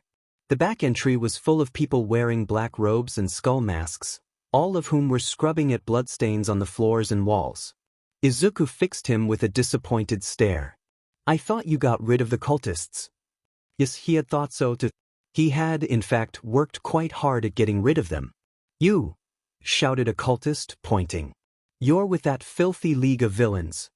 You killed our brothers. Mutant lovers. Run, suggested Izuku. Run, agreed Tashinori. Where are you going? Demanded Shigaraki, scratching his neck in agitation. Tuyadabi looked lazily over his shoulder. I've got something to do in town. Might as well avoid a second trip, right? You all go on back. Dabi, you're ditching us? Asked Toga. See you back at base. Let me know if you manage to wear down the giant, 'kay? Wait, does that mean he has a way to get out past all these guys unnoticed? If that guy doesn't know anything. What are you talking about? You're gonna get caught, Dabi. Dabi ignored twice, just giving the League of Villains a lazy wave over his shoulder before making his way down off the roof via the fire escape. He had a way out. More importantly, he had some curiosity to satisfy and chaos to sow. Time to bother a certain little birdie. Hawks was in the middle of directing the cleanup team when he got a text from a contact labeled boyfriend. The person in question was not, in fact, his boyfriend. Why then did he have him labeled thusly? Because the person calling him was, in fact, the villain he was milking for information, and that did not fit well into a contact list. On top of being suspicious. Oh, and he lived in anticipation of the moment someone noticed the name of the contact and reported it to the press, causing his expensive commission-funded PR team to drown in delusional fangirls. It was the little things in life that made it worth living. In his opinion, they deserved it for making him go through with that frankly traumatic series of photo shoots right after he turned 18. Considered ignoring the call. Today, to be honest, had Esiki. He'd been informed the former #1 hero had been kidnapped, ordered to hunt down a questionably innocent teenager, and lost a fight with said teenager. Adding pretend terrorism to that might just be the straw that broke the camel's back. People's lives depended on the intelligence he was collecting. He retreated to the shadows of a nearby alley and answered the phone. I'm sort of busy right now, he said. Yeah? Busy getting your teeth kicked in by All Might Jr.? Dabi cackled. If you call just to make fun of me, I'm hanging up. Do you really think I'm that petty? Yes, said Hawks. That burns, chicken wing. What if I told you I had a tip? Oh yeah? Asked Hawks. About what? Come on, you know you have to pay for it. Hawks covered the phone receiver while he sighed. What do you want? He asked, more composed. Just a ride out of town. Didn't think you guys would be this antsy today. Did the kid kick your hill over too? If Hawks had been religious, he'd be praying for patience. Just you, or are your friends here too? Asked Hawks as he tapped in a HeroNet request for everyone to be on the lookout for the League of Villains on his other phone. I can give everyone a ride. Nah, just lil me, said Dabi. Hawks hadn't expected Dabi to own up to his crew being in town. Even if they were. I'll see what I can do, said Hawks, texting the Hero Commission.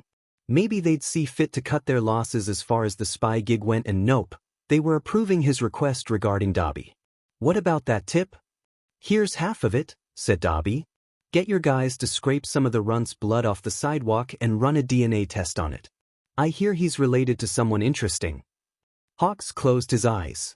If Midoriya was related to All for One, it would be the metaphorical nail in the coffin for him. Having your life and future ruined because of who your parents were. Hawks hadn't exactly experienced something like that, but he'd felt the fear of it for quite some time. Despite everything, he still wanted to be a hero. Thanks for the heads up, dude. Where should I pick you up? You really need to check in on your safe houses more often, said Izuku as Toshinori reapplied the bandages around his ankle. I know. I was busy. I'm sorry. I haven't exactly been helpful in all of this, have I? I would have been caught within the hour, if you didn't pick me up, said Izuku.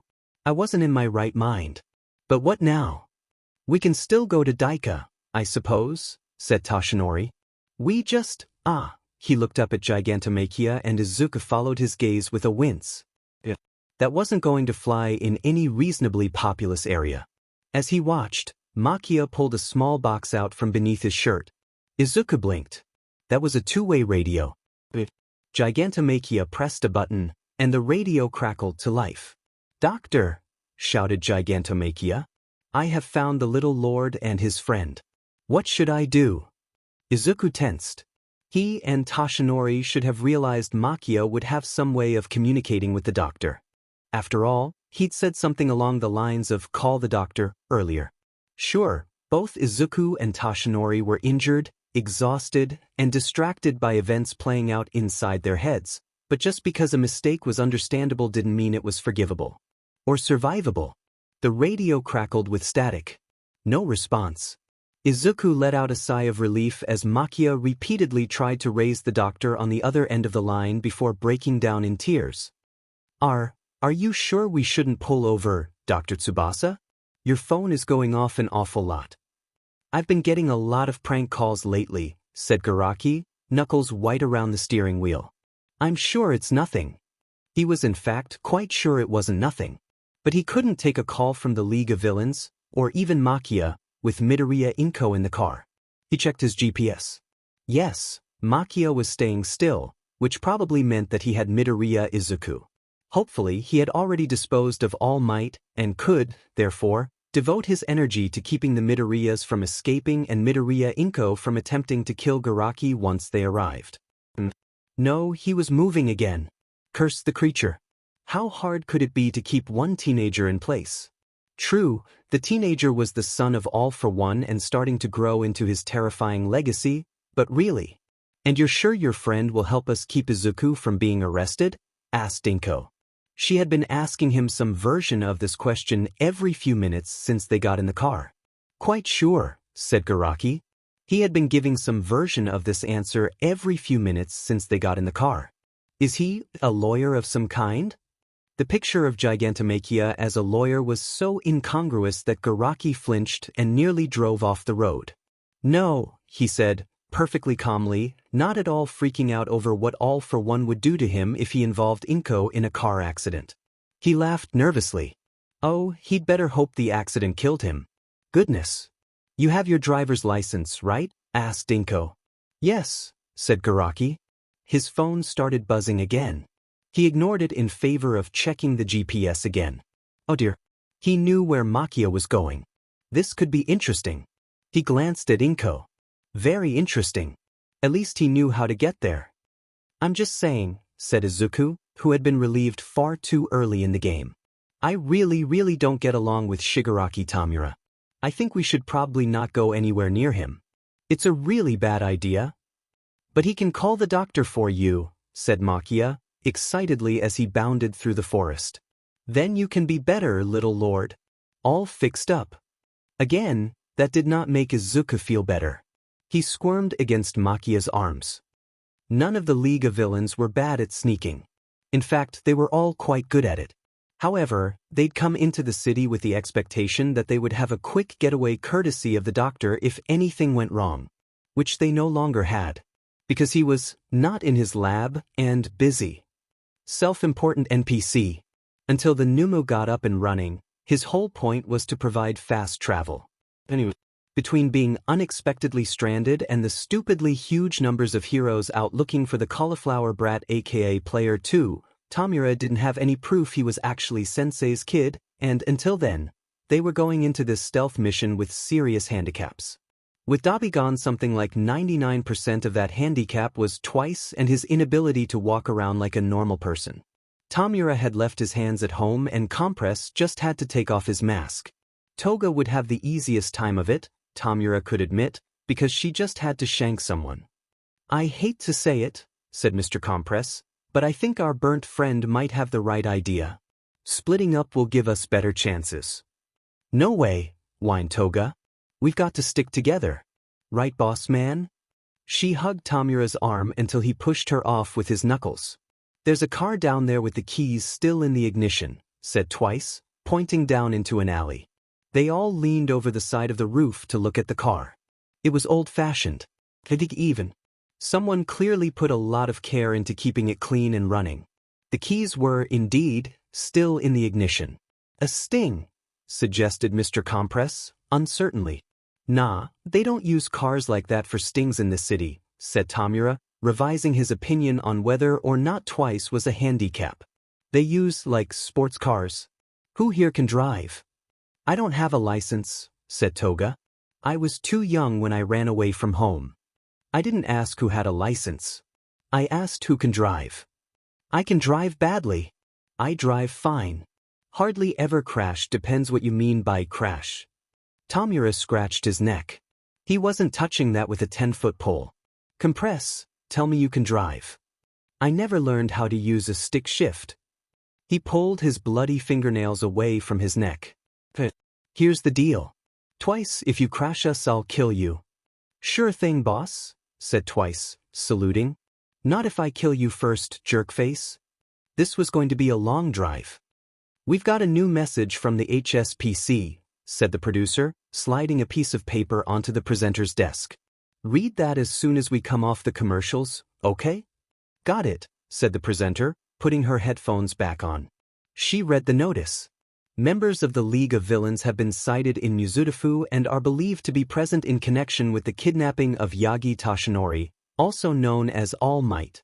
Please exercise caution." The commission investigators had been waiting for at least half an hour before any of the UA staff even deigned to greet them. "It's about time," said Abe. "Sorry," said the teacher, waving. "You can't come in." "Excuse me?" "The campus is on lockdown because of what happened at the testing center," explained the teacher. "We can't open the gates without Nezu's authorization, and he was called away to deal with an emergency." "What?" said Ito, dropping his cigarette and grind it under his heel. "Seriously? This is the emergency. One of your own teachers got kidnapped. All Might got kidnapped. Don't you care?" The teacher snorted. Abe and Ito stared at him through the bars of the fence, taken aback. "I'm sorry, it's just," the man snickered again. "Midoriya kidnapping Yagi. That's certainly an image. Midoriya is trained in combat and has 3 dangerous quirks. All Might can't even use his one anymore." Yes, I'm not saying it's physically impossible." But, he started laughing. "Possible and likely are 2 different things." "Excuse me. I never introduced myself. I'm Lunch Rush, and if you ever saw those 2 at lunchtime together, you'd have a very clear picture of why this whole situation is absurd." "Maybe you can show us the tapes, then," said Abe. "After you let us in." "No, sir, I'm afraid I can't. Even if I had access to them, there are students in those videos. So, minors, you see. Without written parental permission or a court order, we can't show them to anyone not affiliated with the school. Now, I must be going. I have a culinary arts class to teach." He was still chuckling as he walked away. Midoriya kidnapping Yagi. Oh ho, I knew I'd get a kick out of actually hearing someone say that seriously. "Wow," said Twice. "This car gets terrible gas mileage." "Are we going to run out?" asked Toga. "That'll be exciting. I'll have to flag down some generous motorists to give us a lift." "Not soon." Compress leaned forward from the back seat and started fiddling with the radio, barely staying on each channel long enough to tell if they were playing music or news. Tamura groaned and covered his face with his hand. He contemplated whether it was worth letting his pinky drop just to escape this. "League of Villains?" Compress stopped changing channels. They've been saying it all along. I know it's hard to believe that UA could miss something like this, something like a traitor, but it's just facts. The League's presence in Mizudafu confirms it. He kidnapped All Might for them. It all seems awfully coincidental, though, and the Commission isn't showing us any pictures. How do we know for sure the League is in the city? For that matter, if the League is really involved, how do we know Midoriya Izuku isn't just another victim? We never got a full tally of their members. They could have someone with, I don't know, a brainwashing quirk. Yumi, you really need to lay off the late-night conspiracy theories. We can trust the hero Kamisio-kuth. The radio died horribly as Tamura decayed out of console. I am going to commit murder, said Tamura. How did this always happen? How was it always this attention-grabbing, kill-stealing little? I guess we have time for a pit stop. No, we don't. Don't you dare stop this car until we're back at base, growled Tamura. He took a deep breath that really wasn't calming at all. I kind of have road signs and all. We're villains, dude, said Spinner. You can break a few traffic laws. Hell ye not if we want to live. You can follow the traffic signs, allowed Tamura. He leaned back his seat, ignoring Mr. Compress's complaint about squished legs. Player 2. Finishing the tutorial and then blazing through a quest like that. Crazy OP character build. He still wanted Player 2 in his party. He also wanted to knock the brat so far off the leaderboard that he'd never play the game again. These were, Tamura acknowledged, somewhat conflicting desires. He was, at the moment, leaning toward the second, but the first would give him ongoing dominance which would be incredibly satisfying. If Player 2 really was Sensei's kid, then Tamura, he'd be like a big brother, an older sibling, but also weirdly like something he wanted. It sounded like a pain. Stupid story mode side quest with garbage rewards, except the garbage rewards were the best rewards.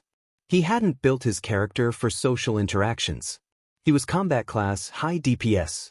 Why couldn't things just be simple? Why couldn't he just destroy what he wanted? Hey, squealed Toga. It's a McDonald's. We could get murder and fries. Stuff. The car. Makia thundered into the abandoned quarry with all the enthusiasm of a deranged puppy. This is Shigaraki Tamura's secret hideout, proclaimed the giant, setting a windswept Izuku and Toshinori down in front of a crumbling, half-collapsed building. He beamed proudly.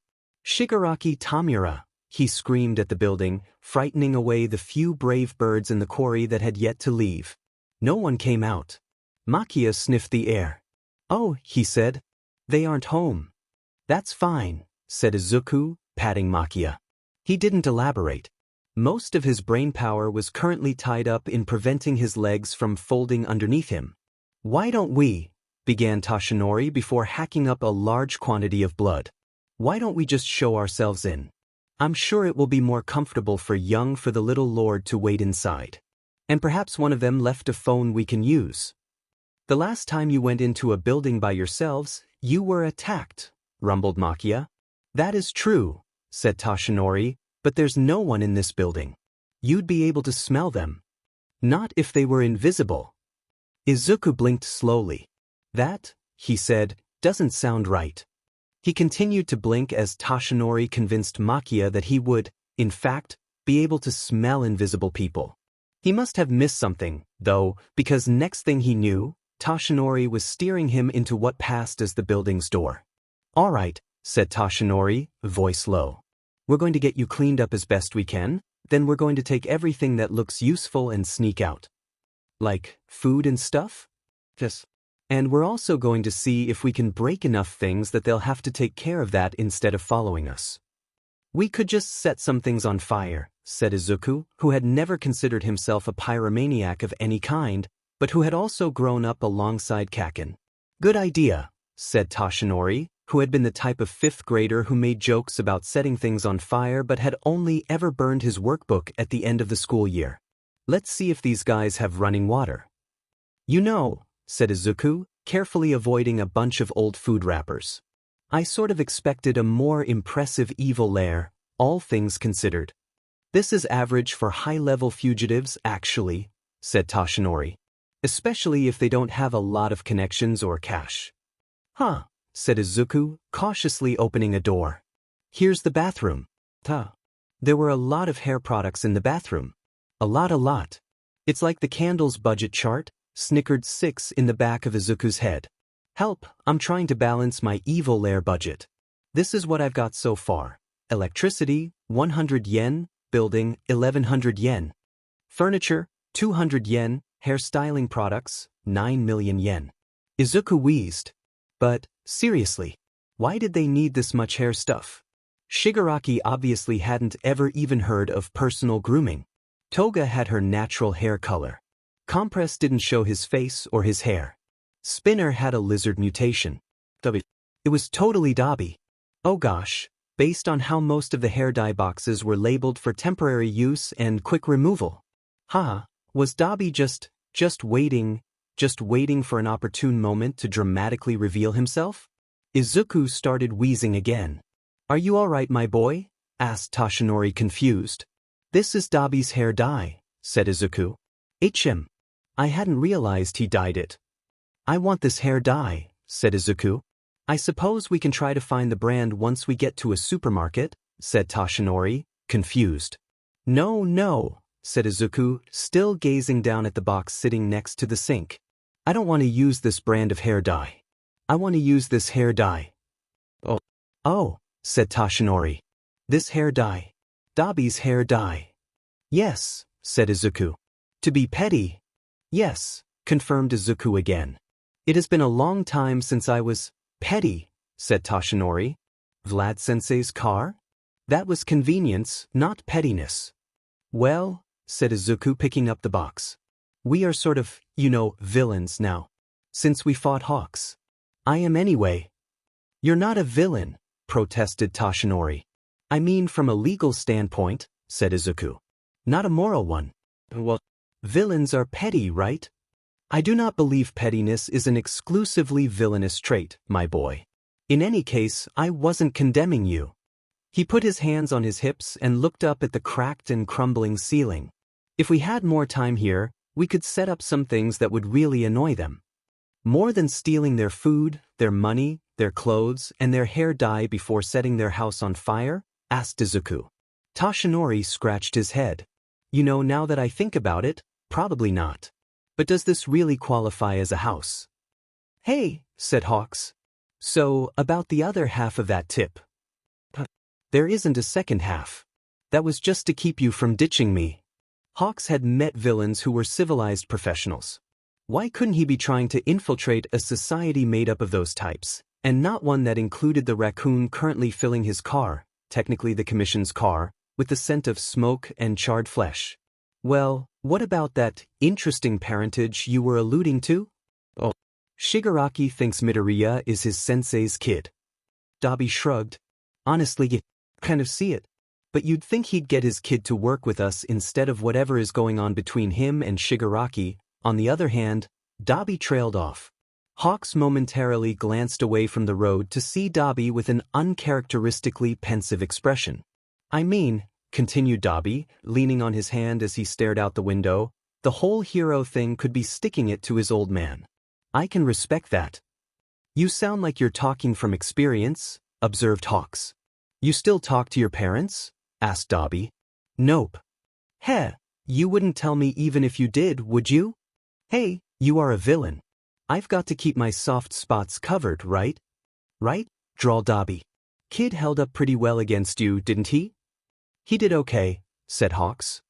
He got away after all. Wonder how he'd do against Endeavor. One-on-one. What'd you think? Hawks couldn't help but swallow. If it were one-on-one, and Midoriya could still use erasure. He hated to think it, but Endeavor might lose. A man with no quirk against a strong enhancer and that black tentacle emitter. He wondered how long it would be before Midoriya got put on the S-rank villain list. The paperwork had to be in progress. After all, he'd defeated the number 2 hero, or near enough, while holding off 3 others. On the other hand, that building. It'd certainly be a fight, said Hawks, neutrally. Is Midoriya really not working with you? Nope, said Dabi, not quite managing to pop the with his burnt lips. Not saying he isn't a villain or whatever. That's up to you guys after all. Not me, said Hawks. I'm on your side, remember? I remember, said Dobby. Anyway, I only was face to face with him that one time in the forest, last summer. He had a great expression. Not as great as That part doesn't matter. Hawks hadn't taken Dobby for the kind of killer who'd reminisce about his kills. Maybe he could lose Dobby and he'd lose his lead on the league, and who knew how many more people would end up dead. He just wished the commission would give him backup on this. Someone who actually worked with infiltration. Someone who could help him minimize the damage the league was doing. Pull over, said Dobby. This is my stop. You live around here? Dobby snorted. Not a chance. You get to see our base once we're sure you won't tattle. Come on, you can't blame a guy for curiosity, said Hawks. Sure can, said Dobby, opening the door and jumping out onto the gravel margin. I'll call you. He walked off the side of the road into the scruffy tree cover and disappeared. Well, mumbled Hawks, deliberately ignoring all the elocution lessons the commission had stuffed him with. That was useless. Except for the tiny feathers he'd snuck into the lining of Dobby's coat. But those had limited range and Hawks wasn't good enough at stealth to follow Dobby without making an idiot, a potentially dead one on top of that, out of himself. His phone began to ring, the bugs in the car having shown the commission that Dobby was gone. Hawks sighed and answered. Time for new marching orders. The landscape was much more intact now. It was still a battlefield. For was dodging bullets and catching grenades to sling them back at his attackers. He dove to the ground right before a cheerily painted building exploded into splinters. Danger sense, Aizawa concluded. Some kind of limited precognition? Shigaraki, said Ida. He's a Shigaraki? He's related to him? To Shigaraki? Sensei, said Uraraka, tugging on his sleeve. That other man, you don't think that was, the man from Kamino? All for One. Midoriya thinks that All Might is related to All for One, muttered Todoroki, just loud enough to hear. No, that does make sense. Their quirks are wrong, though, but if there are enough generations you can't really predict. Does that make Midoriya and Shigaraki cousins? Todoroki. Aizawa braced himself, both for the violence he was sure he was about to see, and the torture Todoroki was about to inflict on him. Midoriya is related to All for One, whispered Todoroki. Shudo didn't blame Midoriya for trying to hide it. If at all possibly, he would have hidden the fact that he was related to Endeavor. Sure, he might have lost some privileges, but he also would have gotten rid of the constant comparisons between himself and his father. Much like Shimura Soma had to face.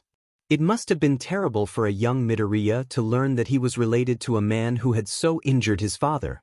To learn that he was related to this man.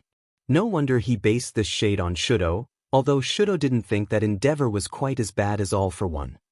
There was a sound like cymbals being brought together, then a group of soldiers who had been sneaking up on 4 were obliterated by a lightning strike that left behind fire and glassed soil. Got up and did a sort of awkward bunny hop away from the strike zone, blinking dazedly and covering his ears. Shudo knew he'd be behaving similarly if his dream body behaved at all realistically. Especially given the risk of being electrocuted due to the charge in the ground. Or was that just for down power lines and Kaminari? He didn't remember, and apparently neither did 4. There was another crash of the cymbals, like thunder before the lightning, and the lightning struck again, farther off. And then a woman, a few years older than 4, ran out from between 2 of the buildings, cymbals in her hands. Her graying hair was worn in tiny braids and her skin was dark. Mixed race, that would have been rarer back then. She had other musical instruments, drumsticks, some kind of flute, what looked like maracas, attached to her belt, but was otherwise dressed in generic military surplus gear. There was a massive surgical scar stretching across her throat. Herna, said 4. What are you doing here? Herna tucked one of the cymbals under her arm and began signing aggressively at 4. Yes. But, your children, they need you. More signing. I'm not being hypocritical. He gestured to the mark over his eye. I'm dying anyway. You aren't. Her face twists, then twists again as she notices more armed men approaching.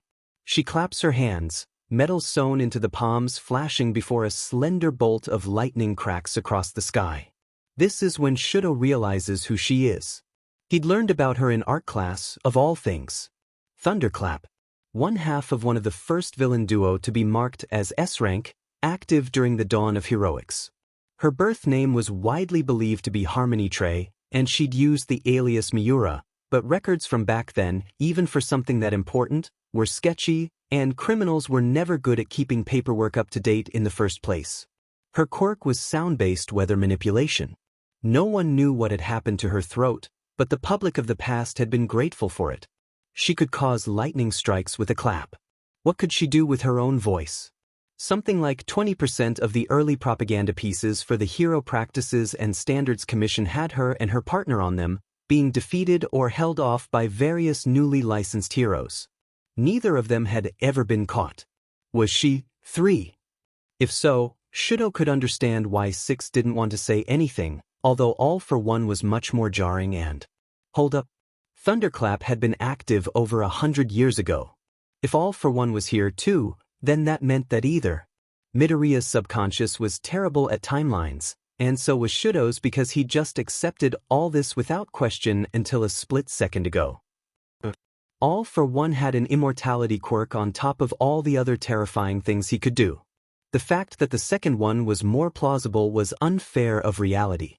Shudo liked conspiracy theories, but his theories were, for the most part, well, not things that would keep him up at night for fear of nightmares.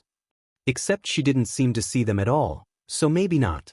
The rules in the dreamscape had, appropriately, a dreamlike consistency. That is to say, hardly any. Please, said 4. We don't both need to die. Thunderclap looked like she was about to cry. But she nodded. 4 turned to face the rest of the small army bearing down on him. The house looked cozy, thought Tenya. Sort of like that cabin his family had rented in the countryside a few years back. The lights were dim but warm. The smell of food and spices permeated the air.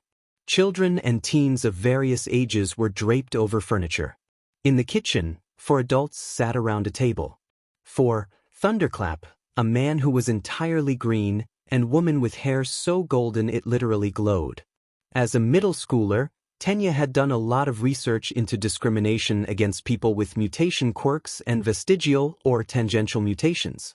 It had branched off into research into quirk-based discrimination in general. If this scene was truly set near the dawn of heroics, the green man and the golden-haired woman would have risked being attacked just walking on the street in most cities. He looked back through the doorway at the children in the other room.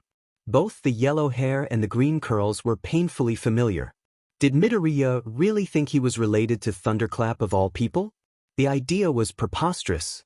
Except, oh, he was getting just as bad as Todoroki. Not to mention, even if Midoriya did have a terrorist in his family tree 100 years ago, it didn't change anything about Midoriya. Goodness, Tenya most likely had some less than savory characters in his own family tree, even if he didn't know about them. 4 doubled over clutching his head, interrupting the apparently light-hearted story the green man was telling. They're coming, gasped 4. They're coming. Go bags, phone tree, we have to. I'll get the kids, said the golden-haired woman. Your body is shutting down, said a man in a doctor's coat. These cracks, they aren't just on your skin, they're on your organs too. I can't find any reason for it. Maybe if we had access to genetic testing, he shook his head. Maybe you can still get it. Your quirk is concealable. Not like most of us here. He took a moment to tug on one of his long, sheep-like ears. 4 shook his head. Too big a risk. It's up to you, said the doctor, dubiously. I'm sorry I couldn't help you more, Yagi-san. It's still Shimura. Yagi is my wife. That's still confusing. The name change thing is Western, said 4, and I picked Shimura for a reason. Aizawa steadied himself against a wall. The last 2 shifts had been disorienting. Is there anything else I can do? Asked the doctor. Can you help me tell my wife? 4 was screaming and holding his face. In front of him was a huge boulder, split in half. Hoshino, said 4, leaning down so that his head rested on top of the golden-haired woman's. I gave it away. I gave it away. Lariat worked out, then? Asked Hoshino. Yagi Hoshino, Aizawa had to presume. He's a good person, said Four hoarsely. I like working with him. You don't have to stop. Four closed his eyes. I think, without it, I might be able to live here. At least, visit more often. I'd like that. I think the kids would too. Four hunched over, clutching his head. Four, in an alley, fighting men with knives, standing in front of a young woman with clawed hands. He'd been stabbed in the side. They were back in the house, watching a news program. A train line had been hit by a villain attack. A ticker on the bottom read, Mutant Metahuman Train Under Attack by Evolutionary Gang. The reporter's voiceover was saying something along the lines of this is why mutants shouldn't be allowed on public transport, they bring their gang wars with them. Lariat was on the scene. A man recognizable only by his green skin at this distance fell out of one of the train cars. Lariat grabbed him with one of his black energy whips and put him back. Thunderclap relaxed her death grip on Four's arm by just an iota. He saved him, said Four. A much younger Four leaned against a wooden wall. He was splattered with blood, his clothing torn. I couldn't save her, he whispered. His hands were shaking. Shimura-sen, his breath caught. A woman with her hair gathered into a curly gray ponytail sat at a desk, blankly staring at the content. She wore a gray cardigan and could have been Thunderclap's sister. Her eyes were obscured, which meant she probably was, all things considered, which meant that she was the other half of that S-rank villain pair.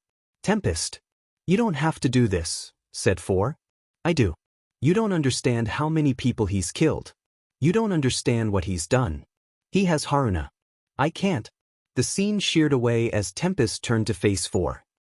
Do you remember when I first met you? Oh, this isn't a pleasant one, said Four, voice deceptively mild. They were in an underground facility. The walls were concrete and metal, covered in pipes. The sounds of footsteps echoed down the hallway, starting and stopping. Although, said Four, there were certainly some good points as well. A teenage version of Four ran down the hall, frequently looking over his shoulder. His hands clutched a ring of keys by their blades and a pair of ID cards. His long, shaggy hair hung in his face, and he kept having to push it out of the way. He reached a door at the end of the hall, and started fumbling with the keys, muttering under his breath. He slid one of the cards through a scanner near the door.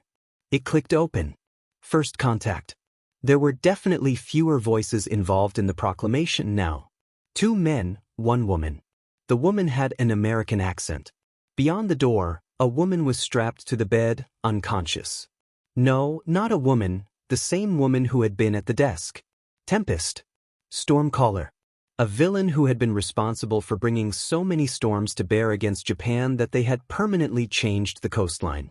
Got to get you out of here before Dad comes back, muttered the younger Four, untying the straps. You need to wake up. Narcan.